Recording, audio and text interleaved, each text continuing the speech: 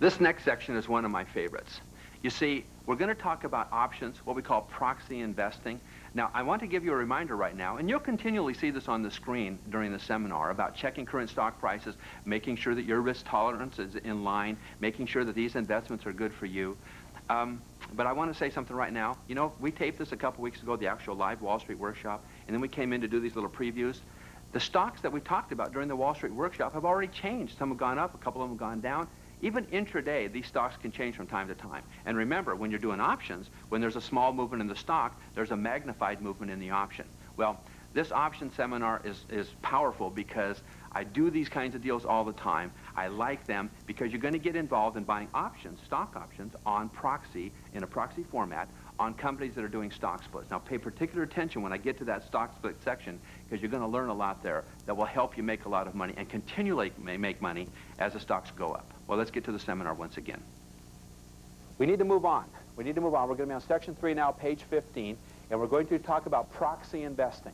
We're going to use some of the same strategies in real estate as we used, you know, that we're going to now use in the stock market. But it's a little bit different. But I want to use a real estate example once again. We're going to talk about options, stock options. Now, once again, we are talking about stock options. There are basically 3 kinds of options out there. There are futures options on commodities. There are foreign currencies options. Well, actually, there's 4. There's index options, and there's stock options. We are not talking about any of those other 3. We are talking about an option to buy a particular stock. That's all. Let's compare it to real estate. Let's say that you find a house that is could be worth $180,000. Really junky, really run down, and you can buy it right now for $140,000 bucks. But the guy wants $50,000 down. You don't have the $50,000. You just don't have it. You say to him, hey, how about this? How about if I give you $3,000? How about if I give you $5,000 right now, and I'll buy the house from you, I'll pay you the $140,000 within 6 months, right? So he gives you an option. You take an option for, say, $5,000 cash to buy the house, and you've got 6 months to do so. Now, that's a lot of time, right? To round up money, to get a loan, to fix up the house. It's a lot of time to get the house and get the thing sold. What happens if after 3 months you realize you can't get the loan? You can't fix up this house. Could you, in fact, lose your $5,000? Let's say at the end of the 6 months you have not been able to do anything. You've not been able to rearrange any kind of financing or anything. And could you lose your $5,000?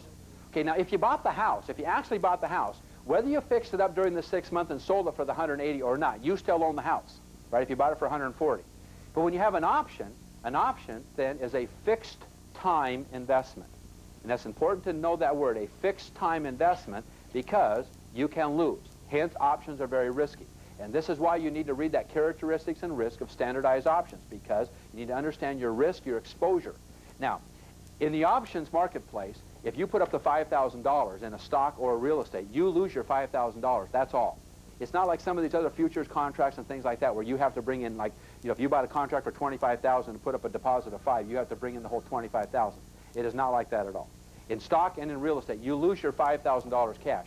By the way, instead of losing your money, what happens if at the end of 3 months, if you can't sell the house, you do realize you can't do it, but you're building, you got a buddy at church that is a builder, say, hey, George, I got this house we can sell for $180,000. We can pick it up right now for $140,000. I'll give you my option on buying it. Is that option, is that piece of paper worth something?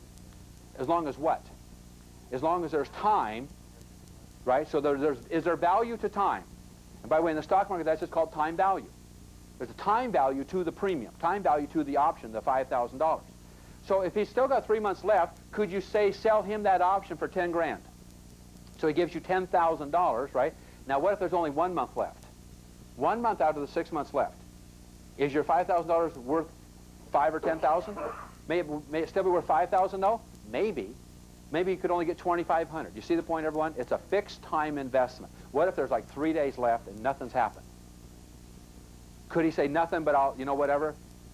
Maybe you could salvage something, probably not. See the point? You could lose money. So you can lose all your money, or you could buy. Okay, so the 2 plays, and there are actually 2 plays with this deal. One play is on the house itself. You actually get the option, fix up the house, sell the house, make your profits, right? And that's where you make your money. The other play is not on the house, it is on the option, on the piece of paper itself. So you can sell the option, buy the option, and sell the option in and of itself. Now, in the stock market, that is going to be my standard play. I am not buying options on stock to buy the stock. I'm buying options on stock to sell the option, hopefully at a profit. All right? So now, in order to explain this, we need to go through a vocabulary lesson. So right in the middle of page 15 there where it says vocabulary. Okay, let's first of all give you the definition of an option. Okay, get ready to write this one down. An option is the right to buy or sell. Okay, and somewhere in parentheses you may want to put not the obligation. An option is the right to buy or sell a particular stock, in this example. We're only talking stocks here. A particular stock at a certain price on or before a specific date. So you're agreeing to buy a stock, buy or sell a stock, on or before a certain date at a certain price. All right? Now let's move on. An option is a right, not the obligation, to buy or sell. In the options marketplace, there's what is called a call and what is called a put. A call equals the right to buy the stock, and a put equals the right to sell. Now, we will do some puts. We'll talk about puts a little bit this afternoon and a little bit more tomorrow morning. All right? But we're primarily going to talk about call options. So when you hear about puts and calls, you know what we're talking about. So a call is the right to buy. A put is the right to sell. All right, the next word that you have there is the word strike price or striking price. The strike price is that price at which you're agreeing to buy or sell the stock. Okay, the next word is expiration date. The expiration date of a stock, you may want to write this time down. It is 11:59 a.m. on the third Saturday of the month. 11:59 a.m. on the third Saturday of the month is when options expire in this country. Now, the stock market is closed on Saturday. So effectively to us, I mean, that's a technical, but effectively to us, when does the options close? On Friday. Now, we're here in the Pacific time zone. I live in Seattle, so it's 1 o'clock. In Eastern time, it's 4 o'clock. So effectively, the options market closes on the third Friday of the month. So for all intents and purposes, whether I say the third Friday or the third Saturday, we're talking the same thing. Now, even after the options close, though, there's still a lot of buying and selling going on. It really takes them all night long on Friday night to match up. All right, so which is the next point? There is, backing up all this, a company that you've never heard of before and you'll never see and you'll not have any dealings with them directly. It is called the Options Clearing Corporation. OCC is what it's called, the Options Clearing Corporation. This is a huge company that backs up the options market that makes sure that if I'm selling 10 contracts or 10 options on such and such a day, and there's buyers out there, that all these buy and sell orders match up, right? There's one corporation that makes sure that everything comes out even. It's almost like a bank teller balancing out their books at the end of the day. Everything has to even out, right? So that's the Options Clearing Corporation makes sure that that happens. All right, now the next definition is American style and European style. An American style option is an option that expires, it is an option that you can exercise on or before the expiration date. Catch that, on or before. So any time before the expiration date, you can exercise an American-style option. A European-style option is an option that can only be exercised on the expiration date. So if the expiration date is the third Friday of the month, then in Europe, that's the only time it can be exercised. Now, the reason I bring this up, because from time to time people ask you if you're trading American-style or European-style. I don't even know why they ask that, because in America, we only trade American-style options. There's no European-style options traded in America, right? So in America, we only trade. Now in Europe, they trade a European-style and American-style. But in America, we only trade American-style. All right, the next word, the word premium. A premium is the money. I guess that's it. I don't want to get this complicated. It's the money. It's the money that you're paying for an option or the money you're receiving for selling an option. That is the premium. Okay, a premium is the money that you're buying or selling the option for. Okay, page 16. The next word is the word increments. In the cheaper stocks, options are done in $2.50 increments. By the way, the first option that is written is not $2.50, it is $5. So the first option that you'll ever see on a stock is $5. So if a stock is at $3 and $4 a share and kind of coming up, you know, like a new company that just started, as it gets close to 5, maybe there'll be options written. Point, there are not options written on all companies. Matter of fact, most companies do not have options trading capabilities. Right now, there's 2 exchanges. There's the New York Option Exchange, and there's the Chicago. By the way, the Chicago is the bigger, and it's usually the Chicago Exchange where you get your better deals. I must tell you that. A lot of times I'm trying to sell a call or sell something, and it's like $1.08 on New York, but it's $1.25 in Chicago, right? So are they tied together? No. By the way, are options tied to stock prices? No. Now, usually they are, right? But they're not tied directly to stock prices. There's an option exchange, and there's a stock exchange. Now, if the stock is really doing really well, then the options go up in value, right, on the stock. If the option's doing poorly, the options go down. It's just that simple. Now, they are tied together that way, but they're not directly tied together, because sometimes, well, people say, do options lead stocks or do stocks lead options? Well, neither one, but usually stocks lead options. If the stock goes up, the option goes up. If the stock goes down, the option goes down. That's usually the way it happens. All right, increments. In the cheaper stocks, they start at $5, and they go in $2.50 increments. So they go 5, $7.50, 10, $12.50, 15, $17.50, 20, $22.50, and then 25. Okay, now once they hit 25, then they go in $5 increments, 25.30, 35.40, 45.50, and on up to $200. And at $200, they change and go to $10 increments. So it goes 200, 210, 220, 230, and so on. All right. Now, a lot of the ones we're going to be talking about here will be the 750s and the $10. By the way, those of you at home, if you hear weird noises come from this side of the room, this is all of our computers. We've got fax machines here. If you come to the Wall Street Workshop in live, by the way, we usually have it right up front, and we're running off charts and graphs and diagrams. Our stockbrokers are calling us, so the phone's ringing over there. They're faxing us information. We're getting all ready to go, because in about a half hour, we're going to start looking at a bunch of these charts. We're going to start looking at a bunch of these things to see them here. All right, increments. Most of the stocks we're going to be talking about are going to be in the $12, $15, $20 range. So if you say, is there a $6 option? The answer is no. What would it be, everyone? What would be around 6? Either 5 or 750. All right, now, by the way, that then becomes the strike price. Remember I said an option, the strike price is what, everyone? That which you're agreeing to buy an option. So if you own a stock at $6, right, and you want to sell it at $7.50, that's a $7.50 strike price. All right, y'all catch that? So a $7.50 strike price is the price at which you're agreeing to sell. Okay, a contract. In the options market, a contract equals 100 shares of stock, 100 shares. So one contract, you are then controlling 100 shares, right? And you need to see how this works. You know, this is not complicated, but in your brains here in class, every time, if you call your stockbroker and he says, the bid is 75 cents by $1. Now, remember we talked about bid and ask in stocks? Well, the same thing in options. The options have a bid and an ask. Let's say the stock is at $26 a share, and you call up and ask about a $30 option. And your stockbroker says it's a 75-cent bid, $1 ask. Now, question, can you go ahead and just buy at the bid, buy at the ask right now? The answer is yes, if you're willing to pay $1, which would be equal how much money? As soon as I say $1 in your brain, what does it say? $100.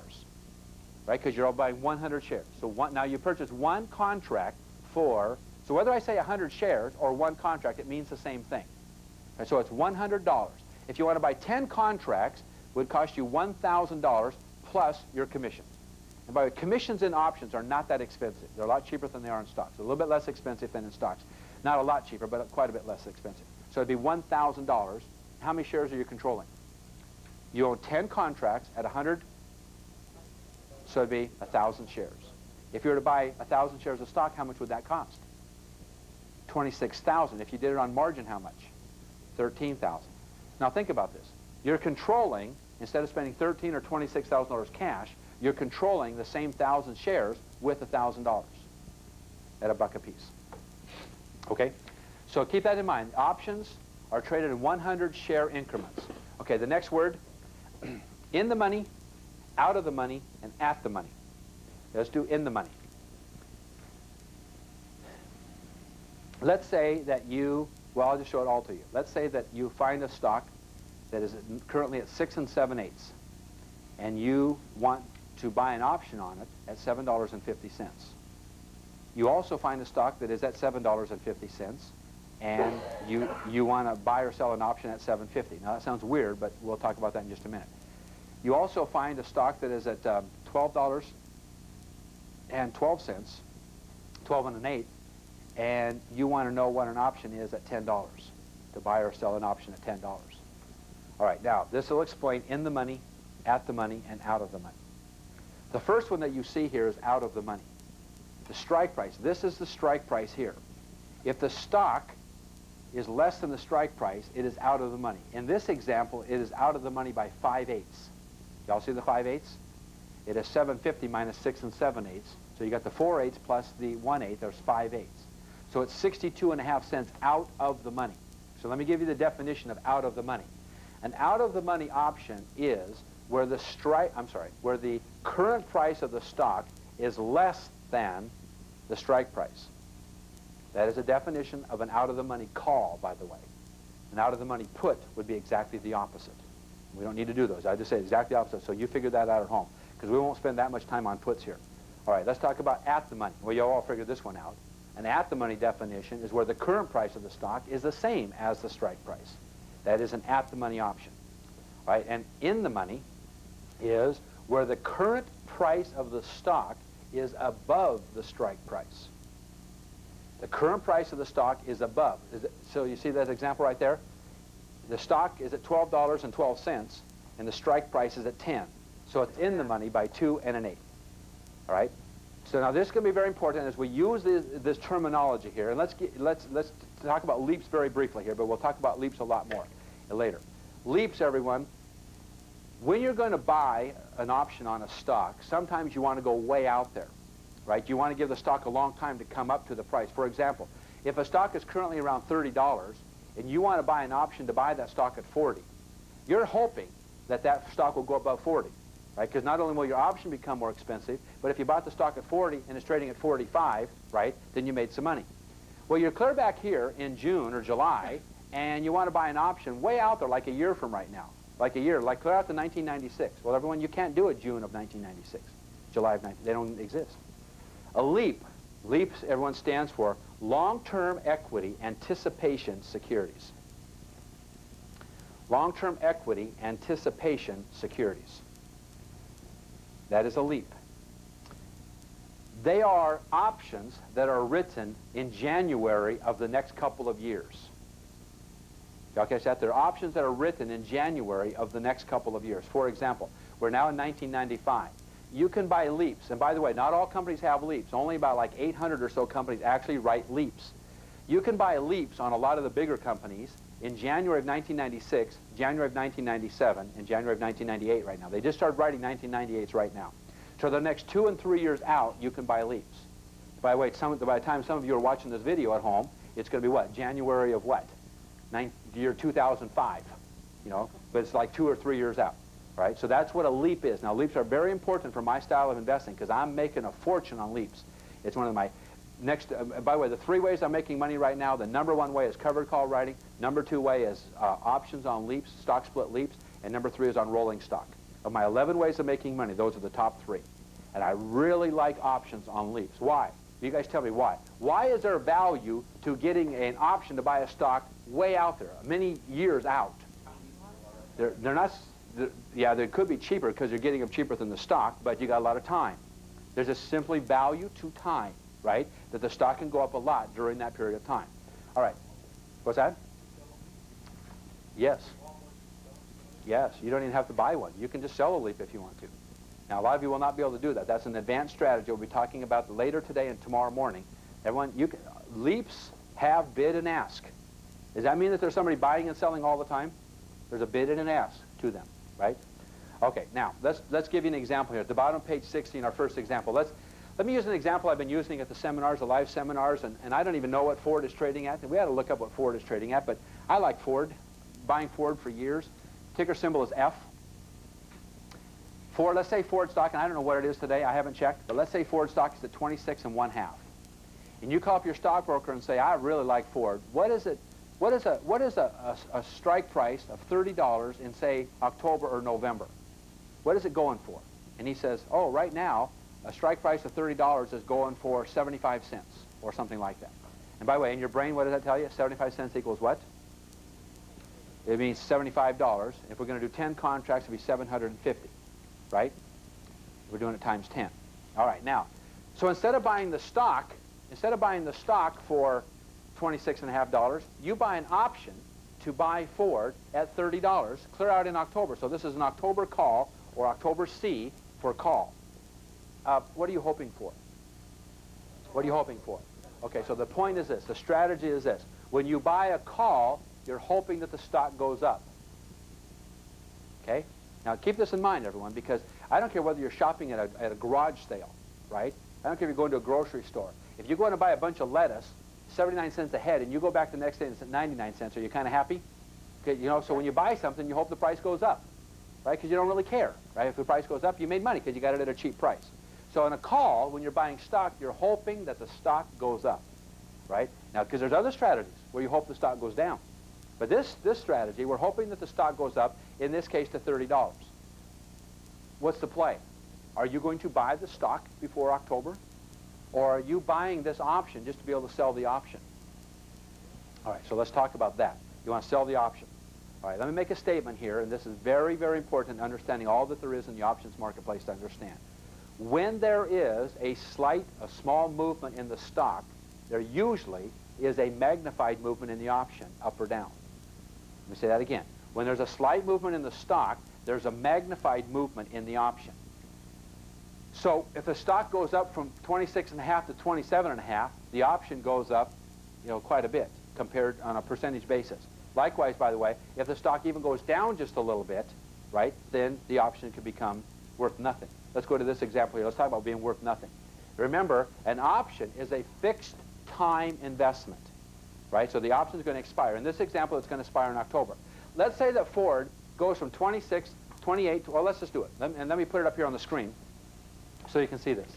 Let's say that Ford goes to, so let's go to the price down here. It's 26.5 today, and the options were 75 cents. If the stock goes to, say, 27.5, let's say, the option goes to $1. The stock goes to 29, the option goes to $1.50. The stock goes to 31, the option goes to, now, by the way, now is it in the money? Look where I'm pointing, everyone. We have a call price, strike price here on the call of $30. Is this out of the money here? Everything under $30 is out of the money in a call, right? But as soon as the stock goes to 31, does it become in the money now? Because now, in this example, it's in the money by $1. And now, let's say the stock goes to, say, $2.25. The stock goes to 33, the option goes to $4.25, or yes, $4.25 or something like that. Now, conversely, what happens if the opposite happens? If the stock sticks around $26, $27, maybe even gets up to 29 for a while, but right before September and October, the stock just flounders around $26 to $27. What happens to the value of your 75-cent option? What happens, everyone? Could it go down the tubes, by the way? Could you even 2 and 3 weeks, if nobody thinks it's going to go to 30, nobody's going to buy it from you, right? So the option has no value at some point in time because there's no more time left for Ford to get up there. 3 days before the expiration date, if that Ford stock's at 28 or 29 and nobody thinks it's going to get to 30, it's down the tube. You lose your money. In this example, you lose $750, right? So you got to be very, very careful and check your risk tolerance on these options to see if it's a play that you want to get involved in. Talk to your stockbroker, see how much you can handle. And by the way, should you just take and run out with all of your money and shove it into options? Or just a little piece of your money that you can afford to lose? What do you think, everyone? Just a little piece. Try it here, try it there, right? And by the way, quick point, a lot of times your stockbroker will not even allow you to trade at all in options, not for a while. And they say this. This is the old classic thing. You can't get a job here until you have more experience. Well, how do you get experience? How do you get experience? You know, you have to get a job. Well, nobody give you a job because you don't have any experience. How do you get a job? So let me tell you how to relate this in the stock market. If you walk into your stockbroker and the option, if a typical option, say this option is 75 cents, and you say, which would be $75, right? Which if you were to buy 10 contracts would be $750. But you walk in and say, I want to get 30 contracts. Your first option play, right? How much? They're not going to let you do it. They're not going to let you do it, so don't do it. Don't do 30. Do 2. See, they'll let you do 2. At the very beginning, they'll let you do 2. So 2 would be how much money, everyone? two at $75, it'll be $150. See, they'll let you risk $150, right? And after you do that for several months, they'll let you do 4 and 6. You see that? You ease yourself into it. They won't let you. So your stockbrokers say, well, you can't trade options until you have more experience. Well, just one day out of the blue, say, I want to buy 2 option contracts on that at $150. And they'll probably let you do it after you sign off a little piece of paper. You know, a little disclaimer saying how risky it is, and that you acknowledge how risky it is, right? Now, by the way, I've tried to eliminate the risk because I hate losing money, and I've tried to eliminate all the risk. And I'll show you some really cool stuff after that. But let's go back to this. The point I was making was this. When there is a small movement in the stock, there's a magnified movement in the option, either up or down. Look at this, everyone. The stock has gone from what? The stock has gone from like 10% moving from $26 to $29. What's happened to the value of the option from 75 cents to $1.50? So the stock only went up 10%, but what did the option do? It doubled. And then the stock went up another 10%, right? From $29 up to $31, not even 10%. And what did the option do again? It tripled. I mean, okay. So you see it went from 75 cents. So you tripled your money from 75 cents to 225. Could you get out right now? Yes or no? So you put in an option. You put in your order to sell at $2.25. Are you happy? Yeah. How many contracts do you have? Yeah, not enough. Good point, right? So you take your 10 contracts, it's 2,000, right? $2,250. Subtract from that your $750, and you have $1,500 profit. Did you buy the stock? No. What'd you do? You bought the option and sold the option. You never owned stock in the company. That's not the play we were after here. We're not buying the house. We're getting an option on the house. See that? And so the play here is to do options that way. All right, let me give you an example. Give you an example of Intel. And I'm going to show you briefly here, and we'll talk about this again tomorrow right after lunch. And you'll really get into these stock splits because they're fun stuff. Except for Compaq Computer and a couple others that I know about over the last 10 years that I know of, find me a company that has done a stock split where the stock has gone down in value. Now, they may have gone down this minor, you know, right away. But what happens, everyone? And by the way, why do companies do stock splits? So, for example, about a year ago, McDonald's, ticker symbol's MCD. McDonald's was up to $60 a share, right? They did a 2-for-1 stock split. Why does McDonald's not want to have stock at $60 a share? It's too expensive. Do the board of directors want a lot of people to own McDonald's stock? What do you think, everyone? Is there a lot of loyalty when you own stock in a company? A lot of companies have done research, by the way. If they have 10,000 shareholders, those shareholders use their products a lot. See that? So McDonald's wants people to own their stock, right? So they split 2-for-1 down to $30 a share. By the way, the stock's already back up to about $36 already. All right? A year ago, let me show you a couple more. A year ago, in Microsoft, MSFT. How many of you have heard of Microsoft? Here in the Northwest, pretty big company, right? Microsoft stock was around $78 a share, $80 a share. They made an announcement that as of May 23rd, 1994, that they were going to do a 2-for-1 stock split. The stock went zooming right up. As soon as they made the announcement, the stock went zooming right up to 94, even got up to $98 a share and settled back down to 94. Then it did a 2-for-1 split, so you now own 2 shares of stock in this company at $47 each. Anybody check recently where Microsoft is? At the time of this taping, like $87 a share. What do you think, everyone? Why? See, there's always a tendency in the stock split for the stock to regain lost ground, right? To go back up to its original, wherever it was. A few years ago, but not a few years ago, just a little bit ago. Oh, by the way, the stock here literally is up to like $87, $89 a share. So what'd you just do, everyone? If you bought the stock at $78 or $80, what'd you just do? You doubled your money in 1 year. Y'all see that? You doubled your money. Disney. Disney got up $105, $115 range about a year ago, about a year and a half ago. Disney was up a little over $100, $105. This is DIS for Disney. $105, and they did a 3-for-1 stock split, $35 each. Right?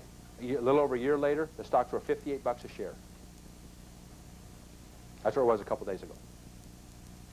Cool deal, everyone? I like stock splits.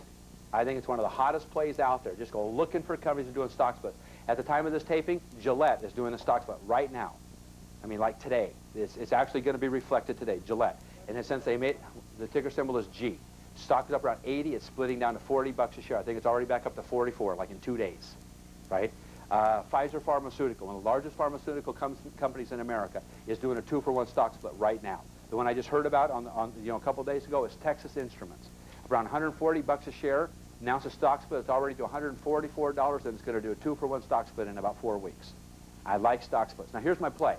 I don't particularly want to buy the Disney stock. I don't particularly want to buy, Gillette. I don't want to buy that. I want to buy the option on buying it. So let me tell you about one I just did, and I'll give you an actual example of a really good one. Now, this is a great example, I got to admit to you.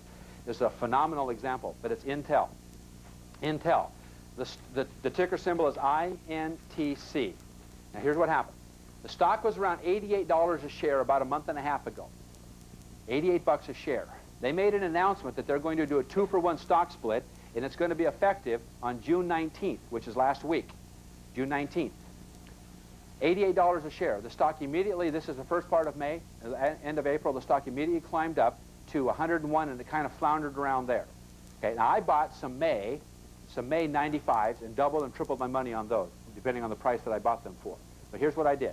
I called up my stockbroker and I said, how much is a January, and by the way, if I'm buying a January 1996, what is that called?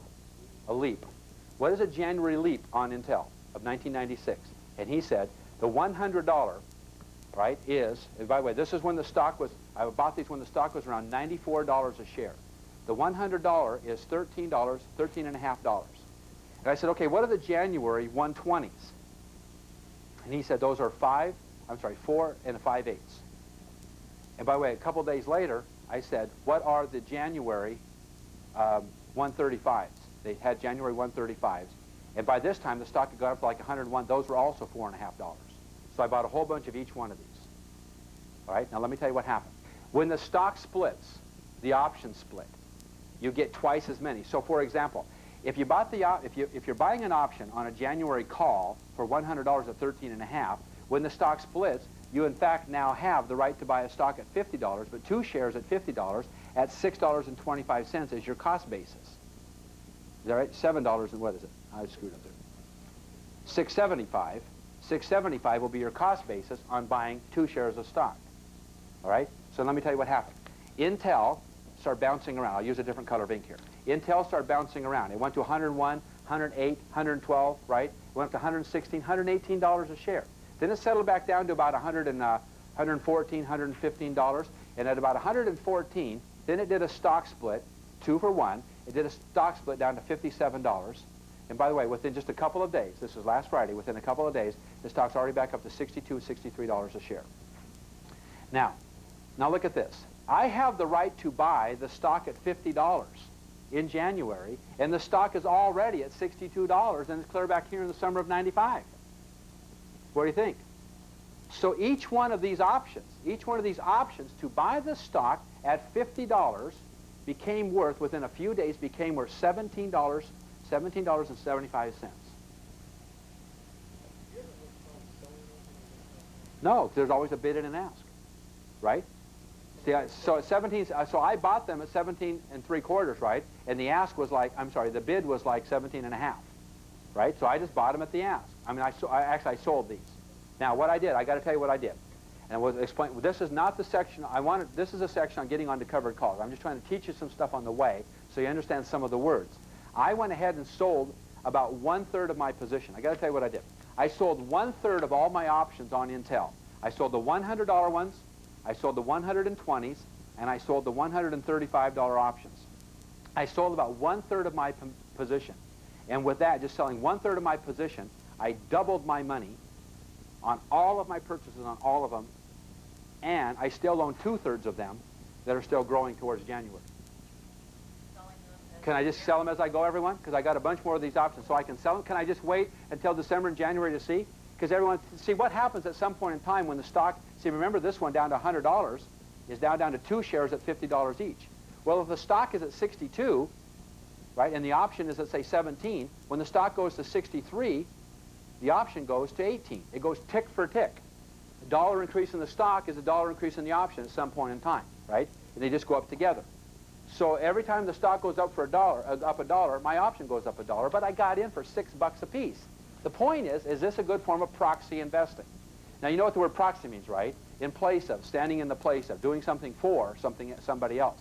So instead of buying the stock at $100, I bought an option on the stock at $13, which was 6.5 after it did the split. And then I sold a bunch of them at $17. This is proxy investing.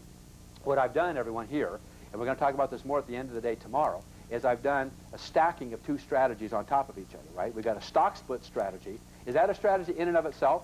But instead of playing the stock, which a lot of people do, I play the option, which is an option strategy, and now we've blended two strategies together.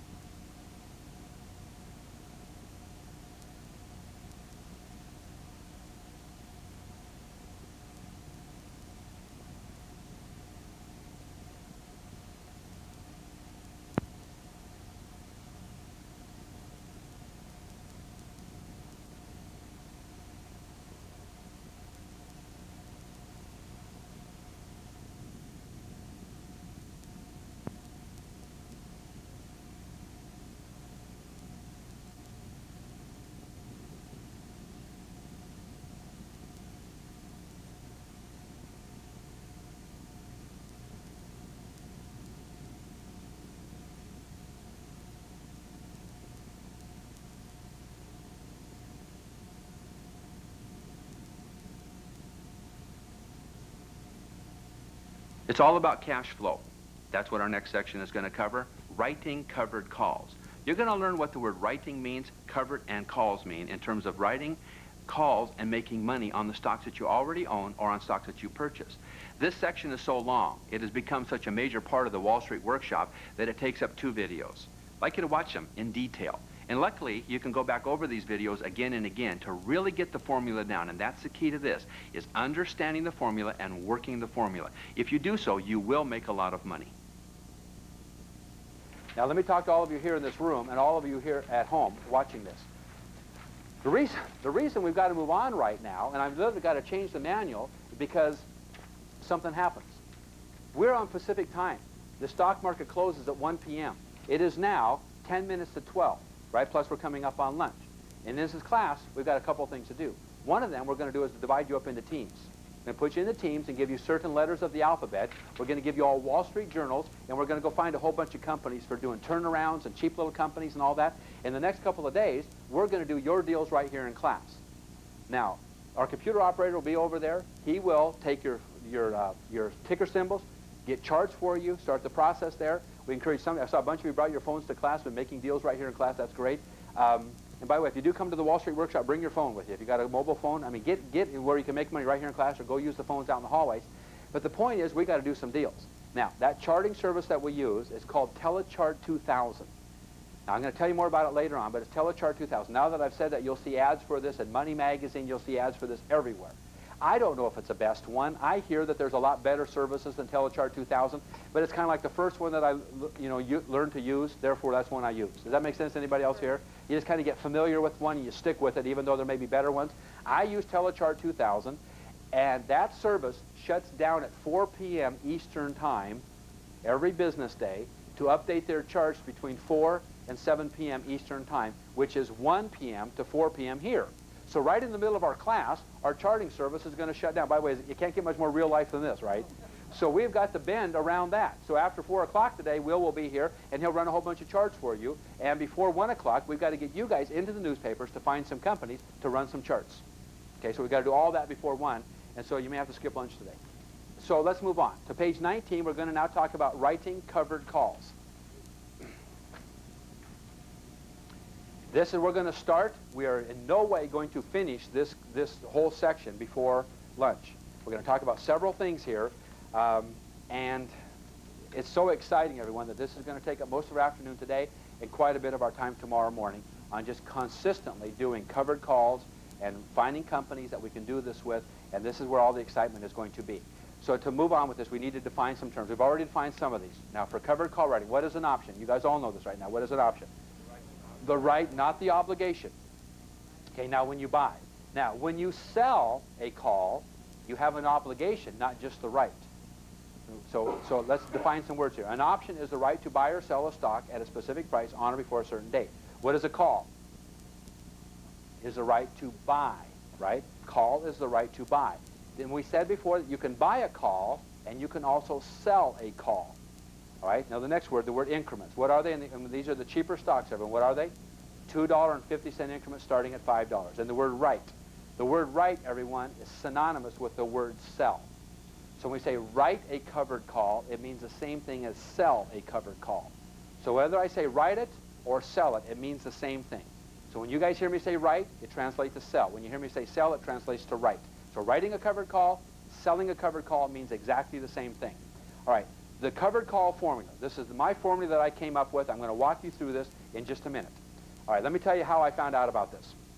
I had a gentleman that told me about covered call writing, and I didn't get it. It's kind of one of those things when the student is ready, the teacher appears. I was not ready. Last fall, though, I had a whole bunch of Novell computer. The ticker symbol on Novell is NOVL. I got to tell you what I had on this. I've been buying this stock. I've been buying this stock at $16 a share, once in a while a little bit at 15, 17, and 18 bucks. I've purchased very little at 19. And I was hoping, like this company had done so many years before, I was hoping that this stock would go flying up to $30 a share. Man, that's what I was hoping for. And it got up around 20, 21, right back down to 17 and 18. So I bought a little bit more again. Then go back up to 20 or 21, and right back down to 17.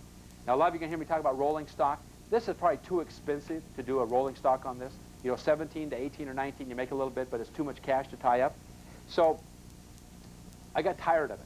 And I had 3,800 shares of this stock. 3,800 shares. Is that a lot of money, by the way? At 16, 17, 18 bucks, that's a lot of cash to leave tied up in one stock. That's a lot of money. So I said to my stockbroker, man, the next time Novell gets up to 20 bucks a share, sell everything I own. He goes, well, Wade, if you're willing to sell this stock at $20 a share, right? If you're willing to sell it at 20 bucks a share, then why don't you write a covered call on it? I said, dag nabbit. Now, that's the second time I heard about this covered call thing. What is this covered call thing? He says, well, you can sell and give someone the right to buy your stock from you at $20 a share. I said, I can sell it? When you sell something, you make money, right? He said, that's right. You're going to make money. So you're telling me I can sell an option for someone to buy the stock from me at 20? I said, what could I get for it? He said, he checked his computer. Hey, the October call on this is $1 bid by $1.25 ask. You can sell it at the bid. Remember, you buy at the ask, you sell at the bid. He said, you could sell this right now. If you're not even willing to wait, right now you can get $1 for each share of stock. Now, obviously, it's in 100-share increments. Remember that, 100-share contracts? So how many contracts can I write? 38. I can write 38. But let's just stick with the 3,800 times $1. I could get $3,800. And by the way, remember I said T+3, that when you buy a stock, you have to have money in your account in 3 days. When you sell a stock, or when you buy it, it gets into your account in 3 days. Remember that? Well, in options, everyone, it's 1 day. So if you sell an option, you get cash in your account tomorrow. If you buy an option, you have to have cash in your account tomorrow. So options are 1 day clearance. Stocks are 3 day clearance. Right? So you got 1 day to get the money in your account, or if you sell an option, you got 1 day and the money is in your account. You're telling me that I can get $3,800 cash in my account tomorrow and give someone the right to buy this stock from me at $20 a share, you know, within the next 4 weeks, next October, this coming October? And somebody's giving me $3,800 cash right now? He goes, that's right. I said, well, gee, this is a no-brainer. Do it. By the way, is this a no-brainer? If you're willing to sell the stock at $20 anyway, and now you're going to get paid $1 each share to give someone the right to do that to you or to buy that stock from you, is that okay? So you're going to get a premium in this example of $3,800. Pretty cool, everyone? How many have stock right now that you have at home? How many have stock? Okay, how many have stocks that you'd like to sell right now? Would you like to sell them at a little bit higher price than what you paid for them or whatever? Yes? You want to make a profit, right? Well, if you have stocks right now, I don't know if they write margin. I don't know if they're marginable, and I don't know if they're optionable, which means I don't know if there are options written on that company. But I do know this: you can call your stockbroker and find out. And your stockbroker says, yeah, you can write a call on that company, on that stock at such and such a price, and you can pick up a premium for giving someone the right to buy this stock. Okay, question: do you have to sell the stock to them? Okay, let's talk about a bunch of things here. Yes, you do, right? You have an obligation. You've sold now a call. You didn't buy a call. Remember, if you buy a call, you have the right, not the obligation. Now that you've sold a call, you have the obligation, not just the right. Y'all see that? You have the obligation. So what is that person hoping for? Somebody in Tallahassee, Florida, somebody in Duluth, Minnesota walked into their stockbroker's office even several months ago and said, oh, hey, I really like that Novell. Boy, I like that Novell company. What is an October call? Now, by the way, they may have bought an option in October, clear back in January, right? And that person that bought an option, you don't even know who that person is. That person may have paid 6 cents for that option, right? Clear back in January. You don't know who's going to call you out. When you sell stock, do you know who bought your stock? No. When you buy stock, do you know whose stocks you bought? No. Right? Do you care? No. So in the options market, it's the same. You don't know who's buying your stock, right? But let's stick with our example. If someone paid $1 to buy this stock at $20 in October, what is that person hoping for? Like what? Way up to what? At least to what, everyone? It's got to go to at least 21 and a quarter for him to make any money, right? After commissions. Do y'all see that? So the stock, he's hoping that it goes up, right? And by the way, what's his play? Can he buy the stock at 20, or could he sell his dollar option for $2 or $3? What do you think? See, he can do either one, right? So there's two plays there. Yes, question? Okay, what if it goes down to 10? Hey, you own the stock anyway, so it goes down to 10. Gotta wait for it to go back up, or sell it, or do whatever, right? That's happened to me 3 times right now where I bought stocks and they've gone down. It happened last week. Ticks me off, right? But it doesn't happen very often, by the way. For every 12 or 15 stocks that I have that go up, one goes down. And by the way, almost all 3 of the ones, the one that I had go down about 3 months ago is almost back to where it was. But it's taken me 3 months. But by the way, I've been selling calls along the way on it too, making some more money on this thing. I'll show you how to do all that in just a minute. But let's talk about your risk. You own this stock. By the way, remember I had you raise your hands a minute ago? How many of you own stock? Well, you already own them. Do you own them whether they go up or down? Yes or no? Yes? So, if you have a stock that you own, right, that's at, let's use our example, $18, $19 a share at Novell, and then you're selling it at 20, and the stock stays at 17 or 18 bucks a share, do you get to keep that $3,800? Yes. What if it goes up to 21 or 22, and you get called out? Okay, let's define that word right there. What does the word called out mean? Can you all figure that one out? What is called out? You bought the stock at 17, you wrote a $20 call, right? And if you get called out, what's the point? You get exercised on, right? You get called out, which means you sell your stock. Do you have to actually do this on Friday or Monday? Do you have to call your stockbroker and say, okay, I'm going to go ahead and sell? No, everyone. It all happens electronically. Matter of fact, your little confirmation statement will say account assigned, right? It's actually assigned in the options market, and those stocks are just taken out of your account. And you won't even know until Monday, after that third Friday, that third Saturday. You won't know until Monday, Pacific time, until about 10 or 11 o'clock if you got called out. Because see, what if the stock's at 20 or 21 and a half, or, I mean, not 21 and a half, but like 20 or $20.50? Just because it's over 20 doesn't mean you're going to get called out. So the answer, everyone, is are you for sure going to get called out if it goes above the $20? The answer is no. It is like a giant, huge SEC lottery that comes in and just selects certain stocks. By the way, it took me on those Novells, it took me 4 months to get called out of all 3,800 shares. And I was writing them at 20, and I was writing them at 22.50, right? And the stock kept bouncing around, and I finally got called out of all of them. One time, and by the way, on that first month, I even wrote some at $17.50. The ones I bought at $15, I wrote at $17.50. The stock was at 19. I'm telling you this, everyone. The stock was at $19. Mike, I wrote some at $17.50, and I did not get called out. How can that happen? I don't know why. Okay, let me say something. Now, I don't know how this plays on your stock, because usually when it's in the money, right, you catch that in the money? When it's in the money by a substantial amount, you're going to get called out. The options market can even come in and call you out. But sometimes you don't. There's no rhyme or reason to it. It's just totally random whether you're going to get called out or not. Listen carefully. Across the board in America, only about 15 to 20% of all calls ever get called out. I'm sorry, let me say that again. About 15 to 20% of all options ever get exercised on. That means that 80% or so of all options just expire worthless, or people don't exercise them. Right? Is that a gamble, everyone? You're gambling. You're gambling that the stock's going to go up. If it doesn't go up, you lose your money, right? Is that what somebody's hoping here? So if they buy the call, they buy the option on Novell at $1, and it's, or even $1.25 is what they paid for, right? They paid the ask, right? And the stock just kind of flounders around. Do they lose their $1.25? Yeah, if it doesn't go way up. Okay, okay, yes, Mark. Bid and ask, and just like even like again something when they got up to 17, or would this say you have a week left in the stock before it expires? Right. Have you had, in your years' experience, has it ever came like you had 30 contracts where they just didn't get all picked up because there wasn't that many people buying on it? You mean when you went to sell the call at $1? Right, and there wasn't, say you had 30 contracts or something, wasn't. Okay, here's the point. If you're willing to sell it at the bid, the $1, if you want to sell 30, 40, 50 contracts, you will get bought. Remember that OCC, that Options Clearinghouse, that will come in and balance out everything. There's always a bid and an ask. If there's a market maker out there willing to do it, now if you're doing really a lot, they don't have to buy all of them. They may buy 20 or 30 of them from you. But if there's a lot of them, you will get bought out. Yeah, it's going to get exercised on. Now, here's the point. Let's say that you wanted to sell it at $1, but you really got a little bit greedy. You said, I don't want to sell it at $1. I'll sell it for $1.25. So you try to sell it at the ask, not at the bid. Now what if you don't get hit? So you're trying to sell the option. Can you do that, by the way? Do you have to sell it at $1, or can you put in an order to sell the call at any price that you choose? Could you put an order to sell it at $2? Yes or no? Yes. So you can sell it at $2. So then you may not get hit on those. Say you have like 10 or 20 contracts. Do you usually tell them all at one time? Yeah. Or do you tell them like they can take? If I have 200 shares of stock or 2,000 shares of stock, then I try to sell all of them at a certain price. Or we would do half at one price and half at another price. You don't do it just a unit. No. And by the way, we're going to get to some actual examples where we do that, Mark, and we're going to see, and you were to the class before, but remember we did sometimes we buy 1,000 shares of stock and we sell 500 at this price and 500 at this price, different strike prices, different prices. So we may do them differently. Yes. Okay. Now, I want you to see the formula, everyone, as we go through this, but you got to understand this whole thing, and just make sure that everybody understands this. We are selling a call. When you sell something, you make money, do you not?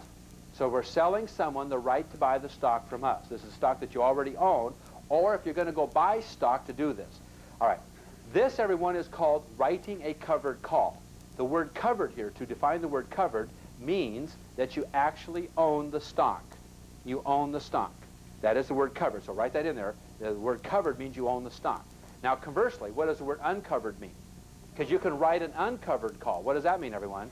You don't own the stock. So uncovered means, and by the way, nobody hardly ever uses the word uncovered. They use the word naked. Okay, writing a naked call or going naked on a stock. That means, and that's the word that's used all the time. 90% of the time you talk about writing uncovered calls, you'll talk about writing a naked call, right? Which means that you don't own the stock. You are writing a call, you're picking up the premium, and you don't own the stock. What's the risk there, by the way? If you, so if this stock like Novell is $17, $18 a share, right? And what happens? If you write a call and pick up that dollar, but you don't own the stock, what might you have to do? If the stock goes to $22, $23, you'd have to buy the stock at 23 to sell it at 20, because you're obligated to sell it at 20. You'd be short in your account, right? Remember, long and short, you'd be short because you don't own it. All right. So what we're talking about here in this class, though, is writing a covered call, which means that you actually own the stock. By the way, it is so safe. I don't want to use the word safe here, but that is the word that's used all the time. You can write covered calls in an IRA. Now, you can't do margin in an IRA, but you can write. If you own stock in an IRA, by the way, can an IRA own stock? So you can have an IRA out of a brokerage account, can you not, a brokerage firm? And the IRA itself owns stock. Can the IRA then sell to someone the right for that someone to buy the stock from it? What do you think, everyone? Yeah, so an IRA can write covered calls. Now think how powerful that is, because IRAs cannot do numismatics. IRAs cannot do commodities. IRAs cannot do futures contracts, right? IRAs can hardly do anything, but they can write covered calls. That's how good this thing is. All right, now let me tell you my formula. I look at something, I like something, and then I keep working at it until I come up with a strategy or a formula that lets me repetitively do it. Remember, the key to wealth is duplication and repetition. That is the absolute bottom line key to wealth. It's finding something that you can do over and over and over again. Not just with the same stock, but with the same formula on different stocks. All right, here's the formula. In number one, you've got it written right down there for you. You're going to determine a stock price or go looking for a company. Let's say, for example, that the stock is at $7 a share, right? So step one is that we take the $7 a share times 1,000. Remember, in this example in class today, we're going to do 1,000 share increments, which would be $7,000, right? Now, we are not going to pay $7,000 cash. What are we going to do? If we're going to do it on margin, how much cash do we have to put up? $3,500. How did you get that $3,500? You divide it by 2. So in your number 2 step there is to divide that by 2. So you divide $7,000 by 2.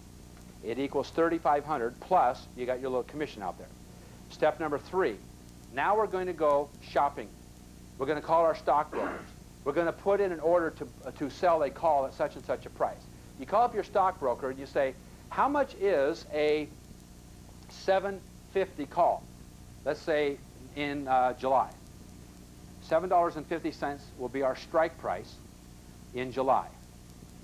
And he says it's right now it's 50 cents.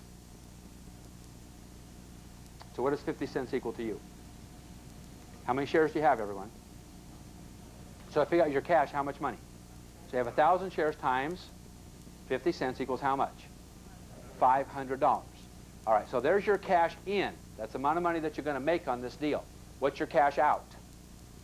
$3,500. So step 4, now if you want to figure out your rate of return, is 2 parts now.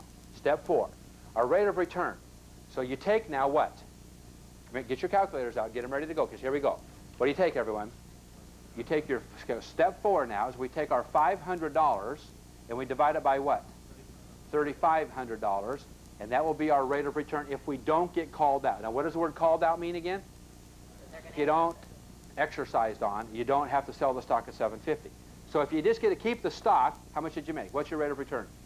How much? I want exactly. 14.2%.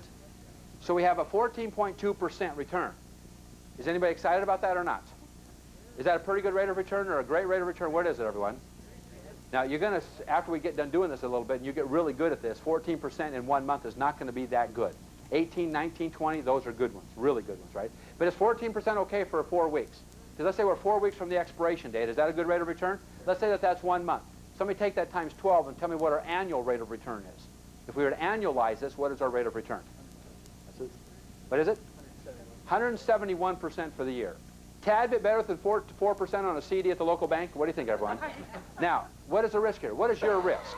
What is your, now you do have a risk in this. What is your risk? In Novell stock or in this stock, what is your risk? No? Yeah, that's kind of your risk, but finish that off for me, okay? You have to sell the stock, right? Is that your risk? Your risk, everyone, is what is called an opportunity lost risk. If you think that this company is really going to fly to 8, 9, 10 bucks a share, right? What do? See, if you're agreeing, are you agreeing to sell it at $7.50? So do you have to sell it at $7.50? Yes. If the stock goes to 9 bucks a share and you get called out, did you limit your upside potential here? Yes, you've limited your potential by agreeing to sell it at $7.50, right? Is that okay, by the way? Still okay. Now, the point, though, is that if you have a stock that you really think is going to grow, don't do covered calls on it, because you are limiting your upside potential. You may even want to just wait for the price to go up and sell it then, or get options on it and do that. There's other plays to do. The point is, covered call writing is on stocks that are just kind of floundering, and you want to pick up the premium on the next strike price, or even the strike price that's just under it, or the strike price is just over it. So we're going to talk about, as we go through the day, of writing in-the-money calls and out-of-the-money calls. Is this an in-the-money or out-of-the-money? No? The stock's at what, everyone? It's at 7. What's the strike price? $7.50. So is this out of the money? Yes, by 50 cents. Okay. So our rate of return is 14.2% if we don't get called out. What if we do get called out? What if the stock goes to $8 or $9 a share? What if it goes to $8 or $9 a share? What do you get? You make up that another, you get that other $500. Where's that other $500 come from? Selling the stock at what? $7.50. Stock that you bought at what? 7. So if you do get called out, then you have the other 50 cents, right? Which is from $7.50 to $7, the other 50 cents, which is what? Another $500. Now what's your rate of return? 28.5%, 28 plus percent And by the way, what if it's only 26% after you calculate all your commissions in and everything? Is that okay? Now what's your annualized rate of return? What's 26 times 12? A lot. 250% a year. Now, if you guys should be consistently getting 200 to 300% a year on all of your money. If you're not, by the way, you can even do better than that on some of these, because some of these are really wild. I'll show you about a bunch of them. Matter of fact, we're going to try to find some here in class. Matter of fact, I think if Will's around, I would think we want to look at it. Did you find some good ones today? No, we're talking about covered calls. Show me that covered call sheet. There was one there that I wanted to check out. Perceptive Biosystems, Francis. It's back in the news again. Did you see it? Yeah. Yeah, that one sheet. Okay, now what we're going to do, everyone, is I'm going to show you how to find one right now. Okay, this, everyone, is a computer printout. Now, these are all different companies. These are ones that I looked at over the weekend. I tried to get ready for this class last night. I called my stockbroker this morning. You see right there that says no options, no options, no options. Now, I'm going to just give me a second, because this is what I have to do every day to look down this. But I did see one that looked really good. Well, there's Perceptive Biosystems again. That looks really good. The stock right now is at 9 7/8. Okay, let's do that one. Okay, I'm going to show you this company. Okay, now, by the way, we found this about 5 classes ago in our live seminars back in May, was it, or April, when Frances came. I'm not going to tell you all about Frances, but she did a thing where she didn't make too much money, and on the same stock, I did a thing where I made money. Let me tell you the strategy, everyone. You buy on weakness, you sell on strength. Like I said, you buy on weakness, you sell on strength. That's the whole idea here behind covered call writing, is you buy low and you sell high. Now let me put a little bit of flesh on the bones of that statement. You buy the stock on weakness, you sell the call on strength. Say that again. You buy the stock when the stock's taking a little bit of a dip. And if you get these charts all the time, you see these charts going up and down. If you buy the stock on weakness, then when you wait for it to go back up a little bit, so you don't have to sell the call the same day that you buy the stock, even though we'll do that a bunch here in class probably the next couple of days. You buy the stock, then you wait 3, 4, 5, 6, 7, 8 days, and when the stock bounces back up, then you sell the call at that point in time. Remember, when there's a small movement in the stock, there's a magnified movement in the option. Remember that? So you got to put all these different strategies together. All right, so for example, here's one right here. The ticker symbol on this stock is PBIO. Perceptive Biosystems. Now, I've done a whole bunch on this one the last couple of months, and I like this one because it keeps doing the same thing. The stock right now is at 9 7/8. Now, I will probably, listen carefully to this, I will probably wait for the stock to get down to 9.5 and buy it there. Remember, you buy on weakness, you sell on strength. But it's at 9 7/8. So how much would that cost? Let's run the numbers. How much would that cost? How much? 1,000 shares would be how much? $9,875. Okay, step 2, we divide that by 2 for what? For margin. And now what? How much money? $49.37. All right, plus 50 cents, right? 4,000, let's just say 5,000 bucks with commissions. Let's just round off. $5,000 cash. So you have $5,000 cash in this deal. All right, now this will not be as good a deal as our last example, but let's look at what it is. The July $10, okay, so the July $10 calls right now are at 7/8 by 15/16. Okay, pretty tight spread. Okay, so let's get 7/8 out of the deal. Okay, this is a real deal. By the way, you guys can go do this one at the next break, if you like it. Okay, check it out. Nothing. They just got a report. I just told them to check out.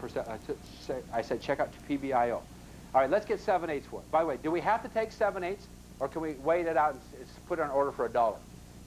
What do you think? By the way, I've sold this one at $1, $1.25 about 3 times already. Okay, I keep selling it, so you don't have to sell it. But I'm going to sell it for 7/8 right now, which is 87 cents. Times 1,000 shares is how much money? $875. Okay, so that's how much cash we have in. So divide it now. Figure out my rate of return. How much? So I have $5,000, right, out, and I have 875 in, so my rate of return is 17.5%. Is that okay, everyone? It's a 3-week rate of return from today until the expiration date in July. 3-week rate of return. Okay, now what if you get called out? You're not going to make that much more money, are you? Because what are you getting called out for? $10, and what do you buy the stock at? 9 7/8. So how much more are you making, everyone? Another 125 bucks. Is that okay? Not bad. By after commissions, it's not going to be that much anyway, right? But let's say $125. Now what's my rate of return? So now to figure out your rate of return if you get called out, you take the 125 plus the 875, and you divide that by 5,000. You do that one in my head. That's 20%. Right?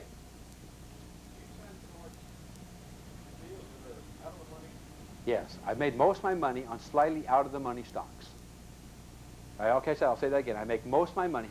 By the way, I've made a lot of money on in-the-money calls, and I'll show you some of those after lunch, where the stock's at 10 and an eighth. Watch this, everyone. If this stock were at 10 and an eighth right now, or 10 and an eighth, the $10 call could be going for $1.50. Would that be a nice premium, by the way? Now, why would you sell a stock that's already at 10 and an eighth? Why would you sell the call at $10? Why? Because the premium, right? Is that a large premium, everyone? What do you think? It's a $1.50 premium, all right? And so you pick up $1,500, not $875. But what's the point? If you get called out, what do you have to give back? You lose a little bit of money if you get called out. Because you bought the stock at what? 10 and an eighth, and you sold it at what?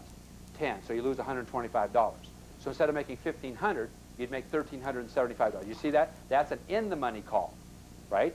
Because the stock is in the money slightly in that example. I like in-the-money calls. Because why? You guys, I did answer that question. Why are in-the-money calls good?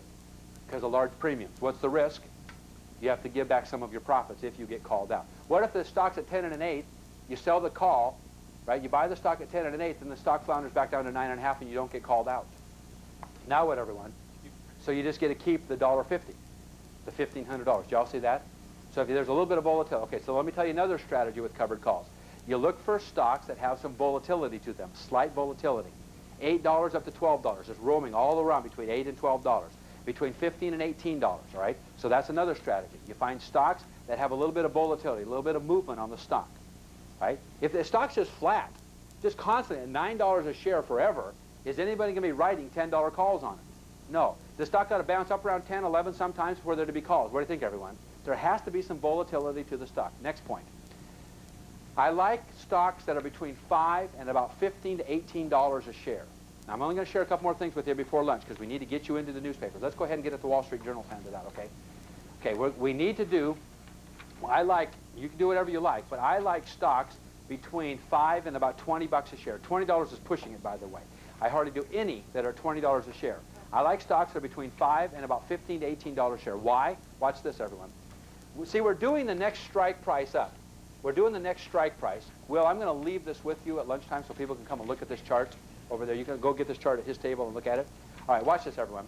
If you buy a stock that's around $6 a share, maybe 6.5, and then you're writing the $7.50 call, the premium, depending on the day of the week and all that, depending on the excitement, the premium is going to be like 50 cents to $1.50. If you're buying stock that is like $18 a share, $19 a share, and you're writing a $20 call, the premium that you're going to get is like 50 cents to $1.50, somewhere in that range.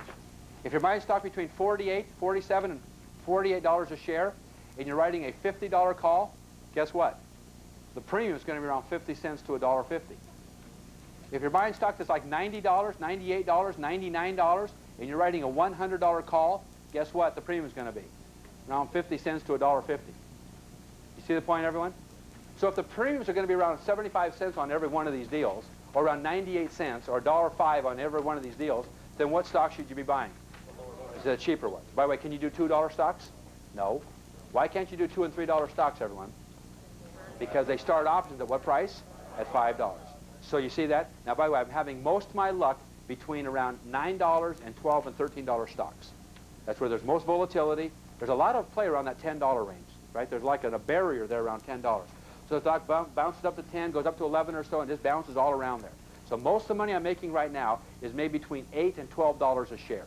So I go looking for stocks in that $8 to $12 to $15 a share. You know why I don't look at $5 and $6 stocks? Because there's not very many of them there. A lot of stocks at $9, $10, and $11. There's not very many stocks at $5 and $6. All right? Let me give you another example. I'm going to show you one more. And then we're going to get you guys into finding some of these so you guys can find real deals. Right? Here's, you know what? Instead of talking about one I did last month, let's see if I can find another one here. You guys want to do another real deal? Yeah. Okay, what happened on Zenith? Did we find out about Zenith? We just got a thing on Zenith. Sherry, where's your information on Zenith? The stock's already down? Dang, we missed it.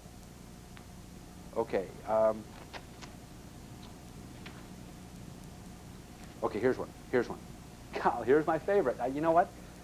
For 6 months now, I've been making a fortune on this company. I own so much stock in this company, more than any other company stock that I own. And every time I get one of the reports that, oh, there's a hot one, and it's always IDC. It always goes back to interdigital communications. I mean, I'm telling you, this is. I'll tell you about this company after lunch because we just don't have enough time to talk about this company right now. Okay, here's the stock. Not bad. Not bad. Okay, here we go. IDC. Okay, now I'm going to have you guys do the numbers now. I'm going to do this once more with you, but after lunch, I'm going to have you guys running these numbers all the time. Okay, right now the stock is at 7 3/8. Okay, that's $7,375. Divide that by 2 for margin is about, how much? $3,700 rounded off. And that's adding in commissions or whatever. All right, now, the options on it, the options are, okay, they're 5/16 bid by 7/16 ask. 5/16 by 7/16. All right.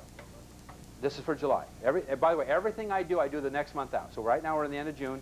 I do these the next month out. Okay, so how much? Could we get 3/8? So if we got 3/8, how much? It's not that good. This would be an okay deal, everyone. By the way, you know what? The last couple of classes, I've been finding these 20 and 30% returns on this first go-around. I've been spoiling the whole class because they get tired of finding 18% returns. They just 18% are boring to them once you get some 28% stocks, right? So I'm glad that we're finding some that are not really that great, right? And we'll find some great ones as we go the next couple of days. All right, here we go. 3/8. Let's get 3/8. Let's sell it in the spread, which is $375. What's the rate of return, everyone? Divide 375 by 3,700. What do you get? It's got to be slightly less than slightly above 10%, right? What is it exactly? 10.13. All right, now what if we get called out? So that's not a great return. It's okay. By the way, a 1 month return of 10%, is that okay? Not bad. But now get called out on it. What do we make? Still, we're not going to make that much more. What do we buy the stock at? 7 3/8. What are we selling it for? 7.5? Is that right, everyone? So the strike price was $7.50. So what do we make? We make another $125. So somebody take $125 plus $375 and divide by 3,700. Tell me what the rate of return is. 13.5%. Is that still okay for 3 weeks? Yes or no? Not a bad return for 3 weeks. Okay? That's one you can do today. I'm not recommending this, but I own like 13,000 shares of this company. I own a lot of this company. More than any other stock shares that I own on the volume number than this company. I really like this company. By the way, I like this company so much, I'm not writing the covered calls on it. Okay? I won't tell you why. I'll tell you after lunch. I really like this company, right? But you see, so do other people, right? So they're willing to write a 3-week call on it, thinking that. So what is somebody gambling on? What are they gambling on, everyone? That the stock's going to get up over 750, right? Because somebody's agreeing to buy the stock for right around 50 cents for the stock to get above $7.50. All right. We have a lot more to talk about. Now, you'll see, we're going to do this again and again and again. On page 20, and then on page 22 and page 23, you have all your places in your manuals for putting your examples. So at lunchtime, you can go call your stockbrokers. You can write in and run the numbers, run the formula. So on page 20, you've got 3 different examples there that we'll continue to do here in class 2. And then on page 20, on page 21, you have all of the different stocks that you can go check out. All right. So now let me tell you what we're going to do, and all of you at home that are watching this can do the same thing. We've handed out a Wall Street Journal. Now, we're going to divide you up into teams. Do we have the teams all decided on? Where are they? Okay, you got all the letters and all that? Here's what we're going to do. You're going to have an assignment for lunch, you know, and again, they've got a lot of quick fast food places right outside the studio here where you can go eat lunch. And all of you at home, I want you to do the same thing. We want you to get into the Wall Street Journal, right? So you go to the third section, basically the money and investing section, and we're going to go now, and I'm going to have everybody in class do a couple things with me. Please don't open them yet. I want to just tell you a couple things. What I want you to do at lunchtime here is 2 things. One of those things to do is to look for covered call type stocks. All right, so what's the criteria there? What are we looking for, everyone? For covered calls, what are we looking for? Stocks between what range? 7 and 13. Say between $5 and 18 to 20 bucks a share, right? Do we want stocks with some volatility? Yes. All right, and how do you find that? You can look at the highs and lows in there. You can look at where the current price is, right? You can go over here and run a chart. So we need a ticker symbol, and all the ticker symbols are listed on the stock market pages. So one strategy is to find some stocks that we can get 15 to 20% monthly returns on if we do it on margin. Okay, that's one of your assignments for lunch. All right, the next assignment is this. We're going to look at turnarounds. Now, we have a whole section on this later tomorrow, but I want to get you into it today. What I'm looking for is this. I'll put that back up in just a second. What I'm looking for is this. You'll look in the Wall Street Journal pages, and a lot of you have never even looked in there before, but you'll see a column, and it goes down this column. It'll say 52 week, and it'll say high and low. And then there'll be the name of the company, the ticker symbol, the yield, and a whole bunch of things. And over here, the second to last column in will be the last trade. So it'll say something like this. $30, low of $5, last trade, $17. Then you look down and it'll go $30, and the low is $29, and the last trade is $29.50. Then you'll look at one that'll say $50, $10, last trade $11. One will say $60, $13, last trade $59. What is this telling you, everyone? See, all you know by looking at this is nothing, except for that in the last year, the stock has traded between these two ranges. You don't know why it went down. You don't know why it's going up. You don't know anything about this company, right? All it tells you is that this is a starting block for you to do your homework. Call your stockbrokers. Why did this company go down so low? Can there be a lot of reasons why a company's stock goes down? Competition. Loses the president of the company, right? Somebody dies. What? Yeah, lost money on some deal or whatever. You see the point? It can lose money. Is there a lot of reasons why it can turn around? A new company president, right? New profits, new profit centers. Do you see the point? There are a lot of reasons why companies go up and down. Would you like to know those, by the way? Which one would you rather invest in? Now, just a minute. Because you could invest in this one right here at $60, buy it at $59, and the stock could go to $150. Likewise, you could buy this one that was at 50. It's been as low as 10, and it's now at 11. And guess what? It goes down to 1. Right? It can go out of business and go bankrupt. You don't know anything. That's the point. All that the newspaper tells you, there's something weird going on. Right? It lets you do your homework and let you get into this. All right, here's your assignment. I'd like you to find some companies. Each team, how many teams are we going to have? 8 teams. Each team is responsible for finding at least 3 companies, 3 corporations that are turnaround candidates or covered call candidates. You need to find 3 companies. Now, what I'm looking for specifically in turnarounds is stocks that are at least 1/3 less than where they were at their high. So $30 down to 10. Y'all see that? $10 down to 3. I don't care. But about at least 30% of where they were at one point in time, 1/3 of their original price, that's what you're looking for. And the current price should be close to the bottom price, right? So if it's gone from $10 down to 3 and it's currently trading at 4, that's when we want to check out. Okay? So we're going to give you letters of the alphabet to go into that. Okay, where are the teams going to be? All right. Well, we're going to sign off for lunch with the cameras right now while we divide you guys up. And when we come back from lunch, we're going to go back to, and I'm going to start picking on you guys because you're not leaving here today until you find me 3 companies. Right? No kidding, everyone. This is not where we're going to bring you all these deals. My job at this Wall Street Workshop is not to train you to be a good Wall Street Workshop attendee. My job is to train you to be good when you get home. Right? And the only way to get you good when you get home is to get you into the deals, right? Finding the deals, and then we'll come back. Remember I told you as part of our advertisement to get you here was that we were not going to tell you what to do, we were going to show you how to do it and then watch over you while you do it. Well, this is our watching over right now. When you come back from lunch, you'll see what kind of companies we're looking for covered calls. But it's kind of like, you know, piano lessons. There's 2 styles of teaching. One style is that you go to a piano teacher and they give you an assignment, or you sit there and practice in front of the teacher.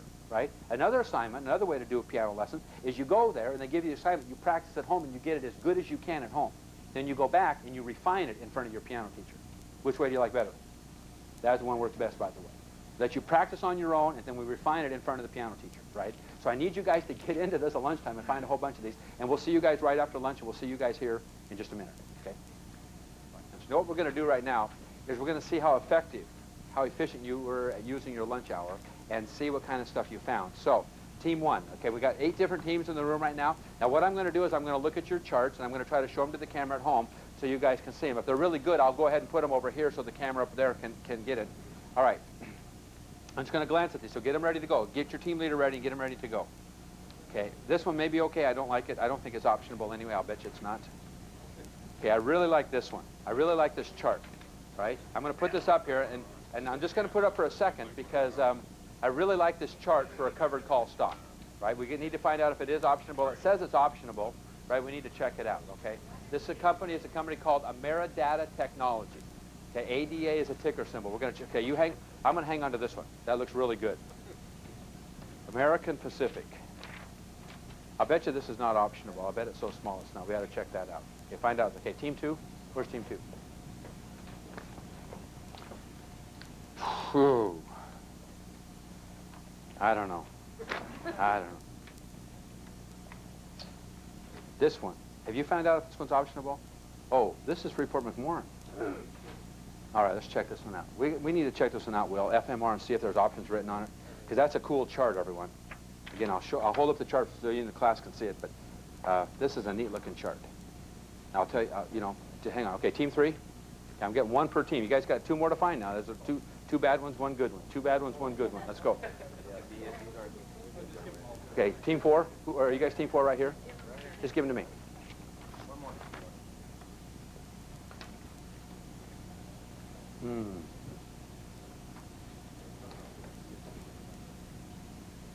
Well, I'd sure like to see if this one, this is a company called Louisiana Pacific, LPX, Building Lumber Products. Big company, right? Louisiana Pacific. But it's over the $20. But it'd still be interesting to know if there's some $1.52 option premiums on it, all right? So can we get the stockbroker on the phone? That's Louisiana Pacific right there on the chart. Okay, everyone, this is a good one. This is a ticker symbol LPX. The company looks good. I mean, this chart looks good, but I want to know if it's good from a covered call point of view. So we need to check and see. So, Will, if you can get the stockbroker on the phone. Okay, I'm going to hang on to this one. Okay, I think. All right, I don't like either of these two. John Alden, that's one right here. Yeah, maybe. Let's find out if it's optionable. I mean, it is optionable, it looks like. But let's find out why it took this big dip right here and what it's doing right there. Okay. Okay, this Jardine Fleming India, I think that's a mutual fund. It's a mutual fund that invests in India, so there won't be any on that one. And LA Gear is one of my other ones. You keep LA Gear till, whose was this? This was your guys? LA Gear, but I want to see this John Alden, so we'll check this one. Okay, you guys, you have to find some? Okay, just hand me 3, because that's all we're going to have. You guys all have yours ready to go? Just hand me 3. Okay. I'll bet you anything. Okay, everyone, when a company trades in the United States, let's say it's from Germany or it's from Mexico and it trades here, they trade in the United States as what is called an ADR. You may want to jot those letters down, ADR. ADR stands for American Depository Receipt, an American Depository Receipt. So when you're buying stock in a Mexican company, most of them are listed on the New York Stock Exchange. However, they could be listed on the pink sheets or whatever. For example, Nestle. You want to buy stock in Nestle, you have to get it off the pink sheets. Doesn't trade in the United States except for on the pink sheets. All right, so an ADR as compared to a GDR. A GDR is a global depository receipt, and that's companies that if you want to buy stock in Tokyo or whatever, you can. But an ADR trades in America as American Depository Receipt. A couple points on that. The stock trades here just like any other stock. You don't know, however, whether one ADR could equal 2 shares of stock back in Mexico, one ADR could equal 1 share of stock, one ADR in America could equal 10 shares of stock back home. So 10 shares of stock back there. So when you hear about a stock going up or down in Mexico, right, you don't know what effect it has on the American because you don't know how many shares of stock it equals, right? So could there be a dramatic move, like, for example, if it takes 10 shares of stock to equal 1 American share, a slight movement in stock down there is going to hardly do anything up here, right? Conversely, 1 for 1, it could really go crazy. And by the way, I want to tell you about Mexican stocks just to prove a point here, Will. If you want to go ahead and get some of those Mexican stock ones ready to go. Matter of fact, do you have that transparency here that we've had before? Ooh, let's have somebody find it. Somebody find that, you know which kid it's in, if you can find that? Okay, so I don't know about this one. Whose was this? I think that's a foreign stock. Boy, this one looks good. All right, Ideon, I-D-E-O-N Group, IQ. Ticker symbol is IQ. I love the ticker symbol, IQ. Okay, don't know. Look at this big drop in this thing. Do you have it on the chart there yet? Okay, this is IQ, Will. Okay, it'll come up in just a second, everyone. Look at that big drop there about a month ago. Yeah, it looks like Core Therapeutics. Okay, we've been doing a lot with this General Datacom. Let's check it out again. So that could be a good one. And boy, here's another one. Grupo Casa Autry. Man. Man, oh man, oh man. Okay, this is another one. When we get all of those, is that right there? Okay, I'm just going to hold this one right over here because when we find all the Mexican stocks, I want to show that one in conjunction with those. Okay, so I got two there that we're going to do from this. Is that your group right here? Okay, what do you guys have? What team are you guys? Team 5. So it goes 1, 2, 3, 4, 5, 6, 7, 8. Okay. Well, here's the same one. How did you guys have the same one? Ameridata Technologies, because we just had this one come up over here. Oh, you guys were in the A section. You shouldn't have been in there. I know you guys. Okay. Man, oh man, oh man. You guys know if this one, this medical tech systems or whatever, if it's optionable? Have you guys checked it out? Okay, now let me chew you all out for a second. What you're supposed to do at lunchtime is not just get the charts, but go call your stockbrokers and get me information. We need to know stuff. I need to know about these companies, how big they are, what kind of sales are, whether they're going up and down. You guys need to do a lot more homework here in class. So I'm going to give you until tonight. I'll let you redeem yourself tomorrow morning, right? All these charts and things, don't you need information? If we're going to make some decisions that we want to buy the stocks to sell the calls, we need more information, right? You shouldn't have gone to Wendy's. You can't go eat and get rich at the same time. You got to make a choice whether you want to get rich or eat, all right? Well, maybe. So, okay, which team are you on? This one or this one? This one? Does anybody on this team have a full-service stockbroker that you could call? Yes or no? No? No? Well, we got to get somebody that has it, all right? Or have Will call our stockbroker so we can get reports. See, we can get reports faxed in here. We got a fax machine right back there. We can get all kinds of information, all kinds of 2- and 3-page reports on these companies. We need information, not just this. What does this tell you, everyone? Tell you where it's been. You can't get any guess on where it's going, right? You don't know. Is the company going down? Is it going back up? Is it got new products? What does it have? All right. I like this one. We ought to check this one out. See, we need to find out if this is even optionable. Now, on this, again, this Telechart 2000 system that we use, sometimes it says, let me show you one. It says right there, it says optionable right there, right? And these other two don't say that. Now, just because it says optionable, it may not be optionable anymore. All right. For example, let me take time out and give you one example. I'll come back to these three in just a second. Okay, go into your page 20. This will be your top example there. All right, and I want you to see a formula at work on one that we did. I'm going to show you several companies right now that we've done in the last week or two to get you into the mindset here of making these things work. Okay, as soon as you got Randy on, Will, as soon as you got our stockbroker on the phone, we'll talk. Okay. Now I'm going to give you a scorecard, everyone. Now, again, at the time of this taping, baseball has started up. Baseball seems to be a very popular sport in America, but what happened last year? The strike. What do you think happened to baseball card companies, the companies that sell baseball and football cards? What do you think happened, everyone? Hammered big time, right? Big time, everyone. Like $13 stocks down to $4 a share. $10 stocks down to $5 a share. Unbelievable what happened. There's a company called Scorecard. The ticker symbol is BSBL. By the way, does anybody besides me into clever ticker symbols? I like these things. Right? This is baseball. For baseball cards, you know, ticker symbol is BSBL. The stock was about $4.50. Okay, now this is going to be important to a lot of you sitting here because I talked to a few of you at the break, and I talked to one person, and they have like $500,000 to start investing from an estate that they just inherited. And the very next person I talked to says, what do I do with 500 bucks? That's all I can put together. You know? So what do? Those same people are sitting here in the room together. Right? So watch this one. $4.50. By the way, you will not be able to do this company. I'll tell you why in just a minute. But this is a great play. We started doing this one in May. How much would 1,000 shares cost? Divide by 2.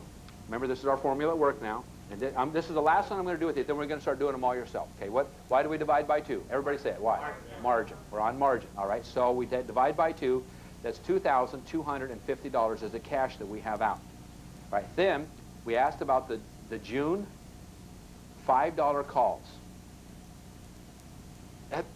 At the time we did this, they were like 50 cents by 62.5 cents. 1/2 by 5/8. That was a bid in the ask. Would that be a nice rate of return? Right? What I held out, everyone, I did not want to sell them at 50 cents. So I held out and sold them at 62.5 cents. Now, what would cause the bid in the ask to go from 50, you know, by 1/2 by 5/8 up to, say, 5/8 by 3/4? So the stock goes up. right? The stock goes up from 4.5 to say to 4.75. Remember, you buy on weakness, you sell on strength. Remember that?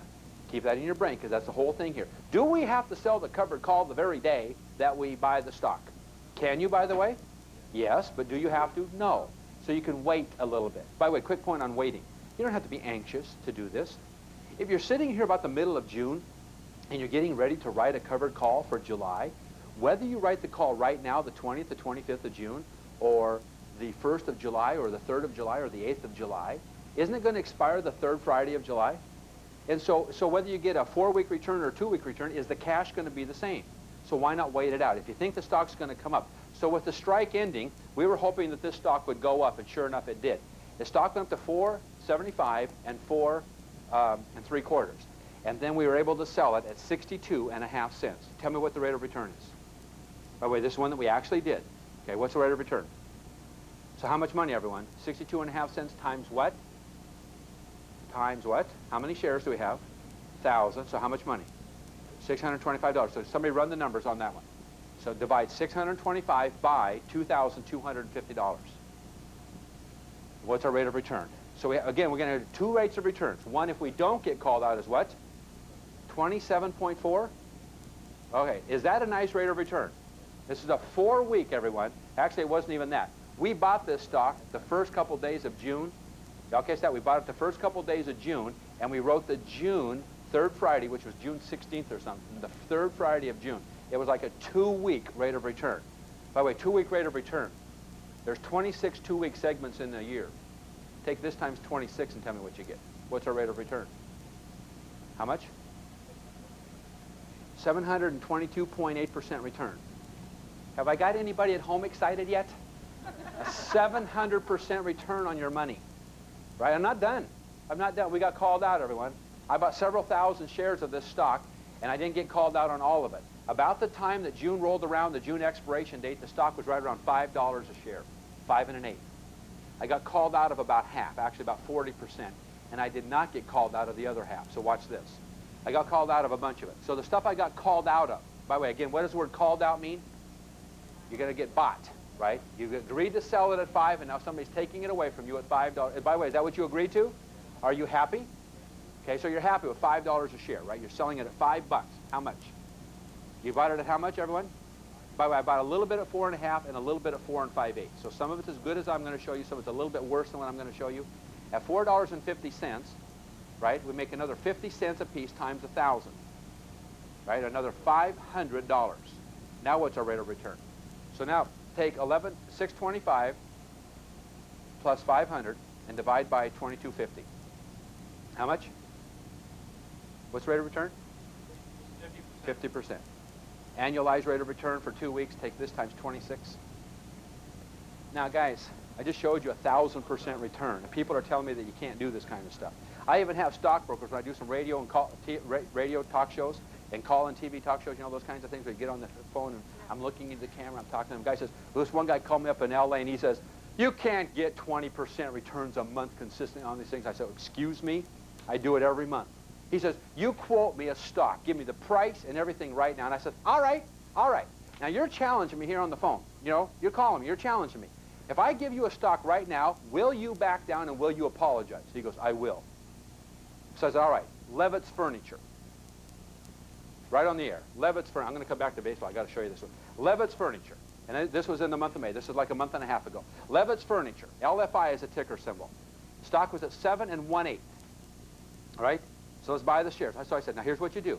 You take $7,125, that's the cash, and my formula, the Wade-Cook formula, is you divide by 2, right? So in this example, it'd be about $3,600, you know, calculating commissions in there, right? $3,600. Now, we were able to sell the Levitt's option. By the way, we got some of them at 50 cents, we sold some at 50 cents, and we sold some at 75 cents. Let's just do the 50. I did 50 cents. How much? So I said 50 cents times 1,000 is $500. Now I said, I didn't have my calculator there on the TV show that I was doing. I said, take 500 and divide it by 3,600. And I said, that's about 18%. What is it? Yeah. No, it's more than that, isn't it?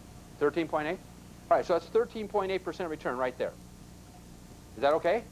Because I was telling this guy you could get 10, 12, 14% a month. By the way, what if you get called out? Which we did, by the way. What if you get called out? Levitt's went up to $8 a share, and we got called out of everything. Now what? Got called out of what? Levitt's went to $8 a share. Did I get that extra money? No, because I agreed to do what? Sell it at what? $7.50. What do I make, everyone? So I'm selling this at $7.50. How much? So I make another $375. So now take $500 plus $375 and add it together. $875 and divide by $3,600. Now what's the rate of return? And he goes, oh, I get it. So here I was educating a stockbroker who had been a stockbroker, by the way, for 24 years, right? It didn't get how to do a simple little formula like this, but once he got it, and I said, can I ask you something? You're saying, oh, I get it. Is that your idea of an apology? You know, I trapped him right on the air. You want to challenge me? You can't challenge me because I do this. If I was just here talking theory, it'd be one thing, right? We're talking real numbers, real deals. Go back to baseball. Baseball, everyone, we got called out. Is that a nice rate of return? What do you think? Now, why did I bring baseball up right now? Because for some of you that don't have very much money, is this a chance for you to get involved in a low-entry stock? What do you think? Because how much cash do you have to get going to buy 1,000 shares of this company? How much? A little over 2,000 bucks. By the way, could that be your investment in an IRA? A little over 2,000. So what if you could do 1,000 shares? Can you do 800 shares? What if you can't do 800? Can you do 400? See the point, everyone? So you can get involved with a small amount of money. And by the way, do you want to get called out of this one or not? In this example, yes or no? Because you're buying it at 4.5, getting called out at 5. Okay, let me tell you what happened. Remember a minute ago, and just to finish up this story, because this is real world. I just found this out last week. I got called out of about 40% of my baseball. I should call it scorecard because that's the name of the company, but baseball sounds so cool, right? BSBL. I got called out of about 40% of it, which means I still had about 60%. And then I said, well, what are the July options going for? And he said, wait, they're not writing them. The options market has delisted this company. They're not going to write them anymore. And I said, well, if I can't write any more covered calls, I want out of this thing. What's the stock going for? He said 5.25, 5.5 right now. And I said, give me the best price and sell it all. He sold every bit of it, all the rest that I had at $5.50. Nice deal? What do you think, everyone? By the way, I'll bet you this stock, I probably shouldn't have sold. I'll bet you anything that this stock goes up to $8, $9, $10 a share. It was at 13, 14 bucks a year ago, right? But the baseball strike, it got hammered. As soon as it gets profitable again, is it almost going to have to get through the All-Star, right? Here we're in the middle of the summer, right? The All-Star games and the World Series before baseball cards really start selling again. What do you think, everyone? So what do you think these companies are going to do? Now, we don't have time today to cover this, but this is what we call crisis investing, right? Wait for a company to have a crisis, buy the stock when it dips down, and then wait for it to come back, right? That's a great stock, right? Now, let's move on. Okay, I've got these three up here. I'm gonna check out this one. Okay, you guys need to check out these two. I want to check out this one here. I can't read. I don't have my glasses on. Okay, whose were these? Okay, check those out and see if they're optionable. See if there's option trading. Okay, is it ready to go? Okay, everyone, we're gonna check out a couple that we have already. So where did we leave off? We got 3 more teams to go, right? Randy? Okay, let me check yours. Bring up Randy. Hello. Okay, Randy, are you there? Yes, I am. How you doing? Okay, can everybody hear him? Randy, talk again. I'm here. Can you hear me okay now? Oh, we can hear you now. Good. Okay, great. Okay, hopefully they can hear him in the booth, and I hope you guys can all hear him at home. This is one of my stockbrokers, everyone. He's very, very sharp. He's really into options. Has taught me a lot about options, and this is kind of his specialty. So writing covered calls, buying options on stocks that are splitting, all that is really his specialty. So I use him a lot for that sort of thing. Okay, Randy, I'm going to have to put these aside for a second because he's on the phone right now. All right, Randy, we got a couple companies here. Will you tell me, just going to go through these very quickly. GDC, George, David, Charlie. Okay, General Datacom. Okay, are you asking to see if they're optionable or? Yeah, and let's check some Julys. Okay, the last trade on that was 12.5 as far as the closing quote. All right, here we go, everyone. We're going to use Randy, and we're just going to run a bunch of numbers right now, okay? So the stock's at $12.50. That's correct. Okay, what are the Julys? The July 12.50s are 13/16 at 1 in the 16th. Okay. Anything on the 15s yet? The 15s are coming in at 3/16 at 3/8. See that, everyone? It's not very much.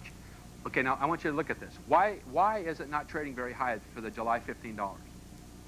See, nobody's willing to pay very much for it because why? Yeah, it's so far out of the money, nobody believes it's going to go to 15. Nobody's really gambling on it going to 15 yet, right? It hasn't bounced up there to 15 probably for a while. Well, it's been several months before it's been up in that range. Okay, does anybody like this one right here? All right, now look at everyone. You're seeing now, Randy, let's run the numbers on this one here, the July 1250. Is this an in the money, out of the money, or at the money? At the money. Now, you don't see very many of these, by the way, right? The stock closed today at $12.50. Randy, do you know what the stock traded intraday? I just back here. Gotta. Would that help you, everyone? Because do you want to buy it at $12.50 if it's been trading all the way from 11.5 today up to $12.50 and it kind of closed at its high? Or would you rather buy it tomorrow at 11.75? What do you think? See, remember, we buy on dips, right? We always buy on weakness. So if this is a strength right here, so that's what we need to know. We need to know what it did intraday today. Do you know what it is? It traded as high as 13.25 today and as low as 12 3/8. It opened at 13. Y'all see that? So this is kind of a dip. This is, you know, if that's all that you're playing on, if that's the only information we had, this would be a fair price. But it's at the money. But can you make money at the money? Well, in this example, what's the deal, everyone? So run the numbers. $12.50, right, times 1,000. Okay, you guys do this one on your own. I'll just chat with Randy here. How's it going, Randy? It's going great. Right. Run the numbers, okay? Get going, everyone. So $12.50 times 1,000 is what? Okay, now, by the way, you should be on either page 20, putting these actual examples into your books, or on page 22 and 23. Okay, keep your notes in your manuals, because then you'll have them, you know, forever. Okay, so what do you got? You got $6,250 as the cash, right? And then now, what do you want to sell them at, everyone? You want to sell the call at what price? We're talking July's, 3 weeks from right now. Should we get it for $1? Now, that's in the spread, is it not? Okay, let's sell them for $1, just to keep it easy, so we can multiply easily here. Do we have to sell it at the 13/16, or can we put in an order to sell them at $1? By the way, the stock went all the way today up to $13, right? Or where did it go, Randy? Today? Yes. Yeah, over 13. Right. So if the stock bounces back up, we're probably going to, by the way, could we possibly even sell them at 1 1/8? Yes or no? Yes? Okay. So let's sell them at $1. So get $1. Get $1. Run those on your numbers now. Run those numbers. Yeah. You're not a market maker for this company, are you, Randy? No, this trades on the New York. Yeah, this is New York Stock Exchange. They'll have a specialist. Okay, so you have what, everyone? What are you doing right now with your calculators? You should be dividing 1,000 by what? Okay, now, here's the point, everyone. You're gonna pick up $1,000. You got $6,250 out of your pocket. You pick up $1,000, right, for selling 1,000 at $1, which is a 16% return. Is that what you're saying? Now, what if you get called out? What if you get called out, everyone? Are you going to make more than the 16% or less? Is this it? So the worst thing that can happen is the stock would fall out a bit. But let's just bar that from happening if that doesn't happen.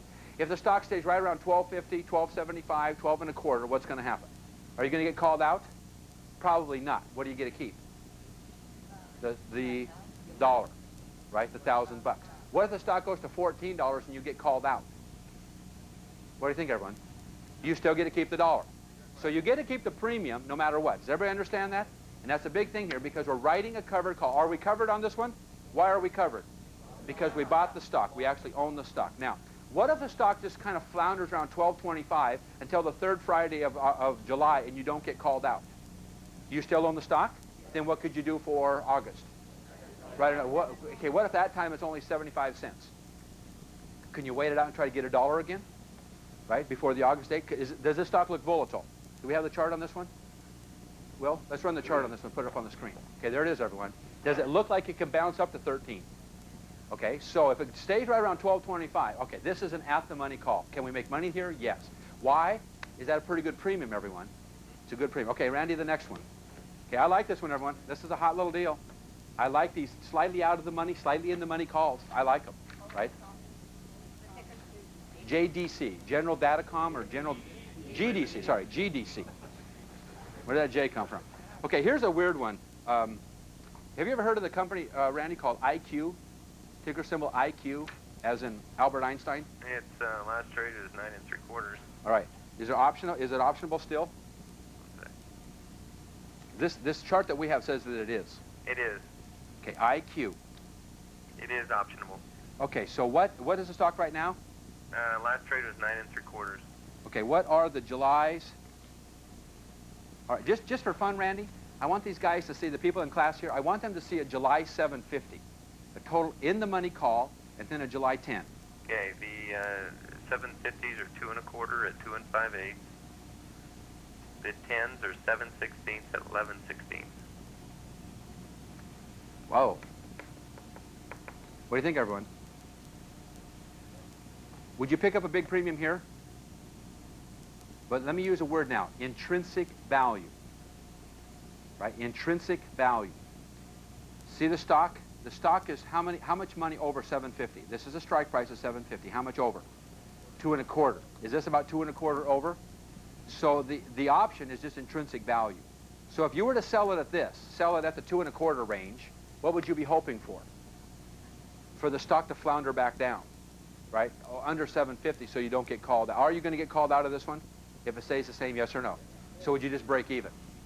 You just break even. You'd give back everything that you made, right? You'd sell it for 2 1/4, but when you sold the stock, you'd have to give back the 2 1/4 on a profit-loss thing, on a loss thing, right? So I don't like that one too much unless you think that the stock is going to go back down. What about this one? Are the numbers worth it here? All right, this is the last one. We're gonna keep doing these. Okay, Randy, are you with me on this one? We're doing the July $10. All right, let's do the numbers, everyone. We buy the stock at $9,750, 1,000 shares. Divide that by 2. How much money? Let's say $4,800. Let's round off. 4,800 bucks. All right, $4,800. Okay, what do you want to sell it for? 7/16, between 7/16 and 11/16. What do you think? How about a half? So we'll get it in the spread at a half. Right, so we get 50 cents. Good or bad? What do you think, everyone? Hey, we're finding some pretty good stocks here, guys. You did a good job at lunchtime. Way to go. Hey, do you have the high and low on this one, Randy, IQ? Yeah, just 1 second. Okay, can you put the chart up, Will, on the screen? Because look at this chart, everyone, and you know, when it comes up on the screen. Look at it, everyone. Well, look at this. Look at this. I mean, this thing is up here around $13, $15, $17 all last year, and for some reason, the end of May, this thing took a plunge. Just a big plunge, right? Randy, do you have any way of looking up on a news thing why, like back to that May, while we're talking about the numbers, can you try to check out why this thing went down so far? We're looking back to May. Well, look at the plunge. Where was it, everyone? Where did it go? It looks like right at the end of May, like the last week of May. It looks like a Memorial Day slaughter is what it looks like. Stock went from what, 17, 18 bucks a share down to what? It went in half. Right, it went down. May 26th. Okay, May 26th is the day. All right. What's the numbers, everyone? So you have $500, divide by 48. What's the rate of return on that? 10.4. And if you get called out, how much? So you get called out, you pick up another $250. Y'all see the 250? Because the strike price is at 10. You bought the stock at $9.75. So what's the rate of return now on that? 15.62. Now this is not great, everyone, but it's not bad. Here's another point. Is this a stock, look at the chart again, is this a stock that can bounce back up? So you buy the stock at $9.75, all right? Now with this in mind, I want to show you a stock called Cephalon, right? So while you're looking that up, Randy, I'm going to talk to them about Cephalon, okay? I have it right here. Yes. On 5/25, they came out and announced that 60 cents to 80 cents per share, which is 95 estimate, will not be achieved. And on the same day, they came out for year 94, net 90 cents a share. And then on the 30th, they announced that they are going to initiate a buyback of up to 2.5 million shares in their program. Which I like.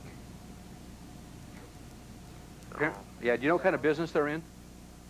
just 1 second here. This says business services, other business services. It's called IDEON. Like, how would you say that? Ideon? Ideon? Ideon Group Incorporated. Yeah, it says here that it's an information-based services company that delivers added value offerings to identifiable high-growth markets and serves over 150 credit card issuers and more than 13 million subscribers. Revenues for the 2 months ending 12/94 totaled 34.7 million. Net loss before accounting change totaled 49.9 million. Results of operation are not comparable due to the company's fiscal year end change from October to December. Preliminary for the quarter ending March 95, revenues were 59,728. After-tax earnings 301. Okay, good. Was this your guys' stock? Number 3? You guys team 3? I like this one. I like the chart. Is there a lot of comeback? Look at this chart, everyone. Look up on the screen right here where I'm holding. Is there a lot of comeback possibility on this thing? What do you think? I like it. There's a Now- book value weight of $5.77 per share. There's also 28.9 million shares in the issue and 22.9 in the flow. Okay, good. I like this one. Okay. Would you know what the intraday high and low was on this deal? Yes, I do. High was 10, low 9 3/4. So what is this 9 3/4, everyone? It's the low for the day, today anyway. Now, I want to talk about Cephalon for a second. I don't remember all the stuff because I bought Cephalon several different times. We found this company about 2 or 3 Wall Street workshops ago. Some of you, I think, were in the class when we found Cephalon. We bought, the ticker symbol is CEPH. Now, I want to show you what happened here, everyone. The stock I bought right around $9 a share. I bought a little bit of it 9 1/8, right? Which is like $9,000. Divide that by 2 is $4,500. Now, I want you to put yourself in my place. While we were doing this, we checked out the June $10 calls and the June 1250s. Now, I don't remember exactly what they were, but the June $10 were like $1.25, and the June 1250s were like 75 cents. What would you do? What would you do? Would you do the June 10s or the June 12? By the way, which one would you rather get called out of? The 1250s, but you don't get as much of a premium. Y'all see that? So what we decided to do is split them up. Let's try that. Run the numbers, everyone. If you got 1,000 shares, right, the $4,500, and you do the June $10 as compared to the June 1250s, what's the rate of return? I want you to see this, and you need to do this in your, like on page 22 or whatever. Put this as one of your examples there on page 22. So you've got both of these numbers together. All right, so the June $10, the June 1250. Okay, in the June $10, you get $1.25, which is $1,250. Well, my goodness, you only have $4,500 invested. So is that a nice rate of return? Somebody got it? 27.8% return. Now, what if you get called out? So it's 27.8% if you don't get called out. All right? You follow me at home? If you do get called out, what is it? See, we bought the stock at 9. Now we get called out at 10. Nice deal, everyone? So you pick up another $1. Now, you know why this premium was so high? Because there was a lot of volatility in the stock. Between 9 and 11 and 12. It was going up to 9 and 11, $12 all the time. Okay. So if we get called out, we pick up another $1 or another $1,000 bucks. Now what's our rate of return? So now take 1250 plus 1,000 and divide by 4,500. How much? How much? 50%? Nice 2, 3, 4 week rate of return, is it not? Now, this one here, by the way, what if you don't get called out? What if the stock just kind of flounders around $9 and $10 and you don't get called out? Is anybody happy with that $1.25 premium? Yes or no? Yes? Got 4 people nodding their heads. Where are the rest of you? We've got to figure you guys out here because I got to see what you get you excited because I have to know how hard to work. If you guys are happy with 25 and 30% monthly returns, then we got to work a little bit harder. If you're happy with 15 to 18% returns on a consistent basis, we can find these a whole bunch. We can find a whole bunch of these. Okay, okay, let's go to the other side. The other side, we only get 75 cents. So how much money? 750 bucks, obviously minus commissions and all that. 750 bucks. Now divide 750 by 4,500, and now what is our rate of return? This is a good exercise, everyone, for you to see what happens here. How much is it? 16.6%. So it's not 27.8, right? So in this one, you're only getting a 16.6% return if you don't get called out. But what if you do get called out? If you do get called out at 1250, how much are you picking up now? You bought the stock at 9, you get called out at 1250, you're making $3,500. Now what's your rate of return? So take 750 plus 3,500 is $4,250 and divide it by 4,500. What's your rate of return? 77.8%. What is it? 94. Oh, 94%. 94.3, somebody say? Yeah. Now what do you think, everyone? Now you get a 94% 3-week return on your money if you get called out. Which one would you like now? No, I want you to see. And you guys at home, I want you to see this. We get a camera kind of panning the whole audience here. How many of you would, how many of you would go buy the stock at 9 and sell the $10 call? Raise your hands if you do that one. Okay, now raise your hands high because I want people to see. Okay, that's about a third of the audience. How many go the other way? Sell the call at 1250. Okay, why? We knew about it. By the way, we didn't know the good news. And by the way, this is the company that was going to have a drug come out, and the FDA was supposed to make an announcement on their phase 3 testing and all that, and we were hoping that the news was going to be positive. All indications were that the news was going to be positive. Now, I'm going to try not to use any names here, but there's this one guy that writes for USA Today, right? And this guy, by the way, we've studied this guy, and we read all kinds of reports on him. He's right about 40% of the time. So pretty much this guy that writes about stocks in USA Today, whatever he says, there's a 60% chance that he's going to be wrong and do the opposite of what he says, right? Now, I'm not going to use any names, right? No, don't use any names. But the point is that this guy did an article about this company and said that he interviewed somebody that says that the drug is not as good as they said it was going to be, and as soon as he said that, I bought some more stock, right? And I made a killing because the news came out so positive. I'm telling you, everyone, this stock was at $9 and $9.50 one day. It opened up the very next day at $21 last Friday, 2 Fridays ago. They had a big company party. By the way, they announced that they were going to make the announcement at the company party Friday night. Now, they didn't use company meeting or company conclave. They used the word company party. What does that mean, everyone? Good news or bad news? What does that tell you? So over Friday night to Monday morning, I'm loading up on this thing, right? I mean, I love this stock, right? Because it's going to come out. And on Monday morning, it opened up at 21 bucks a share. Went up to 22, down to 19, back up to 21, down to 17, back up to 21. All right. Question is this. Look at this. We got half the audience voting on the $10 call, and we got half the audience voting on the $12.50 call. Okay, so my question is this. Could you do both? If you've got, do I have 2,000 shares up there, everyone? So if you got enough money to buy 2,000 shares, do you need to do them all at the $10 or all at the $12.50, or could you divide them up? What would you do? In this example, just do exactly what we just did. Do half your shares at what? At $10 and half of them at $12.50. You remember? We said that one of the riskiest things for us in writing a covered call was an opportunity lost risk, was it not? What does that mean? If this stock goes to 18, by the way, do you understand that I didn't make the $21? Does everybody understand that? This stock went to 21 bucks, and I got called out of everything at what? 10 and 12.50. So did I not participate in that big rally? I did not, everyone. I got everything called away from me that week, right? So I lost everything at $10. I lost everything. I sold everything. Can't get too greedy here. I sold everything at 10 and 12.50. Is that a nice deal, everyone? Yeah. So I picked up the premium, and by the way, I got to tell you something. I bought this stock in May, the first part of May, some of it, and I sold May calls, and I didn't get called out of anything at 75 cents to $1. Didn't get called out. Then I wrote the June calls again at the prices that you see up there, and then I got called out of everything. By the way, is that a way of double dipping this thing? Get the stock and keep writing calls until you get called out. You just keep getting the premiums in. Right? At the same time that I made a fortune on this one, another biotechnology stock didn't have such a good time with the FDA, and the stock went down from about $15, $16 a share down to $9 and $10 a share. Right? But I had that one for 3 months, and I had written 3 months of covered calls on that one already. So right now I'm about break even, waiting for that company to come back up. But on this one here, we made a lot of money. Okay, Randy, are you still there? Yes, I am. All right. That was a lot of fun doing that. By the way, is that a fun deal? Yeah. Fun deal. So what we're trying to do is find a couple more like that. Okay, John, Randy, how about this one? The ticker symbol is JA. John Alden Financial is the name of this guy. This is one of our teams found. Who found this one? Okay, John Alden Financial. JA. Okay, the stock is going for 17.5 on the close. It opened at 18, and it did. The high for the day was 18, and the low for the day was 17.5. For the year, 38 is the high, 15 is the low. Okay, the stock right now is at 17.50, right? Right.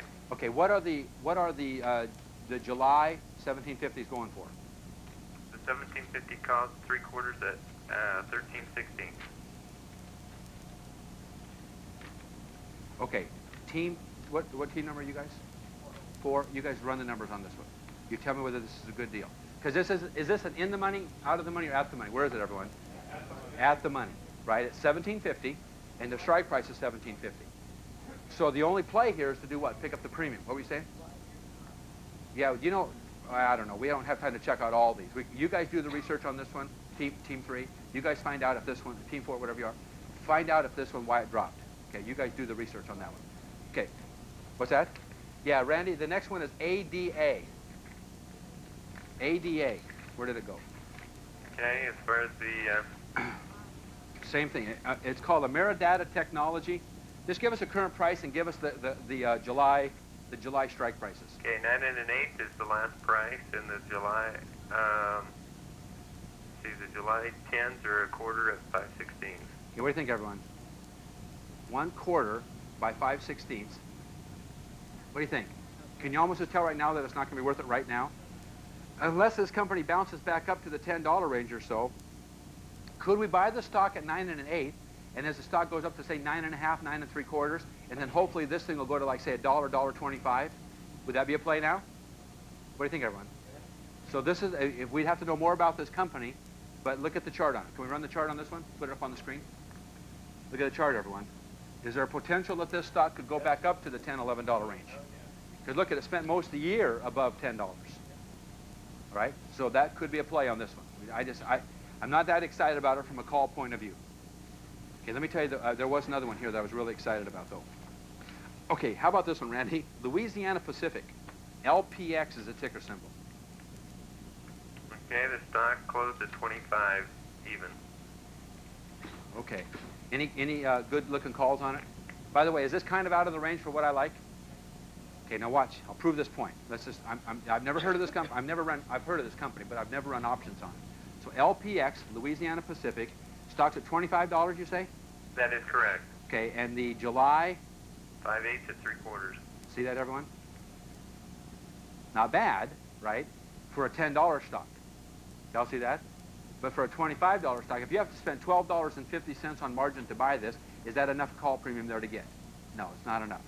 Okay, is there any more in here? Okay, Randy, how about Freeport McMoran? FMR. Can you see if that has options on it? Okay, I'm just not excited about this Louisiana Pacific right now because it's too much money to spend for the stock. Okay, too much. There's no options on it. Okay, no options on this one. Okay, how about this one? Check if there's options on this one. MSYS. Mary, Sam, Yes, Sam. No options on that one either. Okay, try Zenith. ZE. Now we looked at some premiums on this one before class started this morning, everyone, and it looked really good, right? So let's see how they look through the day. Okay, the ticker. This is Zenith. This is Zenith Electronics, Zenith TVs, and all that. The last trade for the day is 7 5/8, down 1/4 for the day. The 750s are 3/8 at 9/16. Not bad, everyone. Not bad. Okay, any 10s on it? Probably not. No. There's no 10s. There's a 6-cent offer. What's that? Why are there any 10s? Well, it's not bad because if the stock's going back up. By the way, can we put the chart up on the screen so everybody can see this chart? There it is, everyone. Well, there it is. Does this one look like it has some upside potential? What do you think? So this is one that if you get news, which we don't have, by the way, all we have is a chart on this one. We would have to have news that some good things are happening, making some profits, something's happening, because this stock has a lot of upward potential. But has it been above $10 for quite a while? No. So it doesn't look like it's going to get to 10 in the near future. Right? Don't know, but this doesn't look that way. So it looks okay. All right. So do you want to see this one? I'm going to show you an in-the-money call. Let's say you get 50 cents for this one. Tell me if it's a good deal or not. Okay, you guys run the numbers now. You guys do this without me. Okay? You're going to buy the stock at 7 5/8, and then you're going to sell the call for 50 cents. So do it. Go step by step. Okay, what do you got? What do you got if you don't get called out? We're going to sell the call for 50 cents. So you get $500.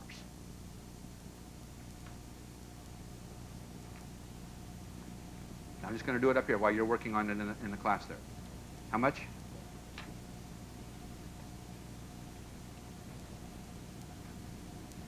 I don't have a calculator here. What did that come out to? 13.1%. All right, here's the problem, everyone. So you get 13.1% for 3 weeks. Looks pretty good, doesn't it? But what if the stock does go to 8 or 9 and you do get called out? You have to give back some of your profits. Now, what is this word, give back some of your profits? What am I talking about, everyone? Because you're buying the stock at what? Follow me through on the numbers. What are you buying the stock for? No, 7 5/8, which is how much? $7,625. Then you'd sell it for $7,500. So you'd have to give back $125 of your profit. So you picked up $500 on selling the premium, but if you got called out, you'd have to give back $125 plus commissions, right? So now you only have $375. So now what's the rate of return? Now, some of you still may be happy with 9 and 10% monthly returns, correct? So what's the worst thing that can happen here on this stock? What's the worst thing that can happen, everyone? The stock stays up in that $8, $9 range or whatever. Are you going to get called out? So the worst thing that happens if you get called out is you get what kind of rate of return? 9? So the worst thing that happens is you get a 9% return for 3 weeks. 3 weeks. Annualized return is over 100%. And the best thing that could happen is you don't get called out, right? The stock kind of flounders around the 725, 750 range, and you don't get called out, and then you get to keep the whole $500. And then what could you do next month? Write another call. Do it again. Yes? I don't know if there's some news out on this, but this morning when I checked on this, I'm the one that brought this in, it's the $10 July call zone for 62 cents, first thing this morning. Yeah? I don't know why there isn't a $10 call now. I don't know either. I don't know. That looked good. It was better this morning, you saying? 62 cent, $10 call. 62 cents to write it at $10? July $10 call was 62 Hey, cents. Randy, do you have a July 10 on this? The July 10, no, it's a 6-cent offer. See, right now. So you have to verify the numbers that whoever giving them to you were giving you a straight scoop. But it could, by the way, if the stock were up at $8.50 or $9, could it have been that way? What do you think? The July 10 could have been at 60 cents. Even this morning, can that happen? Can they move that quickly one day? What do you think, everyone? Yes. The stock drops down $1, the option goes in half or even more. Okay. Yeah. Okay. Any more? Do we have any other ones back there?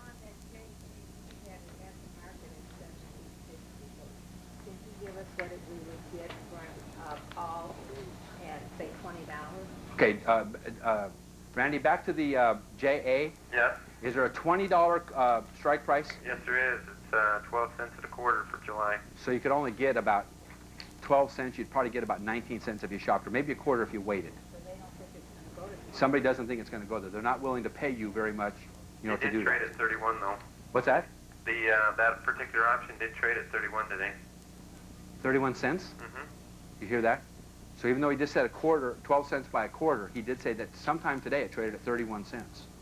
That was So- right at the opening of the market at 9:34 New York time. Okay. Let me just see that. Can you hand those up to me there?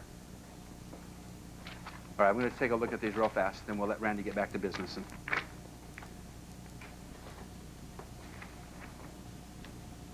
Okay, I don't think any of these are tradable. I don't think any of these have options. Can you just try this one, Randy? SGHT. It's called Starsight Telecast, Business Data Processing. That's not marginable. Okay, it's not optionable either. I mean, Then? optionable. It's not optionable. None of these that you gave me are optionable. What about ours up at the podium? Okay, hang. When you hand those back to him. Okay, yeah, these three over here. There we go. That's what I was looking for. Okay, how about this one, Randy? PCLI, Physicians Clinical. PCLI. No. You're a physician. That's not optionable either. Okay, that's not optionable. How about this one? Polo Tropical. Ticker symbol is POYO. P-O-Y-O. P-O-Y-O. No, that's not either. Okay, then Petrocorp. P-E-T-R. Now, I'm not saying these are not good companies to invest in. That's not what we're saying by doing this exercise at all. But as far as writing covered calls, that's the exercise we're doing right now. If they're not optionable, you can't write a covered call. Does that make sense? Because what is a covered call? It is selling an option, right? But we talk about options. There's a lot of negative news out there about derivatives, is there not? Right, a derivative. So let's talk about a derivative. Okay, Steve, could you do me a favor? In my brown bag in the dressing room, I've got that Worth magazine. Could you grab that for me, please? All right, now, everyone, talk about derivatives. Are options derivatives? The definition of a derivative is a security sold on an underlying security, right? Is that what an option is? So we're buying a security that's based on an underlying security, which is a stock, right? Are derivatives good or bad? Do a lot of companies in America use derivatives? Let me give you an example. We have a tractor company in the Midwest, make really good tractors. They just get a huge order from Germany to sell our tractors to Germany. And that order, so from the United States, we're going to sell now a whole bunch of tractors to Germany, and the order is for $50 million. And this company is going to make $5 million net profit on this deal. But from the time the tractors are delivered, 6 months later, 9 months later to Germany, the dollar has fallen against the German mark by a whole bunch, right? And it's gone down 10% in value. So when the American company gets paid and they do the exchange, guess what? It's wiped out all of its profits. So could this American company, when it gets an order from Germany, could they go buy an option or a put in case the American dollar falls against the German mark? What do you think? And so they may have to put up, in this example, they may have to put up like $150,000 cash to buy an option that says that if there's a 10% decrease in the American dollar, they make $5 million. So if the exchange rate stays the same, what's the worst that can happen to them? They lose their 150,000 bucks, right? Because that was an option, was it not? But what happens if the German mark does go up against the dollar, or the dollar goes down against the German mark? What happens? Then they've got their 5 million bucks. You see that? That's a derivative. They're very, very common.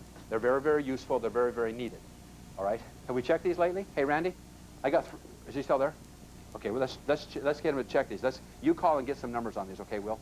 Okay. Did you see them? Okay.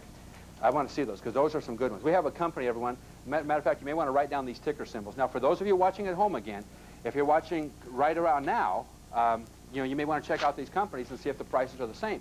But I guarantee you that whatever we're saying here in class, I would just remind you that these numbers, these companies are all come and gone. That volatility thing, remember I talked about buying low, selling high, and that volatility thing goes and comes and goes and comes on these different companies. So we found that a company is good for about 3 or 4 or 5 months. And then it's just kind of flat for a bunch of time. We can't write covered calls on it anymore because there's no more volatility. So there's certain companies that work. The happiest thing for me in this whole thing is that every month we're able to find about 15 to 30 new ones, right? So we find some, we buy the stocks, we sell the calls, and 2 or 3 months later we get called out of all of them. Then we take our cash and we're on to another deal. Does that make sense? So we just keep having to find new ones. It's like the lifeblood of this business is finding new companies. So here's 4 ticker symbols. ORG, which is a company called something like Organogenesis. These guys make skin. They make artificial skin. Weird stuff, man. Organogenesis or something like that. And another one was called, what was this one? CHMD, what was the name? Chromamed, CHMD. Another one is SDRC. I don't know about that one, but this is one I like, everyone. And I own a whole bunch of this one right now. It's a company called Cyclone. Now, it's spelled SCICLONE. Cyclone meaning scientific cloning, right? Ticker symbol is SCLN. Now, I got a whole bunch of this one. I'll show you this one in just a minute because this is a cool deal. All right. Now, we're going to show you some more strategies here in just a minute. But I want to read you something. What's that? Checking out the PBIO? Did we do that one already? Oh, PBIO? No, we didn't. We didn't find out what the current ones are. All right. This, everyone, is Worth Magazine. Now, tomorrow, I'm going to show you several of the magazines and newsletters that I read, that I get these stocks from. And we found some good ones today. But I want to tell you about this article. This is the June 1995 issue, and I like Worth Magazine. Peter Lynch, the old guy with Fidelity Magellan Funds, has an article in here every month, and I hope he keeps writing for it because it's usually very, very good information. On page 90 of the June 95 issue, there is an article about, it's called Keep Your Options Covered. All right? I want to read you this. I'm just going to read you a couple paragraphs here. First of all, it says, people shouldn't be afraid of options. They can be useful for insuring a portfolio, or for speculation, or for adding income. Now, I'm skipping a couple paragraphs. Selling options, particularly call options on stocks one already owns, a practice known as writing covered calls, is the conservative way to play the options market. But most investors prefer to buy options and risk the loss of their entire investment. Why? Potentially phenomenal returns. Options provide investors with an opportunity to leverage their capital to participate in the price movement of a large amount of stock for a relatively small amount of money. Now listen to this next paragraph. If option contracts expire 7 or 8 times out of 10, okay, what did I say a while ago? In another session, what did I say? How many get exercised across the board in America? 15 to 20% of all options get exercised. Now listen to this. If options contracts expire 7 or 8 times out of 10, then somebody must be raking in all those bets, which are called premiums. The folks who do are the option sellers, usually referred to as writers. Instead of trying to break the bank, these more conservative investors, I'll finish in just a minute, that's me, I hate losing money. Anybody with me on that? I hate losing money. I may be doing an option play and I may make $8,000 on one play in 2 or 3 days. If that 2 or 3 days I lose $600, I worry and fret about that $600. I'll do anything I can to not lose money. Anybody with me on that? I hate it. I mean, I just literally despise losing money. So I would rather do a more conservative style investment where I buy the stock, sell the options, rake in the cash flow, right? Rake in all those bets, right, that other people are willing to give me, right, to buy my stock at a price that I'm happy to sell it to them for anyway. All right, so let me finish that sentence again. Instead of trying to break the bank, these more conservative investors prefer collecting premiums. What do you think? I was amazed. By the way, you could tell by reading this article that the author of that article probably has never done a covered call in his or her life. I don't know who wrote it. You could tell that, like, they went around and interviewed a bunch of stockbrokers, right? They really didn't get it by themselves, but they were writing about it anyway. It's a pretty good article, right? And that's in the June issue of 1995. All right. Options are derivatives. So if you don't like the word derivative, fine. Let's buy stock and sell derivatives to all those other idiots who like to buy derivatives. Is that what we're doing here, by the way, by writing covered calls? So we're buying stock and selling options, right, to let somebody buy the stock from us. All right, let's move on. We got to show you some more strategies here. So if you will now turn to page 26. Actually, page 27. Now, I'd like to show you, let's go back a little bit. Let's go back to page 25, because I want to kind of finish up a general program with covered call writing and treat it like a business. So on page 25, we will do so. All right, now look back on page 24 just so you can see. I put actual confirmation slips. Now, this was a Smith-Barney confirmation slip of one of my accounts there. All right, this is the one. I did this one for you, Francis, because, by the way, remember that Perceptive Biosystems that we talked about? The first batch that I bought it at 7 1/8. What did I sell it for? Okay, I want you to look at this one, everyone. So I bought the stock for how much? So y'all with me on that? So it says I bought 1,000 shares at 7 1/8, which is $7,305, plus the commissions, and divide that in half. How much money? $7,300 divided in half is about how much? About $3,750 or so. Okay, $3,750. All right, so I have $3,750 tied up, and move on down. What did I sell? And by the way, what are the dates on this thing? This is a few months ago. What are the dates on this thing? 4/28. When did I sell the call? 4/28. So the same day. What did I sell the call for? $1.25. But what month here?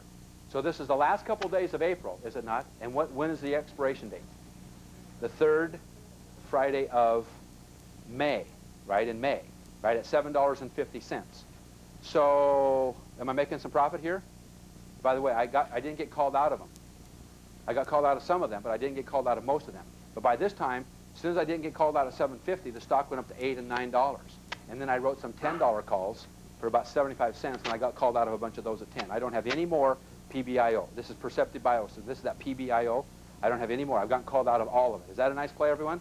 I got a lot of these. Now, again, for every one that I lose money on, that the stock goes down a little bit, I got like 15 to 20 that I make money on.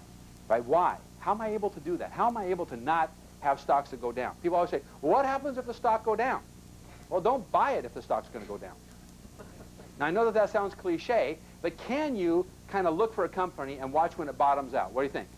So, let's find a stock that has quite a bit of volatility to it. By the way, let's run Perceptive Biosystems. Let's look at this one. All right. While he's doing that, I want you to go on to page 25, and I want to give you an example here. Now, those of you in this classroom, and I know that there's some heavy-duty people here that got a lot of money, and I know that there are people at home that have a lot of money. Let's say that you can scrape together $100,000. Now, I'm talking big money here, everyone. Should we talk big or should we talk small? Where do you want to go? If you don't have $100,000 and you only can scrape together 10, then do it with 10. If you don't have that, then do it with 1,000. Start somewhere. Right? If you don't have 1,000, do it 500, but get started somewhere. Let's say that you could second mortgage your house. Now, by the way, for 15 years of teaching real estate seminars, not one time have you ever heard me say second mortgage your house until I learned about covered calls.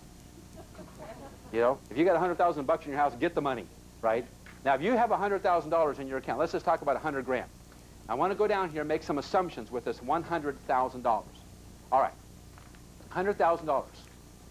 Let's say that we're going to buy stocks $8, $12, $9, $6, $13, and so. Let's just round off for this example to $10 a share. Is that all right? Somewhere between 5 and 15, let's do 10. How many shares could you buy at $10 a share? Okay, you guys at home writing this down? Get this down. This is cool stuff. Okay, go to page 25 and follow these numbers through. Okay, how much would it be? How many shares? So if you 10,000 shares? So with $100,000 cash, you could buy 10,000 shares of stock at $10 each. All right. Should you buy 10,000 shares of stock in one company, or should you split up this money? What would you do? Would you split it up? How many companies? How about 10? You got 10? So you got 10 companies. That'd be 1,000 shares in 10 different companies. Would you have to really work with your stockbroker to find those? Which is an interesting point. How many hours a month do you think it takes you to do this? To manage 100,000 bucks, how many hours a month? Let me tell you the two times that you'll be really busy. You'll be really busy around expiration date time, right? The Thursday and Friday before, trying to figure out where you are, what you're getting called out of, right, and all that. And then on Monday and Tuesday afterwards, when all that money hits your account, like when you got called out, do you need to spend it again for the next month? So you need to go shopping for more companies. Y'all see that? Now, I'm not going to use this to put in a big plug right now, but I need to tell you about Wealth Information Network. If I mention WIN here in class from now on, that is our computer bulletin board service called the Wealth Information Network. And those of you watching at home, if you don't have information, please call my company and get information about our Wealth Information Network. By the way, how many of you in this room are on WIN? How many of you subscribe to WIN? You log on? You get onto it? Do you use the information on there? Okay, we put a lot of this information on WIN, what I'm doing every day and all that. So those of you at home, those of you here, if you want to know what I'm doing every day after the class is over, then you can just log on 24 hours a day, 7 days a week, IBM compatible, Mac compatible, and you can find out the companies I'm doing, where I'm buying the stocks, what I'm selling the calls for, where my orders are. You can just check every day and to see what I'm doing. I put information on WIN about 2 or 3 times a day, okay, except for today because I'm in class, right?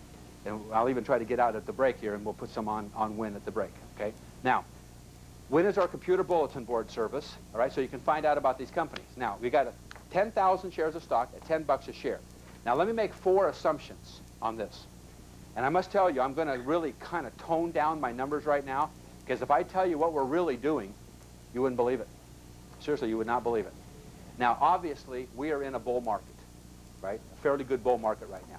So let me deal with that. We're going to deal with that. We got a whole bunch of questions that are negative in nature in just a few minutes. But what happens if the market is not so bullish? By the way, like last year, 1994. What about that? That was a flat market, right? It was hard to make money last year in the stock market. Boy, we made a fortune because we got specific. So when the market turns a little bit sour, you have to be more dedicated to research, do you not? You have to find out those companies. You just can't be just aggressively investing in every company that comes along, because some of them will go down. Right? By the way, there are about 3 bull markets for every bear market. The average bull market lasts 3 years. The average bear market lasts about 9 months. So what should you gear up your investments towards? Bulls or bears? What do you think, everyone? Has the stock market been going up ever since it opened up 200 years ago? What do you think, everyone? So what tells you that it's going to do? It goes up. You know, they'll take little dips. It goes up and it takes little dips, right? There's always corrections. There's always pullbacks in the stock market. Is that just a way of life? So you better get used to that. You know, a couple years ago in 1987 when they had that big stock market crash, do you know that 13 months later, the stocks that had gone down so far in 1987 were 120% of their value 13 months before? So if you had had stock in 1987, you just had to wait 13 months and your stocks were back up to where they were. Y'all see that? So even in bear markets, you may have to wait a little bit, right? You may get caught with your pants down a couple times, right? And you have to may have to wait a little bit. The point is that it should bounce back. All right. Assumption number 1. With our $10,000, with our $100,000 cash and our 10,000 shares of stock, is that you're going to sell the premiums. You know, sell the covered call premiums. Now, on most of our stocks right now, we're getting like $1 to $1.25. I'm not going to put that up here. I'm going to cut it down. We're probably averaging right around $1. We get $1.50, $1.75 for some of our premiums. I'm going to put up 75 cents. And you know what? We're doing this virtually every month. Every month with some stocks. Now, some months, if we still own the stocks, we only get 50 cents. Some months, we get $1.50. Right? But we're doing it almost every month. I'm not going to put up every month. I'm going to say we're only going to get this 6 times a year. We're only going to write a call premium 6 times a year. Can you get that on all 10 of those companies every month, though? Or Yeah, some but one month, some another? Hey, I don't care. I'm only going to put up here 6 months. Just to prove a point. Just to show you how good this is, even at its worst possible time. All right, I'm going to prove a point. We're only going to do it 6 times for the year. That means you're going to skip every other month. One month you get a premium, the next month you don't. Right? Now, that 6 times, 10,000 shares, times 75 cents is $7,500. Times 6 is $45,000. By the way, if I ended this example right now, that's about half of what we're getting. If I ended this example right now, would you be okay? So you have $100,000 generating 45 grand a year. Time out. Can the average American family retire and live on $45,000 a year? right there. So this is one example. Most people could just quit their jobs.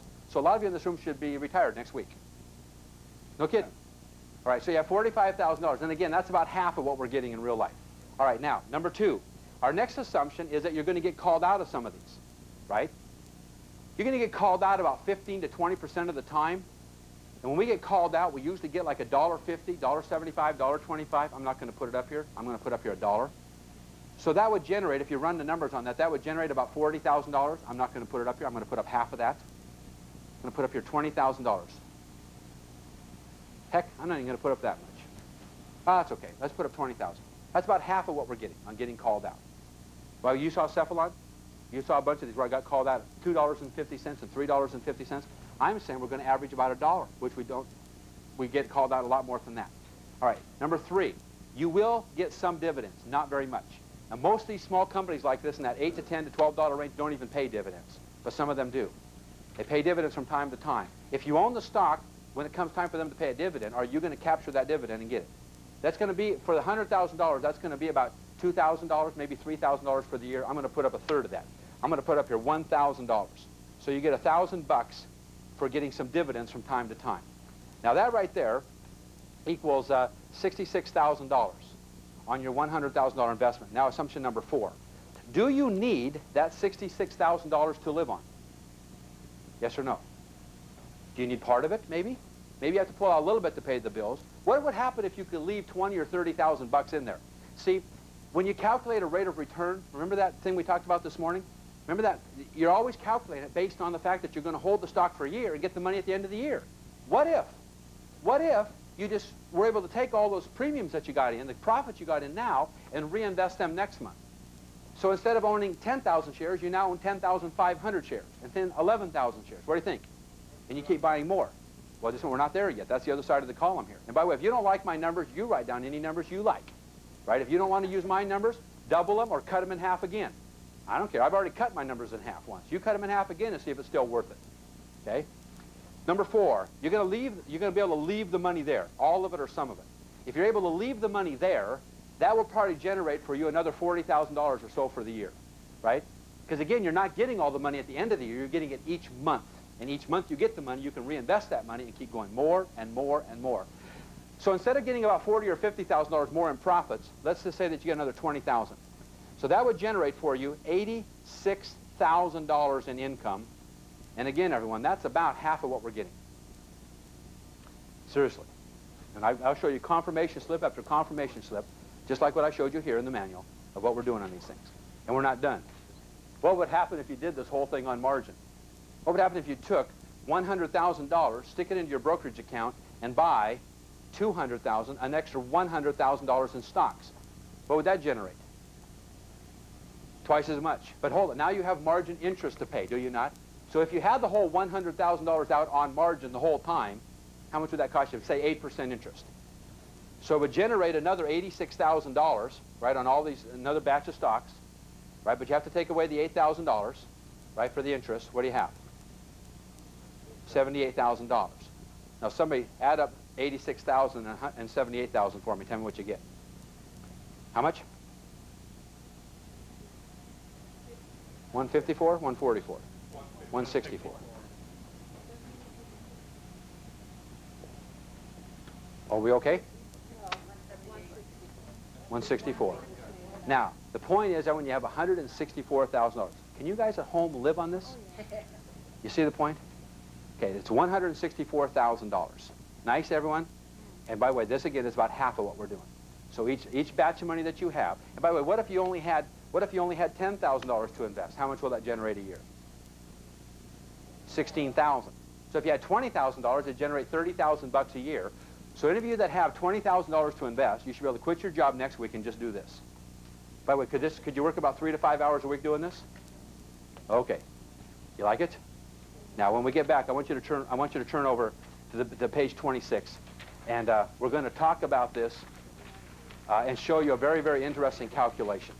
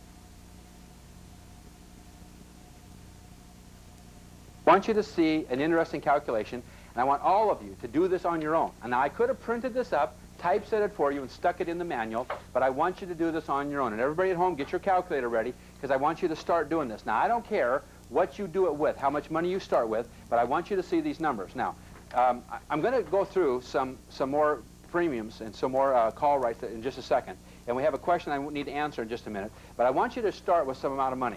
All right. There was one of our students that came to class, by the way, he's sitting right over here. And he came to class a little while ago and went home and started thinking about this. Started saying, well, I don't have $100,000. I don't even have $10,000. I only have $1,300. All right?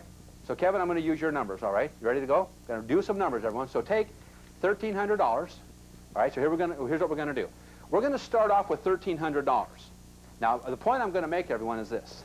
If you would like to be a millionaire, I'm going to show you if you, now this is a big if, because you're not going to be able to consistently do this. Maybe you'll do better, maybe you won't. So let me tell you what we're going to do here for this exercise so you can see how fun this could be. First of all, we're going to start with $1,300. $1,300. That's all the money you can scrape together. Now let me tell you what we're going to do. We're going to have a constant here. We're going to leave the $1,300 in the account. And we're going to make an assumption, which is a pretty wild assumption, by the way, that you can get a 20% return on writing the premiums. Now, sometimes to get 20%, you're going to have to get called out. You all understand that? You saw the numbers here today. We had some around 20%, 18%, 19%, right? We had a bunch of those. But I want to just figure 20% and say if you get called out every month or two or three, you know, every other month, that would be some extra money, but I'm not going to calculate that in. Right? So some months you're going to get 42% returns, 39%, right? The 52s, the 58s, the 72%, like on the examples this morning. But I'm going to ignore getting called out. So I'm going to show you what we're going to ignore. We're going to ignore several things. One, we're going to ignore getting called out. We're going to ignore, just for this example, commissions. And we're going to ignore the interest on the loan. So these minor expenses here are going to be more than compensated for by not calculating into these numbers the fact that you're going to get called out after 2 or 3 months and hopefully make another profit on those companies. So start with $1,300 and multiply this times 20%. But now hold it. Keep 1 as your constant because you're leaving money in the account. So you take 1,300 times 1.2. All right, and this is how much? 1,560. Now this is, let's say, January of the year. All right, now let's do February. So take the 1,560 times 1.2. Remember, keep your constant of 1 in there because you're leaving the money in the account. You're not drawing any money out. So take okay, I want you to, let's go through this very quickly. All right. So February, if you can get a 20% return again, you have $1,872. Okay, March, do it again. 1,872 times 1.2. Okay, April, 2,695. We all together? Now take 2,695 times 1.2. That'll be for May. How much? 32.34. 3,244. 34. How much? 32.34. 32.34. Okay, do it again. For June. How much? 38.80. All right, now go to July. 4,656. All right, let's swing up here now, and let's go to August. 55.88. Now I feel like I've lost everybody else here. We're going too quick. We need to quickly get on through this. Okay, the people at home are going to get real bored watching this because they just want to get to the bottom line here. How much am I going to make at the end of the year? Right? Everybody wants to know. Okay, so no, not quite that. Okay, August. Now we got September. 6,706. So take 6,706 times 1.2 for October. How much? 8,047. Okay. November. And December for 1 year. How much? 11,587. All right, now, my point is this. You got $11,587 in your account at the end of the year, starting with $1,300. Is anybody else getting excited besides me? By the way, I got to tell you, I'm doing this all the time. What I'm going to say, everyone, is going to probably not make very much sense until you run the numbers. If you do covered call writing and you get really good at it, you should double your money about every 2 to 3 months. Not 2, but about 2.5 to 3, 4 months, right in that range right there. All right? Now, the point is that you're not pulling anything out. If you don't need any of this money to live on, and you can leave it all in the account, right, to keep going. And by the way, what if you got called out of, say, half these stocks every couple of months? What would that do to your rate of return? You got 30% 1 month instead of 20. So you could do that. You could do the same thing and leave your 1 as your constant and go 1 month, 1,300 times 1.18. The next month, 1,300 times 1.28. Y'all see the point? We just left the constant steady at 20%. Now, at the end of the year, you have the 11,587. Take out your 1,300, you still got about 10,000 bucks, right? By the way, if you have $10,000, now I just started with 1,000. Let's say that you have more than 1,000 to get started. What if you have $10,000 to get started? Then what would you have at the end of the year with $10,000, running the same numbers? About how much, everyone? About $100,000. Well, what if you have $100,000 right now? If you have $100,000 right now, right, how much would you have at the end of the year? How much? $1 million at the end of the year. Now, this is making some pretty wild assumptions, is it not? You're going to have to be very dedicated, very diligent, continue to find these companies, right? Hopefully that the market stays a good bear market. There's a lot of assumptions we made here, and we kind of made some leaps of faith, right, to assume that we're going to get these kind of returns all the time. But if you get good at this, look at the returns. You got called out a couple of times through that 12 months. Would you buy back in the same stock or go shopping? What do you think, everyone? Her question is, if you get called out, would you buy back in the same stock or go shopping around for other ones? Sometimes you may want to buy the same stock again, which I've done with Perceptive Biosystems, which I've done with several of them, if it dips down again, right? Sometimes I got one separate core, I did, and I bought it at 9, and I sold out at 10 and 12.50, and the stock went to 13. I got some at 13 and went up to 15, right? See, there's other companies you can do it. It all depends on where you are, where the excitement level is on the company, and all that. Guys, what I just showed you is how to start with $1,000, run the program, use the formula for 3 years, and at the end of 3 years, you'll have $1 million. Well, I'm not done. Let's say that this is January, 3 years from right now. You kind of just mellow out in January, kind of think about your life. About February 14th, you ladies here, you walk into your husband and say, honey, I've been doing this covered call thing I learned at the Wade Cook deal. And we have $1 million. We have $1 million. You know, I've built up $1 million. So, dear husband, you can now quit your job. Because I'm now handing you this $1 million account. Now, I realize you're not as bright as I am, right? Because men are not. Women are such better investors than men. So you give this $1 million to your husband and assume that he's not going to get 20%. He's only going to get 10% a month. Because he's just not very bright. You don't even know why you married this guy, right? Reminds me of the Garden of Eden, you know. Adam and Eve were there. And guy said, you know, putting this Adam and Eve together, you know, why did he marry her? And he said, well, why did you marry him? Well, God, you know, put Adam there because Eve was so beautiful. But why did he put Eve there? Somebody to marry Adam because he was so slow at figuring all this stuff out, right? Now, women in the stock market are so much better than men because they're very cautious. You know, they really stick with these numbers.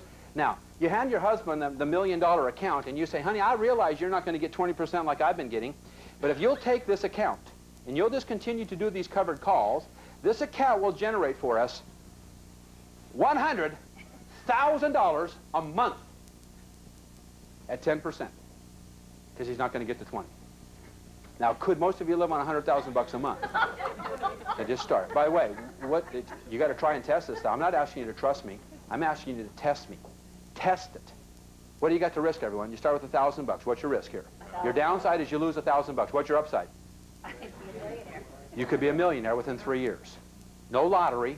Just a simple way of building up cash flow income. And by the way, will those assets, once you got this system down, will they continue to spin off monthly income? Now, this is nice monthly income. Nice. Every month. If you do this right, if you get a little bit lucky, right, find a few things, investments like that, and you just keep dogged at it. Just keep at it, keep at it, keep at it. Remember I said it, the key to wealth is repetition and duplication. So it's not the repetition and duplication with the same companies, but can you use the same formula with different companies? And they have to be marginable, do they not? How are we able to get those higher returns? Because we're doing them on stocks that are marginable, which means what? Coming in at leverage, right, at 50 cents on the dollar, and then we got the formula. We just cash flow. We just keep going for the cash flow. We're not trying to make a killing. We're just trying to get steady income into our accounts. By the way, what if this took you 3 or 4 or 5 hours a month? Because that's what it's going to take you. 3 or 4 or 5 hours a month to do this. All right. Now, we need to cover some power strategies on covered calls. So I am now on page 27. By the way, do you like that calculation? If that's not fun for you, you better check your pulse rate. Right? No, I don't want to do $100,000, right? Because if I take your $100,000 and I made you $100,000, if I made that kind of money, I'd take 99% of it and give you 1, right? By the way, if I did that, you'd be jumping up and down, right? To get the 1% return on that kind of money, I'm not going to do it, okay? What's that? Oh, yeah, the chart. Would you take one of those charts you looked at earlier and tell us why you say that's a good deal, what makes All right. it attractive? Okay, I know we need to take a break, but let me just cover that one and show you some answers. Matter of fact, I'm going to use that. I'm going to use this piece of paper that I was just handed on some of these companies, and this will take about 5 minutes, and then we'll take a break. But I really want to get back to page 27 and 28, because that's where there's going to be some really exciting strategies. Once you understand the basic concept of writing a call, then there's some other little ways of kind of like fine-tuning it. By the way, do you ever go through life and you kind of feel like you got your radio on, but it's just slightly off tune? You need somebody who's been there before to kind of put it back on tune for you. You know, it's like 1 digit off, and you can hear the station, but it's just not coming in very clear. By the way, I think most of our stockbrokers are like that.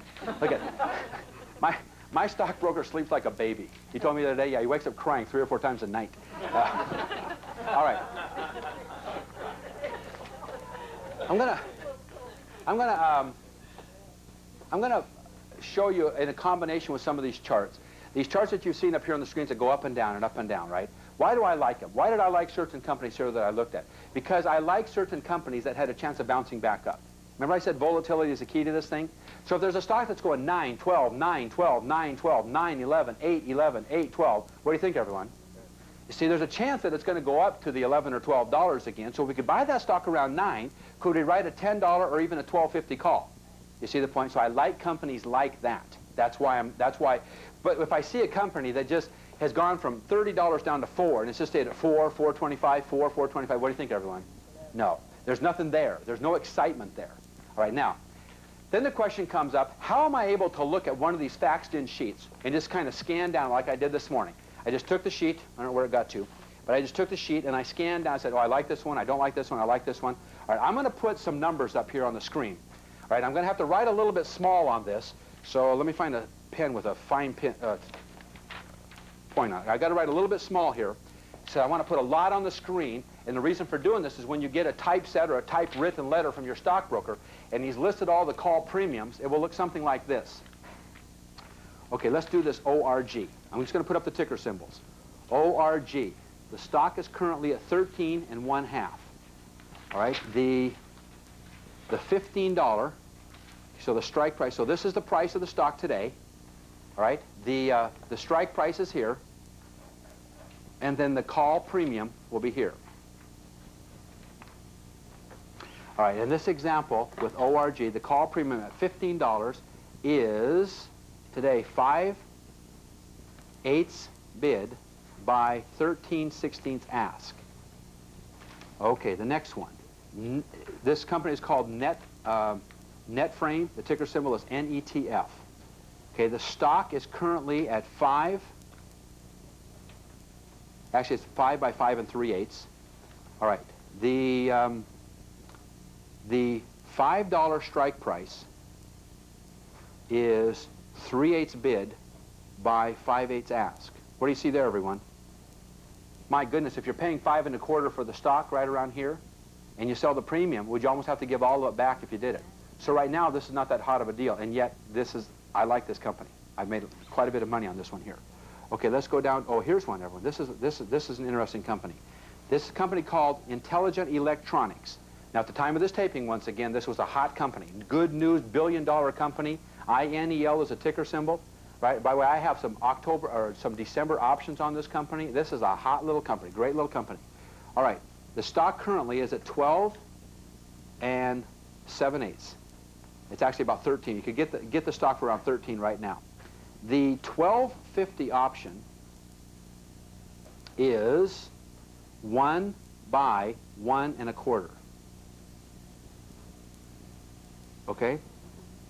Okay, here we go. Let's keep going. SDRC. I don't know anything about this company. Stock is right around 11 7/8 by 12. Okay, the 12.50 strike price. The 12.50 strike price is 7/8 by 11/16. Or I'm sorry, 15/16. Okay, let's do a couple more. Okay, here's one. MNPI.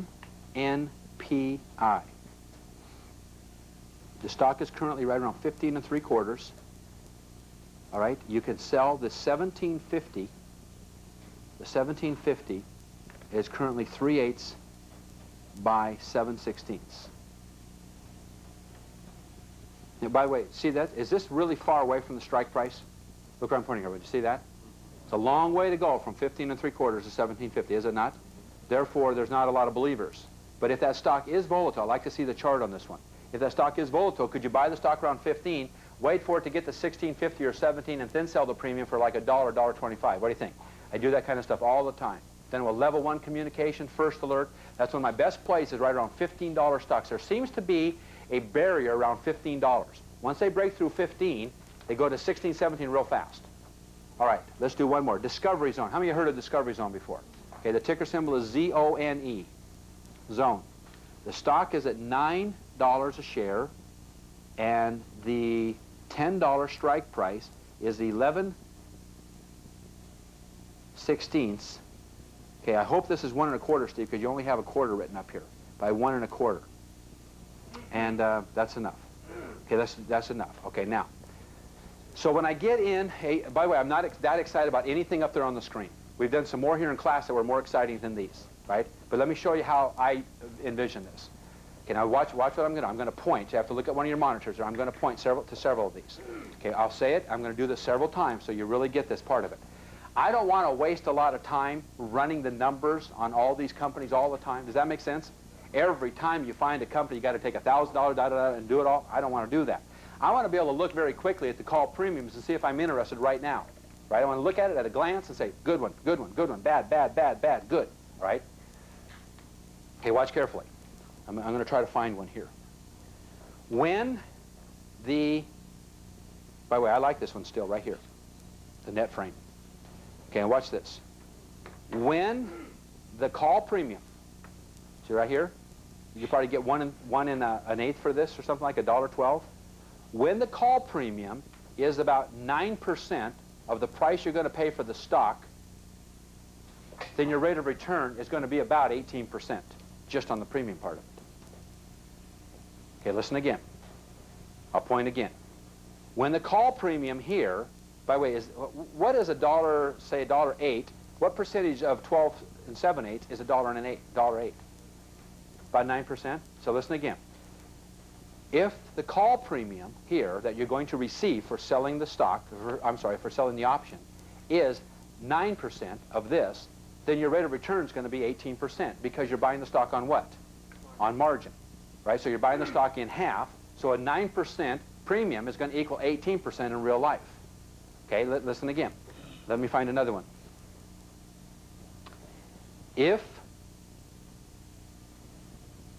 My goodness. We've got some good ones up here, don't we? Okay, look at zone. Look at zone. Y'all see that remark already? Okay, look at this, everyone. What can we get? We buy the stock at 9. We sell the call premium at 10, right? Look at this. What are we going to get it for? If you're going to sell the premium, what are you going to get? It's 11/16 by 1 1/4. By the way, Steve, do you know if that was 1 1/4 or a quarter? Because you only had a quarter written up there on the piece of paper. 1 1/4. Good, right? Because on the piece of paper they handed me, it said 11/16 by a quarter, which doesn't make sense, right? So I figured it had to be 1 1/4. Right? Y'all with me? How much are you going to sell it for? Go somewhere between 11/16 and 1 1/4. By the way, that's a pretty big spread, isn't it? Like 7, right? What do you think? How much can you get? How about $1? You may be able to even get the $1.25. Could you wait for the stock to bounce up to 9.5? Okay, do we have a chart on Discovery? On zone? What's that? You can only have one thing on the screen. Okay, what do you think, everyone? Now, for the last couple of months, where's it been? Has it been pretty flat around $9, $10? Yeah. $8, $9. But it popped up to 11 here, over 10 here, and 11 here. The stock has spent a lot of time above 12 bucks a share, but not recently. So I like this one because it has a lot of upward potential. Does it look like it's bottomed out? Does it look like the $8, $9 range is a low? What do you think, everyone? Doesn't look like it's going to go much lower. And the company's still expanding. How many have seen the Discovery Zone stores? Right, they're going all over the country right now. All right? So do you like this one or not? I like the chart on this one. It looks good. All right, now, what are we talking about? Let me say it again. You just hang on, Mark. Let me say it again. If the premium that you're going to get here is, say, 12% of this stock here, then your rate of return is going to be about 24%. Okay, so that 12 becomes 24 because you're going to double it because you're buying on margin. So if you want a 20% monthly return, could you just scan down all the option premiums when you get a listing in from your stockbroker, right? He'll type up the stock price, the strike price, and the option prices. And if it looks like about 10% in the option, then what's your rate of return going to be? 20 for a month, or 2 weeks, or 3 or 2 months, whatever, you know, the strike month, right? The expiration month. Okay, which ones up there do you like? Okay, watch this one. Watch this one. Look at this. When the option premium equals about 10%. So this doesn't look like very much until you look over at what? The $5 here. So here you got a $9 stock, $11 stock, a $12 stock. Here you have a $5 stock. So is 50 cents about 10% of this? So what's your rate of return going to be? About 20%. All right? Problem with that one is if you get called out. Right? Because what is the strike price? What's the strike price on net frame? $5. What are you buying the stock for? Let's say how much? 5 1/8. All right? So let's run the numbers on that one. Let's run the numbers on net frame right now. And let's run the numbers on zone. And you see where you want to put your money. All right? So let's do net frame together. Okay, here we go. Okay, so net frame. Let's buy the stock at 5 1/8. And by the way, it's not there right now. Maybe we have to just put in our order to buy it at 5 1/8. Okay, now, point. Could some of you in this room, with a stock up around 5 3/8, if you think it's going to go back down to 5 or 4 7/8, could you go ahead and just sell the call premium, sell the call right now, without owning the stock? Interesting question. Remember we said this morning, we've been talking ever since this morning about writing a covered call. How about writing an uncovered call? Or going naked. Going naked on this call means that we do not own the stock. Why would you do that? I want to run the numbers on that one. I'm going to do this one kind of reverse, and we'll come back and do it as a covered call. I want to do a naked call on this one here. Now, point, a lot of you will not be able to do this. It's very risky, right? Because if the stock flies up to $6, $7 a share, you're agreeing to sell it at 5. But you like the premium. What was the premium, everyone? What was the premium on this thing? 3/8 by 5. Let's say you get 50 cents. So you just sell, you don't even own the stock, right? You're short on the stock, you don't even own it, right? And you sell the call for 50 cents. How much money you generate? Do 1,000 shares, how much? $500. Now, you have $500 cash in your account tomorrow, and you haven't spent anything. So what's your rate of return? No, it's infinite. Now, a lot of you have never figured this out, everyone. But okay, how many of you remember this? Now, I'm amazed at how many Americans never studied this in our school system today. All you guys that are a little bit older, and when I say older, I mean like older than all you 30-year-olds, right? How many of you remember back in math class that you cannot divide by 0? I remember that. You know that? There's still about 1/5 of the audience doesn't have their hand up. A lot of Americans don't. You understand that you cannot divide by 0? It is physically impossible to divide by 0. You cannot do it, right? And they don't even teach that in school today. You know, they don't even teach you can't divide by 0 in school. So if you can't divide by 0, you have no cash out, but you only have cash in. What's your rate of return? That's not 500%. It's infinite. It's infinity. Most people don't understand an infinite rate of return. Remember Patrick Henry? Give me liberty or give me death. I'm saying give me infinity or give me death. Right? I like infinity rates of returns. All right. So we have no cash out. Now what are you hoping for?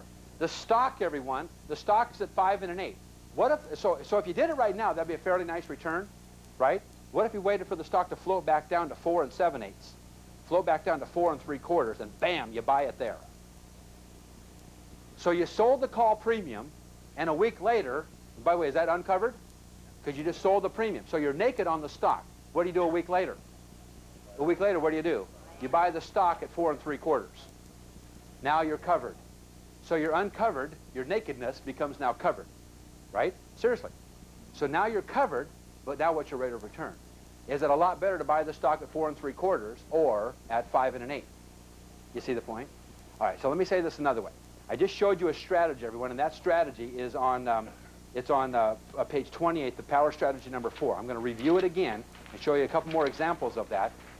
You remember I've been saying all day, buy on weakness, sell on strength. Now, I just did the same strategy, but in reverse. What I did there was I sold on strength, then I bought on weakness. Y'all catch that? So write that down. The whole idea here is that you sell on strength, and then you wait for the stock to go back down, and then you buy on weakness. What if the stock never goes back down? You lose, right? So if the stock goes to 7 and just stays right at 7 and it's going on up to 8, you better buy the thing at 7.50. You're going to lose some money here because you've got to buy it at 7.50 to replace the stock you just sold at $5, right? Because you have sold stock at $5, and you've got to replace it in your account at some point in time. So what are you hoping for here? If you're selling the call, what are you hoping for? For the stock to go up or the stock to kind of flounder and go down? What do you think, everyone? Go down, flounder, right around that, in this example, that $5 range. So you're selling the call and you don't own the stock. That is selling an uncovered call. The reason I'm bringing it up here is because it's important to know that. But a lot of you will not be able to do this. A lot of you at home, when you call your stockbrokers, you've got to say, stockbroker, can I write a naked call? And they'll say, no, not until you have more cash in your account, not until you have more experience, right, and in doing this sort of thing. And after 6 months or a year of writing covered calls, they may let you from time to time write a naked call. But they're not going to let you do this at first. It's just, it's too risky. They're not, and by the way, you shouldn't do it at first until you get your feet wet and you really figure this thing out. Mark? You sell that call for half a buck there, and Right. you see the stock starting to go up, say 5 and 8, it goes to 6, and so you say, I better buy the stock, so things to go up, you buy it at 6, and then it goes to 7. You get to keep that premium between 6 and 7? No, you didn't get any premium. You bought the stock at 6 to replace what was in your account that you already sold at 5. His question is that if you bought the stock at, like in our example here, and the stock goes to 6 and it's on its way to 7, and you buy it at $6, right, to cover your account. Isn't that what you just did, everyone? You covered what was in your account. He was saying, if the stock then goes to $7, do you get to keep the difference? What's the answer, everyone? It's gone. It's history. The stock, it was just put back into your account to cover up what, everyone? The stock that you already sold at $5. So you're just replacing your position on that. All right, so do you see the difference here, everyone? So if you run the numbers on this one, if you bought the stock at 5 and an 8, that's $5,125 divided by 2 on, with the commissions about $2,600. Or you buy the stock at $4,750, right, which would be about $2,400, dividing it in half. Now what's your rate of return? $500 on this or $500 on this? It's not that substantial, but it is quite substantial, right? It's enough to make a difference, right? So this is a strategy on selling the call, right, before you even own the stock. And it's called writing an uncovered call. All right, now let's move on with power strategy number 1, 2, 3, and 4. We'll review that again in just a second. But I want to go back for a second and do that discovery zone because there are some good numbers there. And this is a good one. Now, is anybody in the class, just from cursory looking at the numbers, anybody excited about this one? Why? Why? Do you remember? Okay, let's go back through that. What were the numbers? Remember, discovery zone was at ZONE, right? And the stock, we could buy it at what? $9. And what were the call premiums? What was a bid in the ask? 11/16 by what? 1 1/4. So let's say we got $1. By the way, could we wait it out and maybe get $1.25? Maybe $1.08 or something. See the point? I mean, we could get over $1 probably for this one. But even at $1, is this a nice premium? Okay, let's run the numbers. Okay, what do you got? All of you at home, stick with these numbers now. You should be doing this on your own. And by the way, you guys should be ahead of me now in class. You got your calculators here. I should be able to say right now what's your rate of return, and you should have already done what? 9,000 divided by 2, 4,500 divided into 1,000. So you have $1,000 if you sold the call for $1. You have $1,000 cash in your account tomorrow. You have to spend $4,500 to buy the stock, so it's a covered call, and your rate of return is how much? 22%. Now, is that a nice 3-week rate of return? Now, what if you get called out? See, this is if you don't get called out because you just have the premium. If you do get called out, you get called out at $10 because you're writing the call premium. The strike price is at $10. If you do get called out, you make another $1, right? So you take that times another 1,000, which equals $1,000, and your rate of return now is 44%. There you go. And all you skeptics out there, I challenge you to challenge these numbers. Look at these numbers and just run the numbers, and the formula keeps working and keeps working. We're not talking about the companies working, right? This stock can go up or down, but right now, if it looks like this stock is going to bounce back up, and if we do get called out, by the way, what if the stock stays right around 975, and it's kind of going up a little bit every day? Let's talk about what happens if you don't get called out. Between now and July, the stock goes 925, 950 after a few days, 925 again, 950, 975, 9 7/8, $9.87. And right around the middle of July, the stock's right around 9 7/8, and you don't get called out. Right? You don't get called out. You still own the stock. You obviously get to keep the $1,000 premium. What do you still own? The stock. Right? You still own the stock. So what could you do now? Should you immediately call up and ask about the August $10? Yes. Could they be pretty high, by the way? If the stock's at 9 7/8, the August $10 call, if you still got a month to go, is probably going to be what? $1.25, $1.50. But hold it. The stock's been going up. Can we wait kind of through the end of July? And all of a sudden the stock's at 10 1/4, 10 3/4, 11, 11 1/4. Then you say, hold it. What are the August? So let's move this on up. What are the August? Instead of doing the August 10, now if the stock gets up to say $10, $10.50, maybe even $11, I'm just taking a guess on this, but the August $10 call would probably be something like $1.25, $1.50, even $1.75. But what about writing the August $12.50? Well, now, really hasn't been in $12.50 territory for a while. All you could get for the August $12.50 is 75 cents. What would be better? See, this is a question you've got to ask yourself all the time. Do I sell the call now at close to the strike price and pick up a big premium, or do I gamble that the stock's going to fly? By the way, is that a gamble? Because remember, what did we say our risk was in these covered call writing is what? We give away some of our upside potential. Did we pick up $2.50 more of upside potential here? Okay, so what do you do? Let's take a vote again. I want to see how this class responds. How many of you would do the August $10 and go for the big premium? Okay, how many of you do the August $12.50s and get a little bit lesser premium now, but a gamble that the stock's going to fly? Okay, again, I got about half the class each time. So, what are you going to do? Split them. So you do 500 shares at what? At $10, and 500 shares at $12.50. What's the advantage here? Do you have a blended rate now? Now you get some bigger call premiums now on some of them, smaller call premiums now, but the chance that you're going to get called out not at 10, which would be a still nice profit because you bought the stock at 9. All right. Now I want to just get back over now to page 27. This zone, by the way, is a good deal. You do what you want with that. And by the way, this tape is going to be watched now by people 3 and 4 and 5 years from right now. Probably in your 20,025, there's going to be people watching this tape. Discovery Zone probably split 100 times and the stock's still 20 bucks a share. Who knows? I don't know. Don't even know. But by the time you watch this, you need to check out these prices yourself because everything we talk about here in class is a snapshot in time. Does everybody understand? It's a snapshot. You've got to still do all the checking yourself, find new companies, log on to Win, check which ones we're doing, and figure out what's going on now. Because everything I'm using right now is for illustrative purposes only. All right. Double dipping. Power strategy number 1. Some of you, again, will not be able to do this. This is not a complicated strategy. But what we're going to do is we're going to go naked on a call for a while. Okay, here's a scenario. You buy a stock at, well, let's use the same one. You buy Discovery Zone, and you buy the stock at around $9 a share.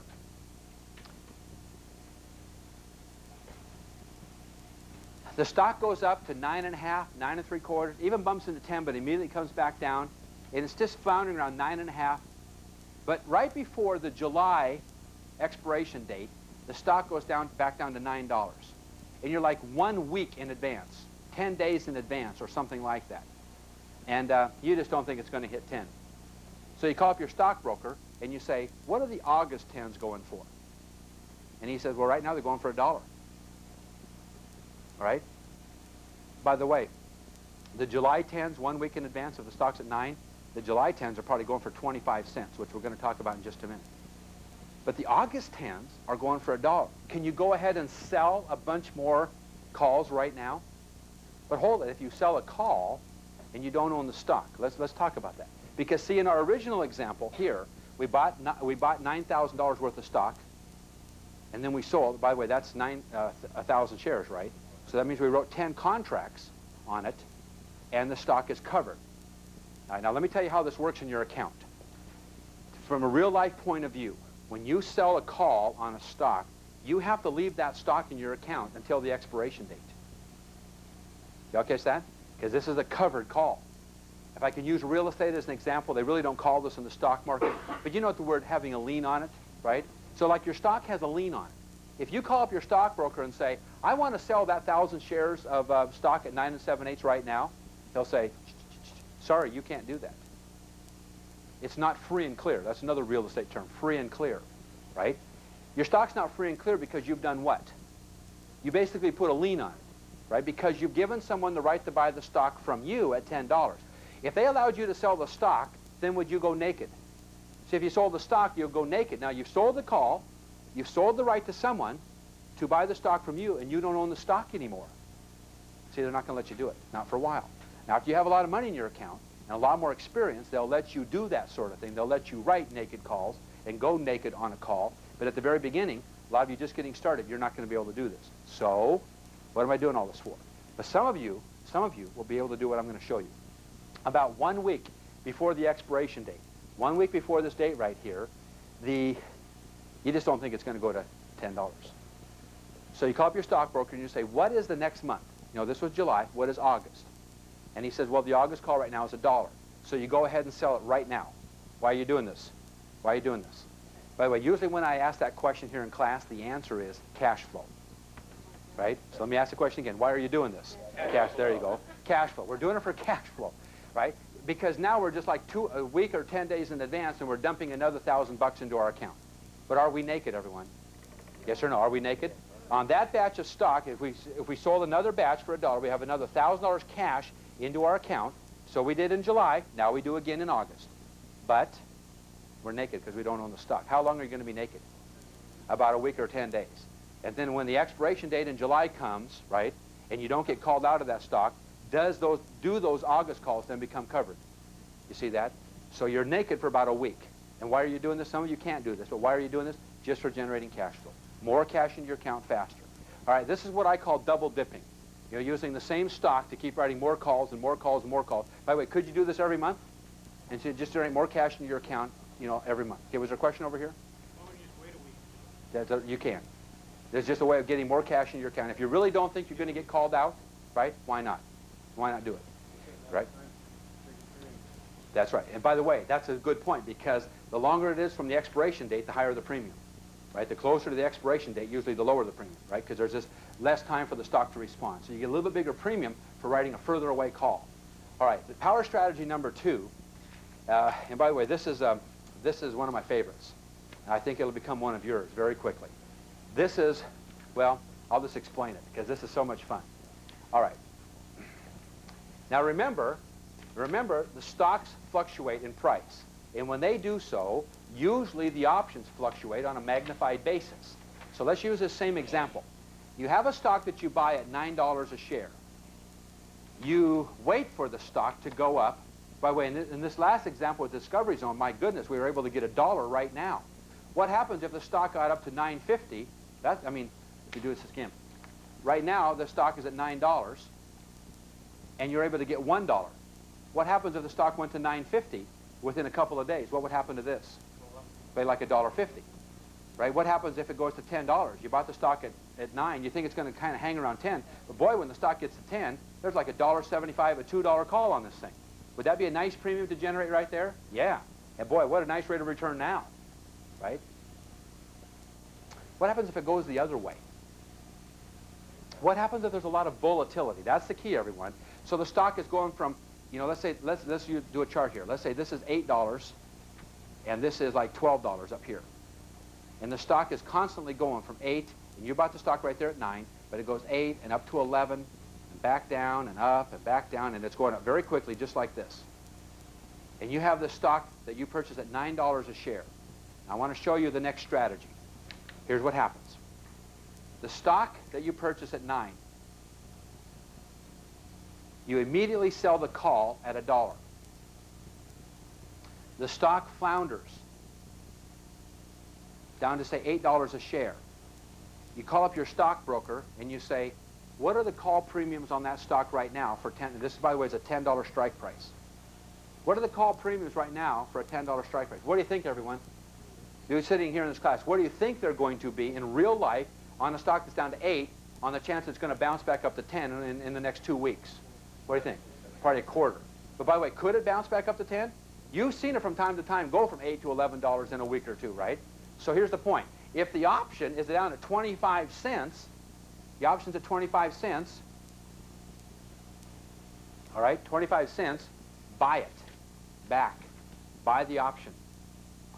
All right, now think this one through. You sold the option here, right? You were a covered call writer, which means that you sold the option. So you sold it and you picked up $1,000. Now, if they're still 2 or 3 weeks before the July or the August expiration date, if the stock goes way back down, spend the money. Buy the call. Now, you buy it at 25 cents, which would be $250. So here's cash into your account. Now, here's cash out of your account. And you net $750. But what's the point? What's the point, everyone? The stock is now free and clear. Y'all see that?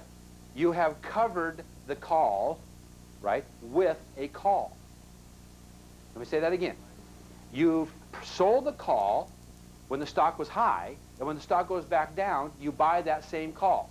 Same strike price, same expiration date, and in your broker's computer, is this just a wash? So think about it. You have sold the right to someone to buy the stock from you at 10 bucks a share. Conversely, a week later, for 25 cents, you bought the right to buy 1,000 shares at 25 cents, right, or at $10. So if you get called out at $10, okay, because you sold somebody the right to buy the stock from you at 10, what do? You call somebody else out at $10. So on your computer, it's just a wash. The broker's computer will just kind of eliminate this off their computer. Y'all catch that? I better do it again. I got 4 heads nodding right now. Okay, question? Do you do this like a rule only if there's like, if you have like 3 or 4 weeks left? You don't do this like a week or 2? No, I don't do this in a week or 2, but let me tell you the rule that I do, everyone. Let me say it to you now, and I'll repeat this again and again because this is very important.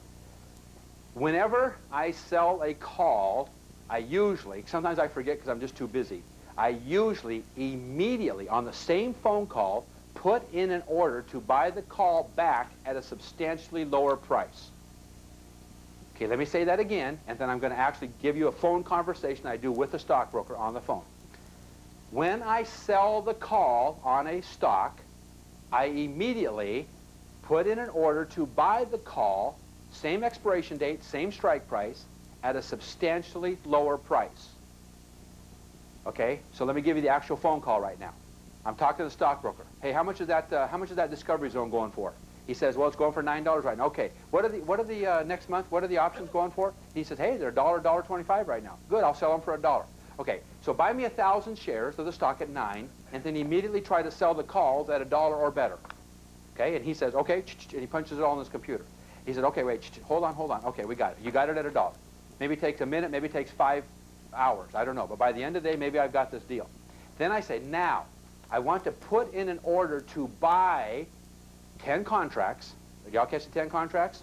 10 contracts, $10 strike price in July at 12.5 cents, or at 1/8. Is that a substantially lower price? So what would cause the option to go down to 1/8? I just sold it at $1. What would cause it to go down to 1/8? The stock goes way down. So if the stock goes down to $8 or $7.50, then I have now bought back the call. Why do you want to do this? It just costs you money. Remember, when you sell a call, you make money.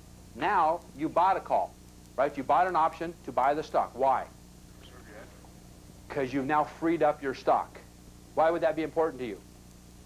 Because if the stock bounces back up to $9.5 next week, what could you do again, everyone? So stick with our example. What could you do?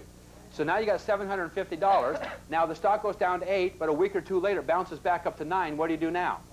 You call your broker and he said, hey, right now you can get another 7/8 for it. So you sell for 7/8, you pick up another $875. Now what's your rate of return? By the way, the most I've ever been able to do this in 1 month has been twice. I came right upon the expiration date on doing it a 3rd time, but I didn't do it until the next week. But in a 5-week period of time, I sold the call, bought it back, sold it again, bought it back, and sold it again in 5 weeks on the same stock. By the way, you want to measure your rate of return now? Imagine getting 2 $1 checks, right, on the $10 stock instead of just 1. All right, this is a power strategy, everyone, and it's not that tough to do. Can you do this all on the same phone call? Okay, how many of you get it, by the way? Okay, I got half the audience. Okay, those of you those of you that didn't raise your hand, what don't you get? What are we trying to do here? Those of you that get it, what are we trying to do? Increase your rate of return. We're trying to protect ourselves a little bit, right? By doing what? By covering up the stock and then uncovering the stock, if you will, right? So we sell the call and then we buy it back. right? How many like this strategy, by the way? And it's very easy to do. And by the way, you can do this on a lot of stocks, right? By the way, a good point. This only happens on highly volatile stocks, right? They go up, they go down, they go up, they go down. So you sell the call, buy the call. Remember, by the way, we said sell on strength, buy on what, everyone? Okay, what are we buying this time? Now think about this. We bought the stock on weakness. So let's go round number one. We bought the stock on weakness. We waited for it to strengthen, and we sold the call. The stock weakened again, and this time we don't buy more stock. This time what do? Buy the call. So we're buying, no, we're just buying a call, right? But now that in your account you have sold the call, 10 contracts, and now you purchased 10 contracts, same strike price, same expiration date. Does it look like a wash? And it just basically goes out of your account. The combined rate of return if you do both is 36% instead of 22%. On this one here? Right, on zone. So you're talking about 22%, and now you're going to get 36% 36 return. if you And by the way, then what if you get called out still? What if the stock went flying? You got another $8.75, right? Or another $875, and the stock goes up to 11 and you get called out. See, you pick up that extra dollar, okay? SCL we were talking about earlier. About that, 758, and Right. it was 1 in the 16th, okay, what the call was. Okay, everyone, let me tell you what he's talking about. Now, let me do the numbers as you go. This is the company called Cyclone. I did it too. You were at the class that we found this company, right? We did this company. It was SCLN as a ticker symbol, Cyclone, right? The stock was at about 6.5, 6 5/8.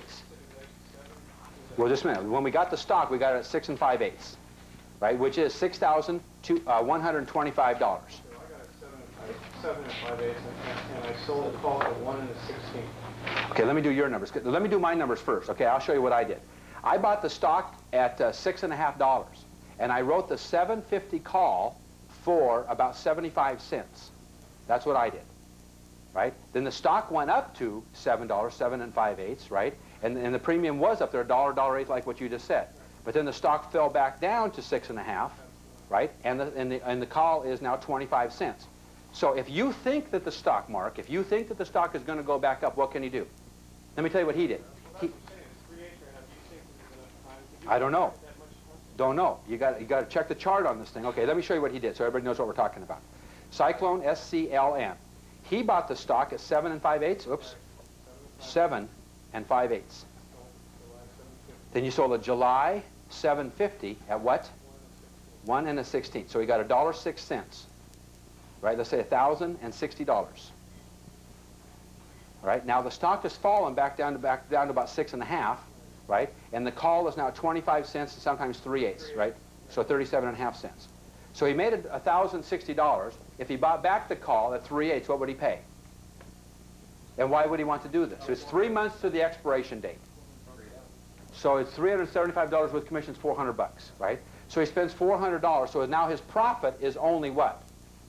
$600 on the premium part of this. Why would he do that? Why would you all do this at home? Because this is a good one to think about. That's right. If you think that the stock is going to go back up, right, and you could sell another covered call again, then you want to go do this. What if he doesn't do it? What if the stock just kind of stays around 6 and 7, 8, $7 and just flounders around right there? Is it going to expire? What do you think, everyone? It's going to expire, and is he going to get called out? No. But by the way, if he did get called out, is this an in-the-money call or an at-the-money call? Or an out-of-the-money? What is it? He bought the stock for 7 5/8, right? And then he sold the 750 call. In the money? In the money. By how much? Not by much, but how much? By an 8, 12.5 cents. So if he did get called out, would he have to give back some of this $1.06? Yes or no? You see that? By the way, is that still a nice profit? Nice profit. So the worst that can happen here is you get called out. If you think that the stock's going to bounce back up, see, I'm faced with this right now too. If you think the stock's going to bounce back up, buy the call, wait for it to strengthen again, and then sell it again. This is a perfect example. I have, by the way, on the same stock, I showed you my numbers. I have my order in to buy the 750 call in July for 1/1/8, or 12.5 cents. If the stock gets that low, I'm going to buy it back because I don't mind spending that much money. That, because that to me is substantially lower.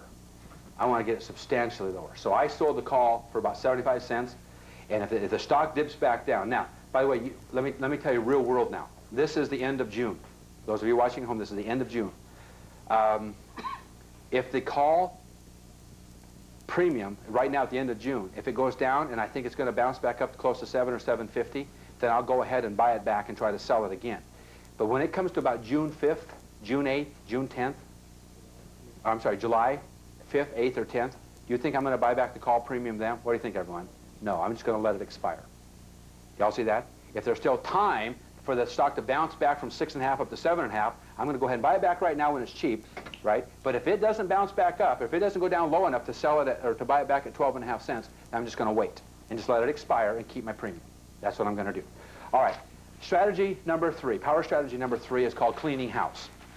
Now, this is not that important on a lot of these stocks, but it is very important on some of them. The whole idea here is this. I told you that there were going to be 2 times a month that you're going to be very busy with writing covered calls, and that one time is around the expiration date. Like the week after the expiration date, when you know what you've got called out of, you got the cash hitting your account that week, you start shopping around to spend the money again, you know, to sell some calls and all that. If you're really in this covered call, you got to be very, very busy a couple times a month. That's one time. All right, so you bought a stock, and you sold it. Let's keep using Discovery Zone.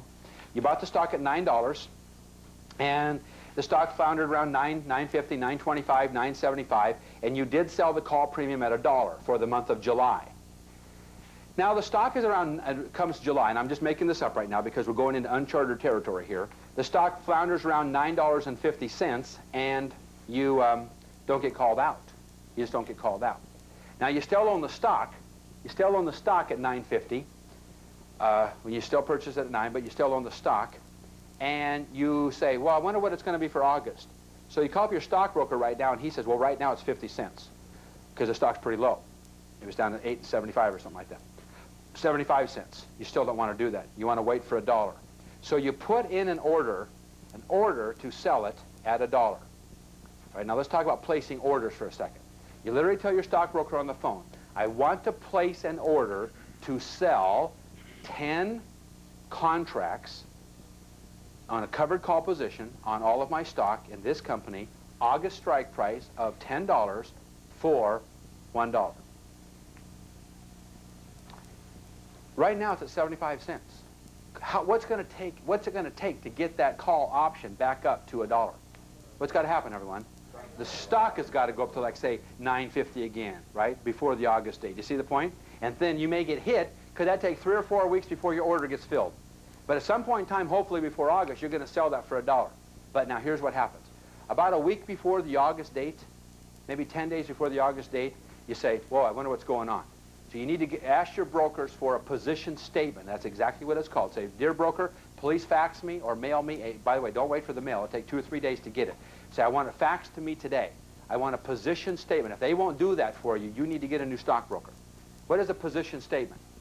So they're taking your whole account, and it's going to give you a list of all the positions. It'll say long this stock, right? And usually right underneath the stock, it will list if you have written any covered calls.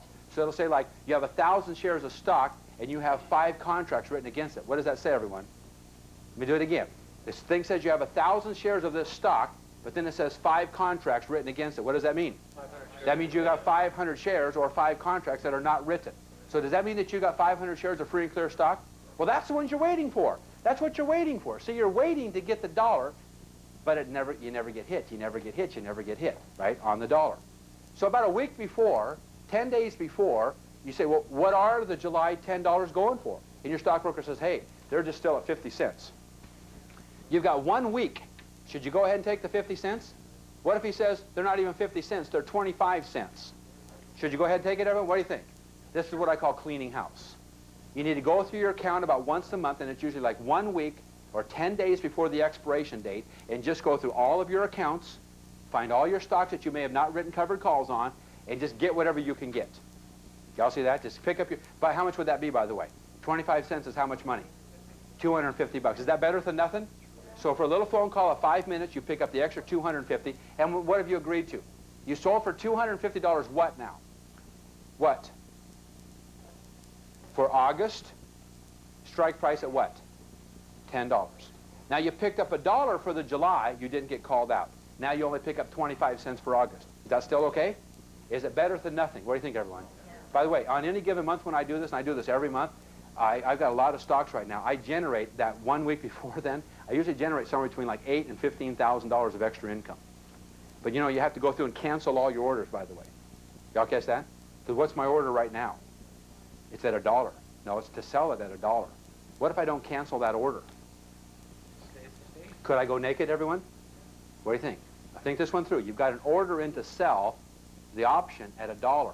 So when you're calling up and just going to go ahead and take the 25 cents, you better, your stockbroker should do this for you, by the way. He better cancel all those orders to sell it at $1, right? Or you better have what? Some money to back you up, because you may have to buy some stock in the future. So you cancel the orders to sell that you have in there, and you just go ahead and get whatever you can get. Okay? That is called cleaning house. It's just like going through all your accounts and finding out what you have and just picking up any amounts of cash flow, any amounts of money that you can before the expiration date. All right. Now, we're gonna cover more on page 29 tomorrow morning, but I want your brains to be fresh. Let's go to page 31 and just cover very quickly just some questions and concerns. Okay, what happens, let's do this very quickly because we don't need to spend a lot of time on this, and there's a couple more things I want to get to today. What happens if your stock goes down? What are your choices, everyone? You can sell it or hold it, right? So if the stock goes down, if you bought stock at $10 and it goes down to $6, guess what I do most of the time? I hold it. I just wait on it, right? With Core. Core Therapeutics is one we have like this. I made a bunch. I'm still in a profit on Core Therapeutics, even though it went from $15 down to $10. I'm still in a profit because I sold the premiums on that one for 3 months in a row, and I haven't been called out. By the way, it got so high, I was selling stock. I bought it at 15. I was selling premiums at 15, 17.50, and at $20. Stock got up to around 18, 19. The FDA didn't come through with the right approvals. Bam, bam, bam. All of a sudden, the stock's down to 10. But I sold so many premiums on it, even though I bought it at 15, I'm still in a profit on this thing because I got all these call premiums. I think my cost basis on it right now, if you adjust it downwards for all the premiums I received, like $8 because I've made so much money on this thing. But I'm just waiting it out. The stock's down to, by the way, I think Core was on one of our charts today. You can buy Core right now and sell the $10 premium. You can buy it at $9 right now, right? So this is a big dip. Buy on dips, sell on strength, right? Big dip, right? But then again, to make money off of it and when it's bottomed out, make more money. So that's what happens. When a stock goes down, it ticks me off so much, I try to figure out how on that same stock, how to make more money. That make sense? Take this loser and make it into a winner, right? So if I lost money this time, I'm going to make a whole bunch of money the next time. It goes back up. All right. So you wait it out or you sell it. This is like anything else, right? And that happens from time to time. Hopefully, and by the way, let me talk about biomed stocks. I made a lot of money on them, but the 2 or 3 that have gone down have been either really high technology stocks, kind of like charting new ground type stocks, right? The ones that are going into competition with AT&T and IBM type stocks, or medical type stocks, pharmaceutical stocks. Is the FDA a weird customer to do business with? You're trying to get a drug approved by the FDA. What can happen? And it's been approved in France, it's been approved in Germany, but it's not approved here in the United States. Can that take a long time to get approved here?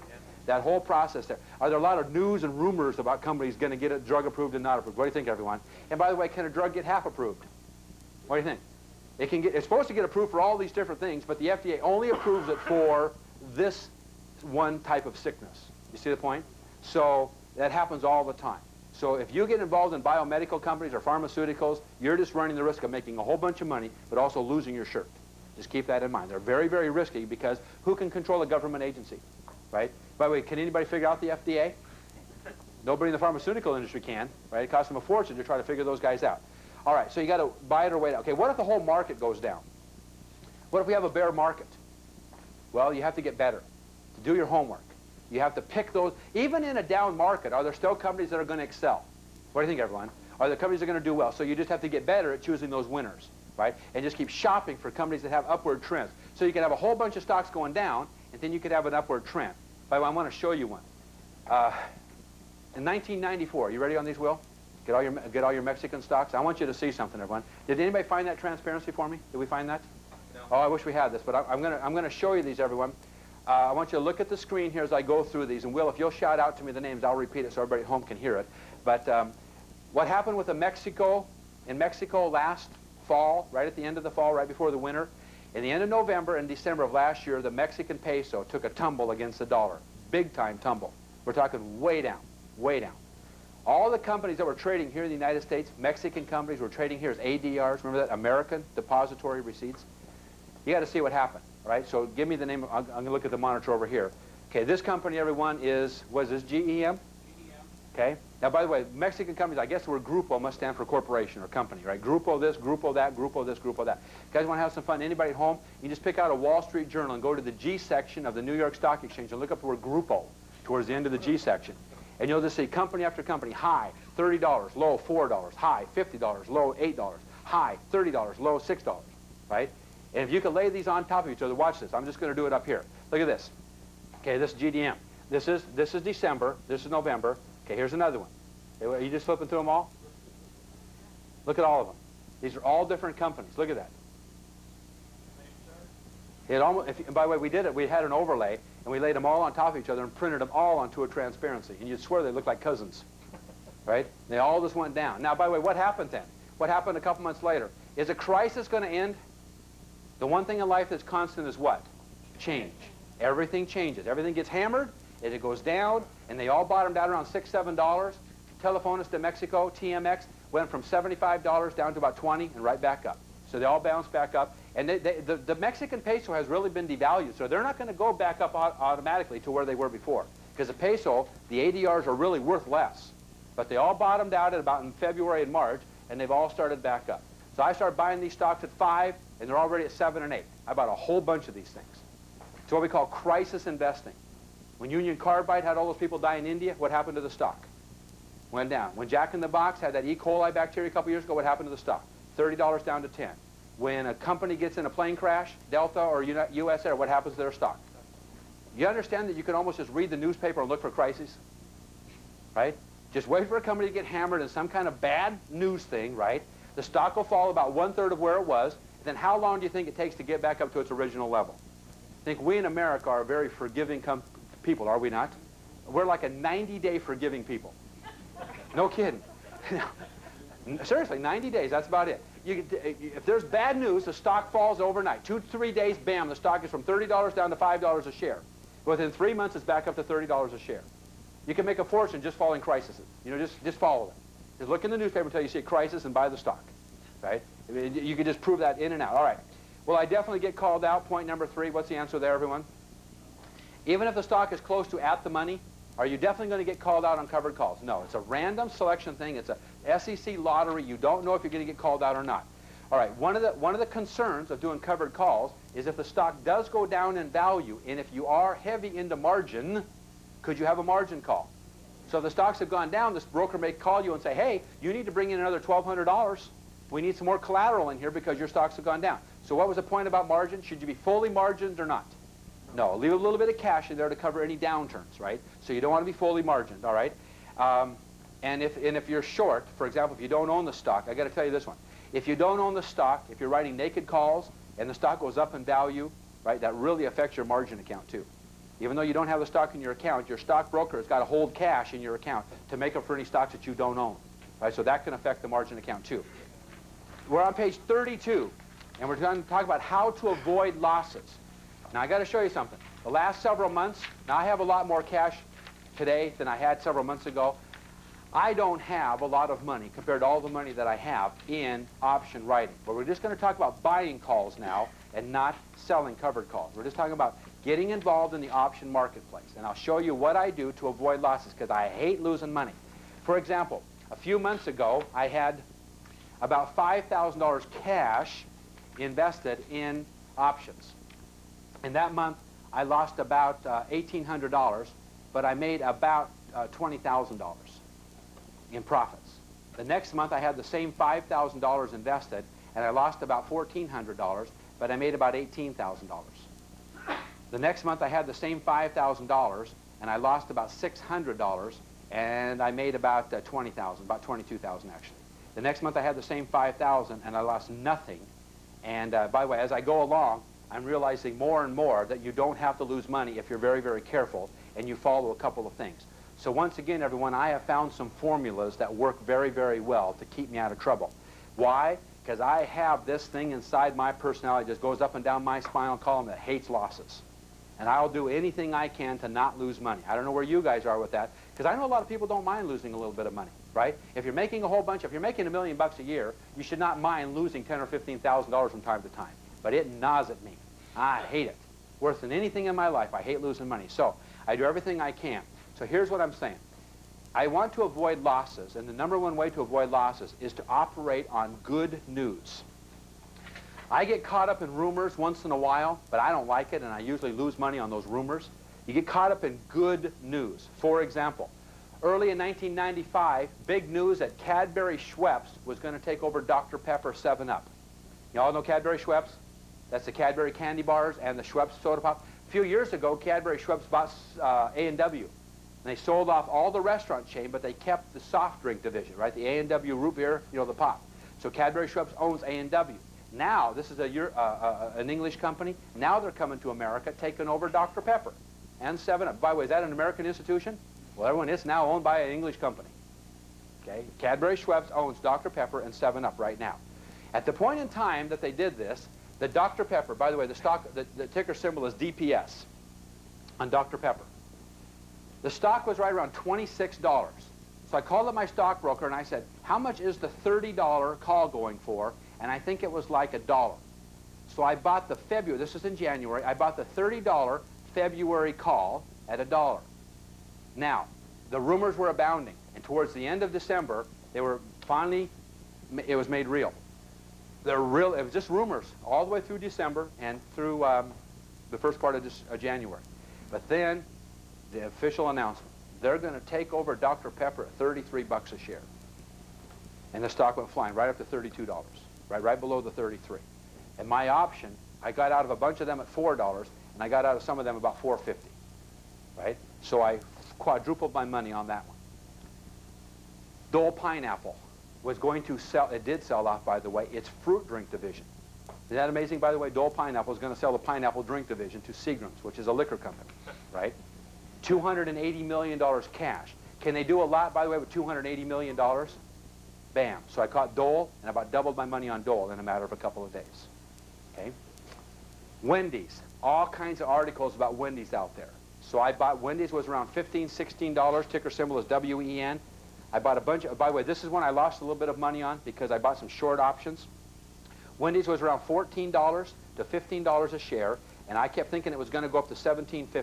By the way, it did not get up to $17.50 until about 3-4 weeks ago. I purchased back then some March options at $17.50, right around, I think around 50 cents. I lost it. I had like $500 invested in it. I lost $500 because it did not, nothing happened. It didn't go up. But boy, the Junes, it finally got up to around $17 to $18. The Junes went up those 25-cent options. And by the way, I got some at 25 cents and I got some at 12.5 cents. They finally got up. I sold out at 50 cents on all of those for June. Okay, so I doubled my money and quadrupled my money on some of the Wendy's.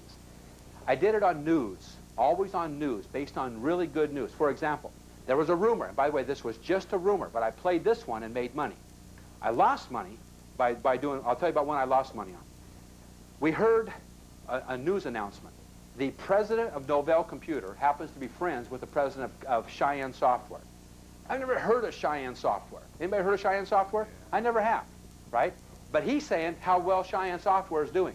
Boy, as soon as I heard that, I immediately bought the options on Cheyenne Software, right? This is going to be a hot play. But guess what Cheyenne Software decided to do? Yes, they're profitable. Yes, they've got great earnings. But they decided on this company that they were trying to buy or something like that, and the deal went sour. They decided to take a, I don't remember, $250 million write-off, right? So their quarterly report, right, instead of having this huge profit, showed up as a big negative. And the stock just floundered right around $15 or $16, whatever it was at. And it didn't go to the $17.50, and I lost money. I lost money based on news, but it wasn't really substantiated news, and I was betting on the fact that it was only going to be good news, not realizing that they were going to use an opportunity when they're making a lot of money to do a charge-off at the same time. Right? I got caught unawares. But here's another one I made money on. It's a rumor, total rumor. Right? Dayton Hudson. How many of you heard of Dayton Hudson before? Right? They have Mervyn's and Target, right? Some other store chains. Dayton Hudson. Rumor was that they were going to take over Kmart. Total rumor. It's probably a lie. It's never happened. I don't know if it will ever happen. Right? But I bought the option on Monday. So the Dayton Hudson, the ticker symbol on this one is DH, Dayton Hudson, and DH. And I bought the option on Monday at $1, right? And I sold it on Friday at $4.25, right? So I quadrupled my money even after commissions from Monday to Friday. That was all a rumor, and it was not true. Okay? It was a good rumor. So yeah, a little bit. No. Is Is takeover news always good news? Not always, but usually. And by the way, the takeover news could be good news for the parent company and for the company that's being taken over. Let me give you another one. There's a company in Germany that's going to take over, or not take over, but buy a division, Mary Merrill Dow, from Dow Chemical, right? $7.1 billion in cash. Lots of money, everyone? What do you think an American company can do selling off one of its divisions for $7.1 billion? By the way, what do you think happened to Dow Chemical? Stock was around 60 bucks a share when all this got announced, right up to $76, $78 a share. I bought options on that one, you know, $70 options for like 2 months out. I think I paid like 75 cents, and I sold them for like $5.75 and $6, right? So you wait for news. That's the point. You just keep investing in news. No, I didn't get involved in Lotus, and I'm kind of glad I didn't, because I don't know what's going to happen on that. When IBM announced it was going to take over Lotus went from like 56 up to 60, and I kept saying, the options on this thing are so far in the money, right? So much money to spend for them. It's too rich. It's too rich for my blood. So let me show you, and that brings up why I didn't do Lotus, okay? Why I didn't do Lotus, everyone, is letter B there on page 32, where it says 6%. This is what I call the 6% to double rule. So you need to fill in the blanks here. 6% to double rule. A lot of your stockbrokers will not have this on their computers, but this is what I call, it's basically, some people call it the delta rule or whatever. I call it the 6% to double rule. All right. Let's say that a stock is at, let's just put it up here. Let's just show you the actual example so you can see this. I call up my stockbroker and I give him the names of several companies, and he'll run the stock prices for me, right? Okay, this is Gillette. So if you'll all pull open Gillette, yeah, this one is Gillette. Sorry, this is Gillette. So everybody find Gillette, and you'll see how this all works now. Now you'll see that, and by the way, on your when you call your stockbroker, he has to scroll back on his computer sometimes several months, and it takes him several minutes to scroll back. He's going to go page, page, page. Because on one stock that's around $80 a share, now by the way, what's Gillette trading for right now? What's the stock price right now? Remember, this one did the stock split. This stock, everyone, about 2 weeks ago was $80. They did a 2-for-1 stock split down to $40, right? It was reflected today. What's already happened? As soon as they announced the stock split, the stock was at 80 bucks. It should have split down to 40. The equivalent, by the way, what would be the pre-split price right now? How much? 80, almost $7, right? 80. Is that a nice deal, everyone? So in like 4 weeks, you have a 10% run-up in the price of the stock. Based on what? Why did it go so high? Probably the company's not that profitable. But by the way, let me make a quick point here. Usually, I've already said this, but this is an important point. Usually, when there is a stock split, it is accompanied by a large dividend payout. The company has a lot of money. It's got a lot of earnings. It's making really good money. The stock is run up for a reason. There's a lot of earnings. Usually, a couple days before the stock split announcement or a couple days after. By the way, are the board of directors meeting right now on this company? What do you think? In order to make the announcement of a stock split, did the board of directors get together and discuss this? What do you think, everyone? And while they're discussing a stock split, what are they also discussing? How much the dividend should be, right? So they got all this cash sitting there. So they say, well, what should this dividend be? And they say, well, let's pay out more. So they announce an increase in the dividend. And they also announced the stock split. By the way, that's exactly what Intel did. And I want to go back to our example and finish up on Intel and finish up on this right here. Okay, the 6% to double. Let's look at Gillette. Now, the stock is at $43 right now. Okay, what I'm looking for, everyone, is this. Do you see down where it says $40? Find the July, July, July, and all the Julys. You see the C and the P. That stands for call and put, right? And then you look over a couple of columns now, and you have the bid and the ask on the calls and the puts. All right, the stock is currently at $43.87. So let's go look for a $45 call out in December. So we go down to December and look at what the $45 call is. What is the bid and the ask right now? So if you were to buy this $45 call in December, what would you pay for it? $2.19, right? If you bought it at the ask today. What's your gamble? The stock is currently at 43. What are you hoping for? That the stock's going to go above 45. By the way, I like this one. I bought a whole bunch. I'm still buying a whole bunch. I like this because you're paying. So what would one contract cost? At $2.19. By the way, that really is $2 and pennies, right? About $2,000 bucks, right? $2,200, right? So you have $2,200 invested. What are you controlling? What are you hoping for? You're controlling 1,000 shares, so how are you going to make money on your $2? If the stock goes to 45, 48, 50, 52, what happens to your $2? It goes to 4, to 6, to 8. What if the stock just flounders around $40 and never goes to 45? Do you lose your $2? By the way, what has been the history of stock splits? Most companies, what do? They go back up. Sometimes they try to recapture their price. Do you understand now why I like long-term options on these things? You want 6 or 7 or 8 months to give the stock a chance to do what? To go back up. By the way, I like this. $2, I bought a whole bunch of these already, right?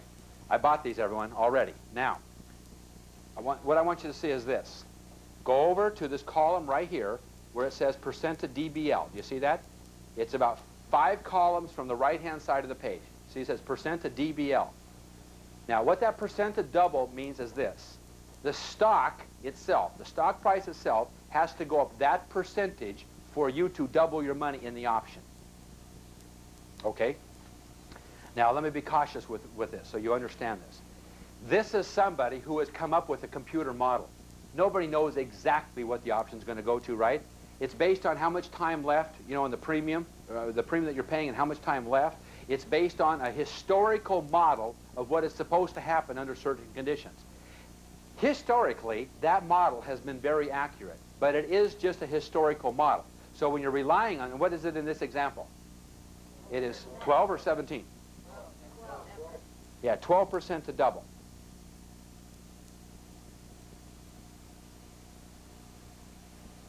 Now, let me show you how we made money on this Gillette deal. This is Gillette, by the way. And this happened a couple of weeks ago. The stock was at 80. The stock, as soon as they announced the split. So, the question comes up, when should you start buying the options on the stock? Should you wait for it to actually split? All right, so let's talk about that. You have available in your information kits, by the way, some stock split sheets, right? Let's find those, because that's important. Do I have those up here? Okay. Find this one here. By the way, this again is off that Standard & Poor's. I really like Standard & Poor's, the news retrieval system there. All right. This, by the way, on your broker's computer will show up as one computer screen right here. This will be another computer screen. So look at this one here, everyone. We got this, I don't know, FINL, I don't know what that is. Texas Instruments is on here. Price Communication. Go on down. Do you find Gillette on here anywhere? Yeah, no, but it's here. Okay, it's on the second page and we don't have it. By the way, there's Pfizer Pharmaceutical down there, 2 for 1. All right, the ex-dividend date, we'll talk about this more tomorrow when we start talking about dividend capturing. Usually the ex-dividend date, and the definition of ex-dividend, it's EX-dividend, means that date upon which if you do something, it doesn't happen. You don't get credit for it, right? So if you want to buy a stock to get the dividend, you have to buy it at least 3 days in advance so that the stock is in your account 3 days later, right, on the owner of record date. But when a company does a stock split, or even a stock for dividend, which is kind of the same thing as a stock split, but a little bit different, when a company is going to issue more stock to you for the stock that you currently own, the ex-dividend date usually becomes the day after the owner of record date, right? So, for example, if the owner of record date, prove me out on this. Prove me out on this. Let's go to Texas Instruments here. And by the way, if there's a weekend involved, remember the third Friday of the month? If there's a weekend involved, there'll be a couple-day lapse because it'll be the next business day. So go find Texas Instruments on here, and you'll see that the pay date is 8/18, and the ex-dividend date is 8/21. I would venture to say that 8/18 is a weekend. It's probably a Friday. I don't have a calendar here, but August 18th is probably a Friday. So you got the 18th, 19th, and 20th, and on Monday, it becomes the ex-dividend date. So it doesn't matter. If you buy the stock at, in this example here, Texas Instruments is about 140 bucks. If you buy the stock or the option before the ex-dividend date, then on that date, you get 2 shares of stock or 2 batches of options for the same amount of stock. So the question is, when should you invest? When should you get involved in these? Let me tell you what I do, and you can follow my example or not, but I invest as if I like the company, if I've heard about the company, if it's a big company, if it's a well-traded company, I buy the stock, the options on the stock, as soon as I hear about the stock split. Does that make sense? Because here's the point. As soon as you hear about the stock split, the stock's at 80 bucks a share, $78 a share. Gillette was right there. As soon as they announce a stock split, within 2, 3, 4 weeks, the stock is up to $84. 5% increase in the value of the stock almost overnight, just in a matter of a few weeks. Now, the stock splits from 82 or 84 down to 2 shares at 42. And what are we seeing on our charts there? What is the stock worth today? Okay. it's worth $43.87. So it's already to 43 7/8. Now I want to show you something here. 43 7/8 is where the stock is. Now, you have purchased the right. Remember, I purchased the right to buy the stock at $80 for $4.50. Now remember, when the stock splits, the options split. Right? So you have purchased, for example, the right to buy 1,000 shares. Now you have the right to buy 2,000 shares. You had the right to buy, in this example, I purchased the right to buy 1,000 shares of stock at $80. Now I have the right to buy 2,000 shares of stock at $40. Now what do you think? Now is this exciting to anybody else here besides me? It's neat stuff because, again, what's the tendency for a stock split company to do? To recover lost ground. They usually did the split because there's big dividends, right? Big earnings, the company's doing well. That's why they split the stock. The stock's had a run up, they split it back down, and there's a lot of people that get back involved, right? They just jump right back into it. Okay, now in this example, by the way, I just checked coming in here. Well, it's right there, right? Look at, I had these in December. What is in our Gillette right there, what is the December $40 call going for right now? How much? $5.12. Now, look at, guys, I spent $4.50, and now I have $5.12 times what? No, times 2. Right? Because what happened? So about 3 weeks ago, I bought it at $4.50, and now, because there's been a stock split, the stock has gone already back up, and there's still lots of time. By the way, could I sell some of my stock right now, recover all my cash, and still keep some of the options and let it ride until December? What do you think? Here we are at the end of June, coming up on July. My goodness, what might happen to the stock between now and December? What if it goes to 48, 52, 55? What happens to my $2 option? Right? By the way, I said $2 because what did I pay for it? 4.5, but divide that by 2, right? So I paid $2.25 for each one. Is this a cool deal or what? I love it. I tell you what, everyone, I'm telling you right now, I make most of my money on covered calls. My second batch of money right now is being made on writing options. Not writing, I'm sorry, shouldn't have said that. It is on buying options on stock split companies. So I'm calling my stockbroker every day. Any news about stock splitting? Any news about stock splitting? So he prints off this list for me all the time. And every time we turn around, there's a new one. Here's Price Communication on here. Here's a company called Scientific Technologies, STIZ, a stock split of 2 for 1 coming up in July. Here's that Texas Instruments. Remember I told you about Texas Instruments? There it is. So it showed up on the Standard & Poor's report, right? So if you want to find these, make sure your stockbroker has access to this computer screen. If he does, can he tell you about this every day? By the way, do you think that there's new entries on here all the time? Could a new entry on here also, by the way, be a little cheap little penny stock? Right? Very thinly traded? Yeah, it could be. So, by the way, if I've never heard about it, I usually don't invest in it. Oh, by the way, look at there. Oh, here's one right here. Oh, my goodness, here's a new one. Office Max. This is a spin-off from Kmart last summer, right? It's in the second batch down. It's 3 for 2 stock split. Okay. Oh, there's Cirrus Logic. Isn't that like a computer software company? Cirrus Logic? Hardware? Look at that. That's a 2 for 1 split coming up in July. All right. Look at Tootsie Roll. Tootsie Roll, by the way, has one of the great... Oh, my goodness. I cannot believe this. I got to show you something.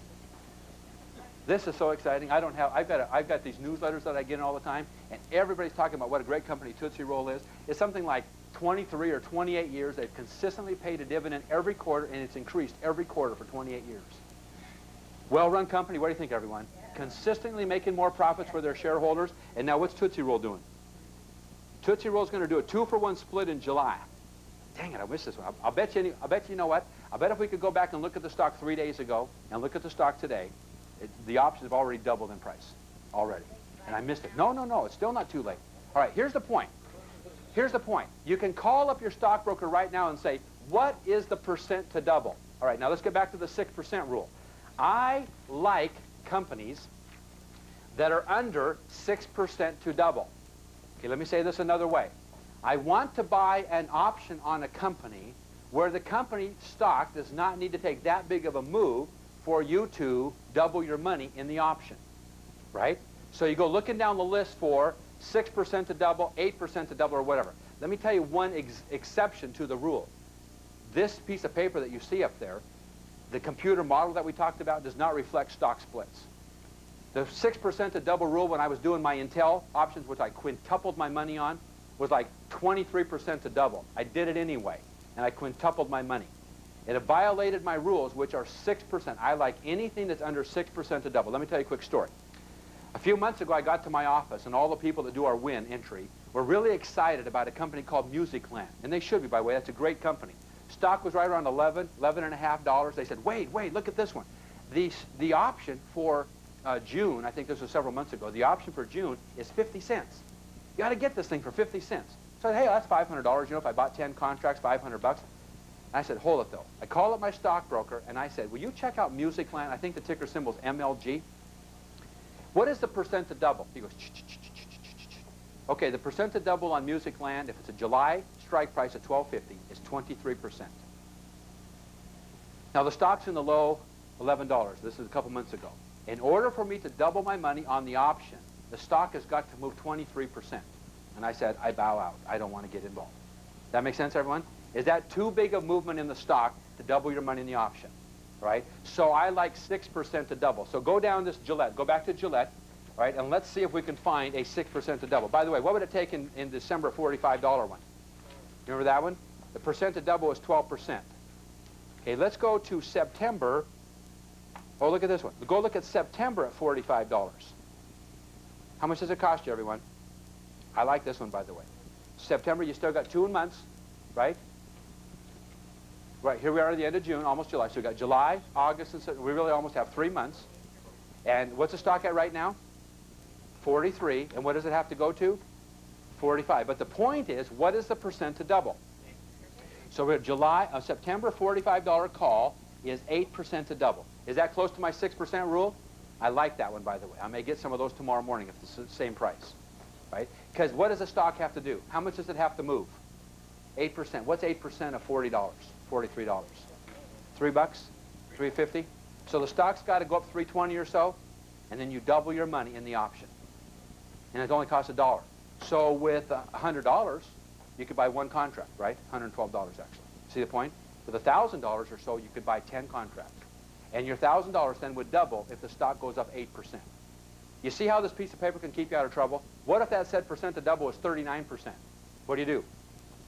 Back off. Don't do it.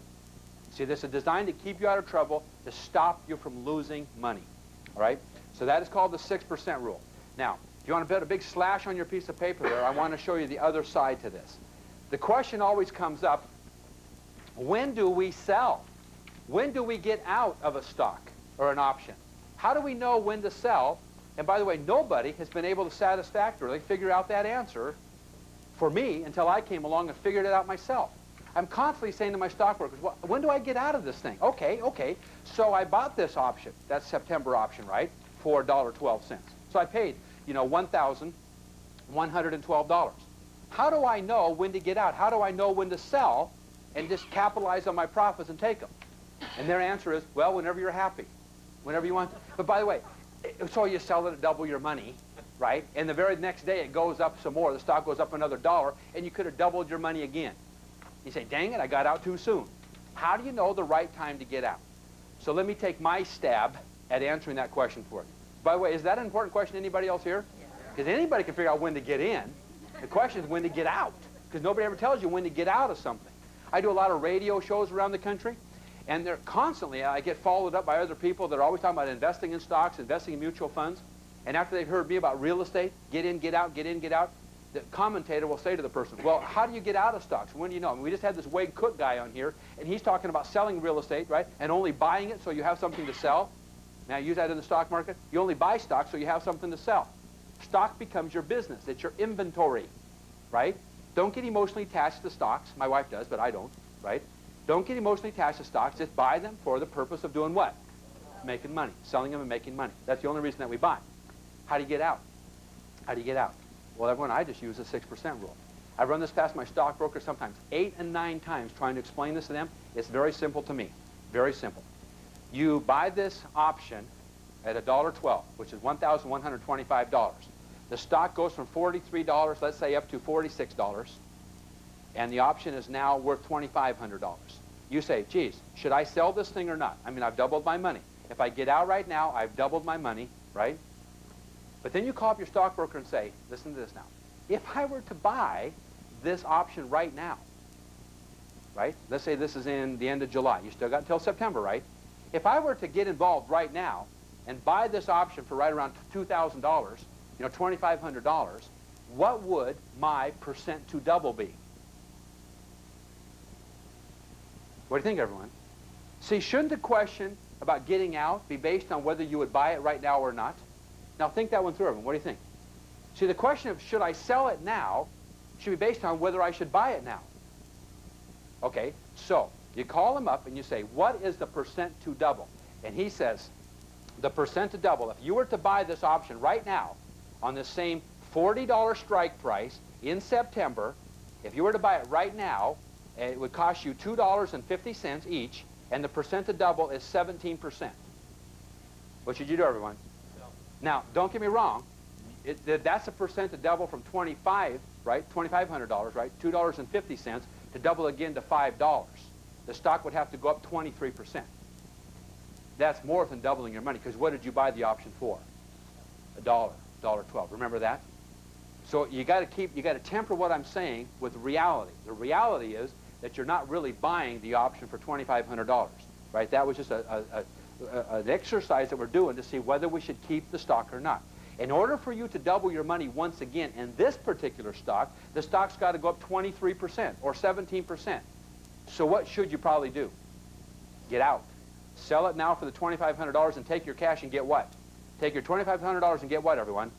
Find another company. Find a Pfizer Pharmaceutical or a Texas Instrument that's what? That's a 4% to double or a 6% to double. Do you see the point? Get your money working where it doesn't have to work so hard to double its value, right? So you just clear out. So I use the 6% rule to keep me out of trouble on getting in, and I use the 6% rule to know when to get out. Does that make sense to anybody else here? By the way, try to explain that to a stockbroker. These guys get so dense in the brain sometimes, it's hard to convince them of trying to determine when to get out of these things. And when they finally get it, they say, oh, I get it now. It's like this big dawning of the new age on them, right? That they finally know when to help people get out of things. And that's what I want to know, is when to get out.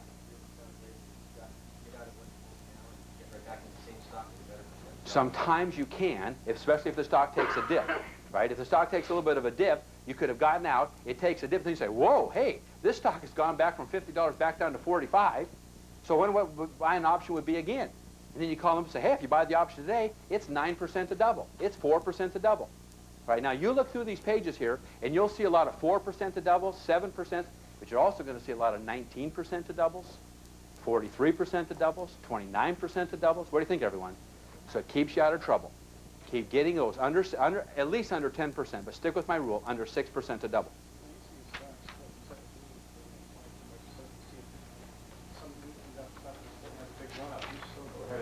Yeah. By the way, sometimes even the only time I violate what I just taught you is when there's a stock split, right? Because that computer model doesn't calculate stock splits. Do y'all see that? If you know something that the computer doesn't know, if there's a lot of excitement, and by the way, does a stock split cause a lot of excitement? I've already told you about 5 or 6 companies here today. Every company I'm talking about has done this, right? So we ought to be looking at some of these new ones that just came out today. We ought to be looking at that Gillette. Well, that's just happening right now. That Texas Instruments, that a couple more that were on the sheet. And we'll get on the phone tomorrow in our optional meeting tomorrow morning at 6:30, and let's see what's happening right now. Because a lot of these are happening right now today, right? A lot of them happen right at the end of the expiration date. Y'all catch that? The expiration date was last Friday, right? The Junes. They just happened, well, actually about a week ago, and they're all splitting right now. Okay, what I want to show you right now is letter C down there, which is said 50%. You see the 50%? This is the 50% rule, and this will work on some of your stocks where you're buying an in-the-money option to make sure that you're not paying too much for the time value.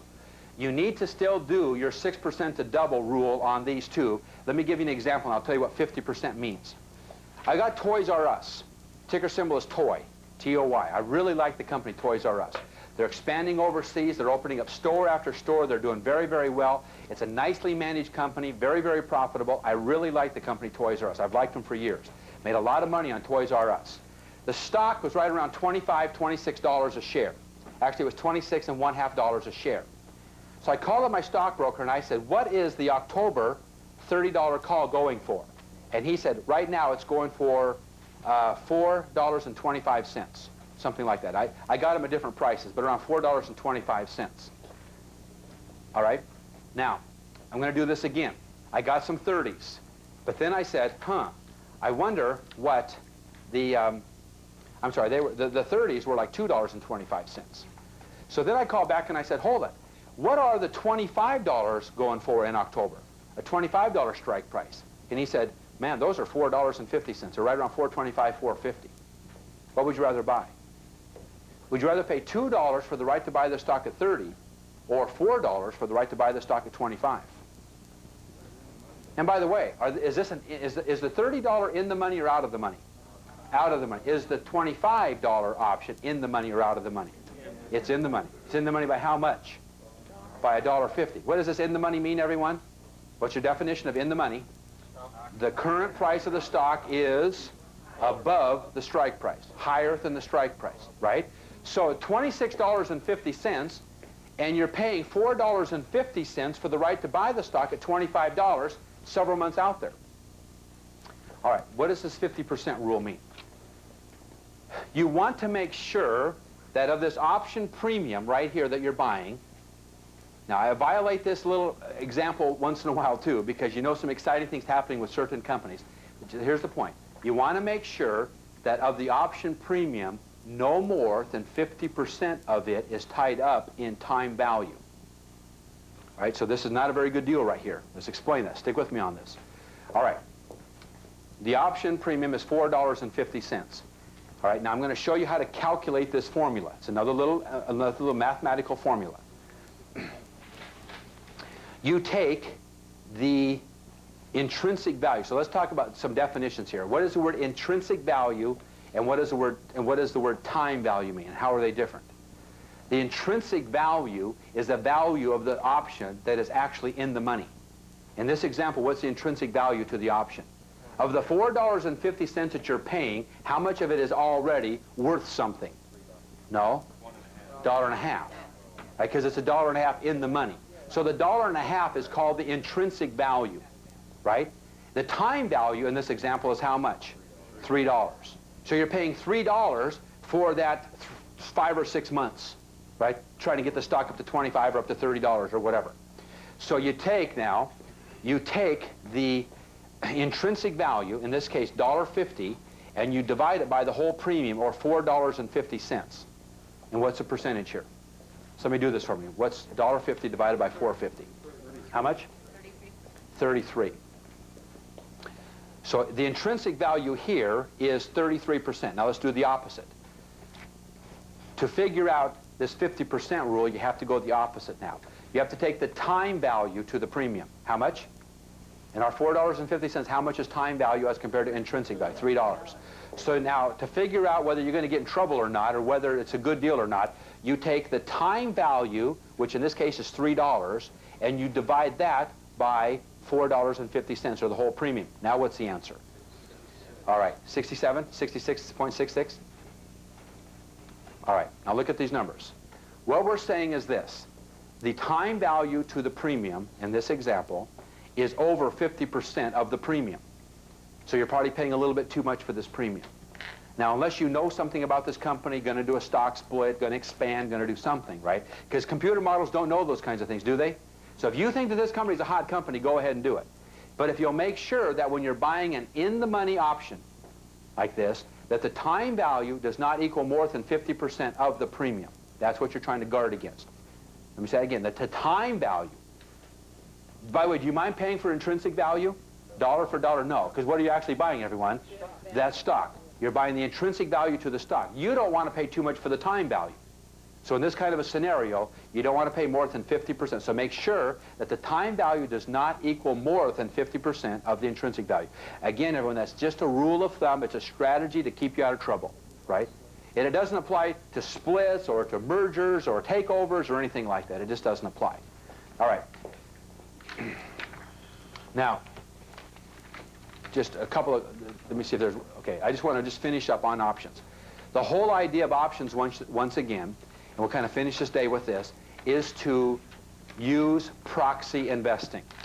Now, a lot of you may say, hey, I really want to invest in the companies directly. Is that an okay strategy? By the way, isn't that what we did with covered calls? So you want to own stock in a company. If you like the company, so here's likable company number 1, and you buy this stock, go ahead, buy it at $9 a share. The other play, instead of buying the stock, is to buy an option to buy the stock at, say, $10 a share and pay $1 for the option. The whole idea is that you're getting in with leverage. You're getting in with leverage, and basically we call this proxy investing, so that you're able to take a little bit of money. So those of you that are just getting started, if you don't have a lot of money to get going, by the way, wasn't this one of the main selling points in real estate seminars? The cab drivers of the world can do what? We don't have to have $150,000 to buy a $150,000 house, because what can we do? We can buy with $5,000 down or $10,000 down. Was that not the whole key, everyone? It's so we can tie up the cash flow of real estate, the tax write-offs, and the growth, but we don't need full cash down. Well, it's the same way in the stock market. Instead of using all your cash to tie up a stock, to buy the stock, you can buy an option to buy the stock and go that route. Right now, to reiterate on covered calls. By the way, you guys tell me, help me finish this off this day. Tell the people at home. Now, I'll just repeat what you say. What do you like about writing covered calls? I'm going to make a list here. I want you as the audience here to tell me, and all of you at home think too. What do you like about writing covered calls? What is it? Why is it exciting to anybody else here besides me? Income was very Generate. So yours, okay, let's just do it. Income, okay, and you're saying low risk. A lot of you said low risk. Whoops, low risk. What is that? Okay, we got the income right here. Is that the key, by the way? Is that what it's all about? What's that? Okay, we'll come back to income. Okay, so you're saying, what does that mean? Quick turnover. There you go, meter drop. What does that mean, everyone? Why a meter drop? Because what are you able to do? Cash to asset to cash, how many months? How often can you do this? Are there always going to be companies out there floating up and down between prices? Now, we found right here in class, some of you guys looked in the Wall Street Journal today, we found 3 or 4 good ones right here in class, all right? Your assignments, by the way, is to get together with your teams tonight. All of you at home, you need to get your papers out. Start finding some of these companies, call your stockbrokers tomorrow at 6:30 or 9:30, depending on your time zone, and start finding them. By the way, before you ever buy the stock, can you shop around for the premiums? What do you think, everyone? See, why would you want to buy the stock and then hope that there's a good premium? Why not go looking for good premiums right now and just buy the stock to capture the good premiums? What do you think?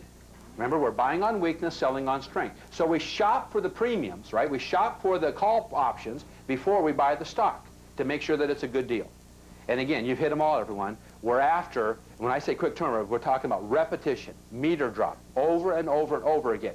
So what if you don't make? I mean, I've got some bottom fishing stocks that I bought at 25 cents and sold them a couple months later for $1.50. I mean, I've made a fortune on some stocks like that. But even though I've done that once in a while, what is the idea of covered call writing? Consistency. You can do it all the time. By the way, we're going to talk about 11 strategies here. We've talked about 3 or 4 today. As we get done with all these strategies tomorrow afternoon, we'll have 11 of them. But could you just, we'll have 11 of them, but could you just choose one of them and get to be an expert at one of them? By the way, the covered call is probably it. Because once you learn covered call premiums, you'll learn a lot of other things about a lot of other areas of the stock market. You learn how to find stocks, you learn how to do research, you learn how to choose them, and you learn how to yield your money. Get more and a higher rate of return on your money on a consistent basis. Okay, and that's what really it's all about, is cash flow, cash to asset to cash.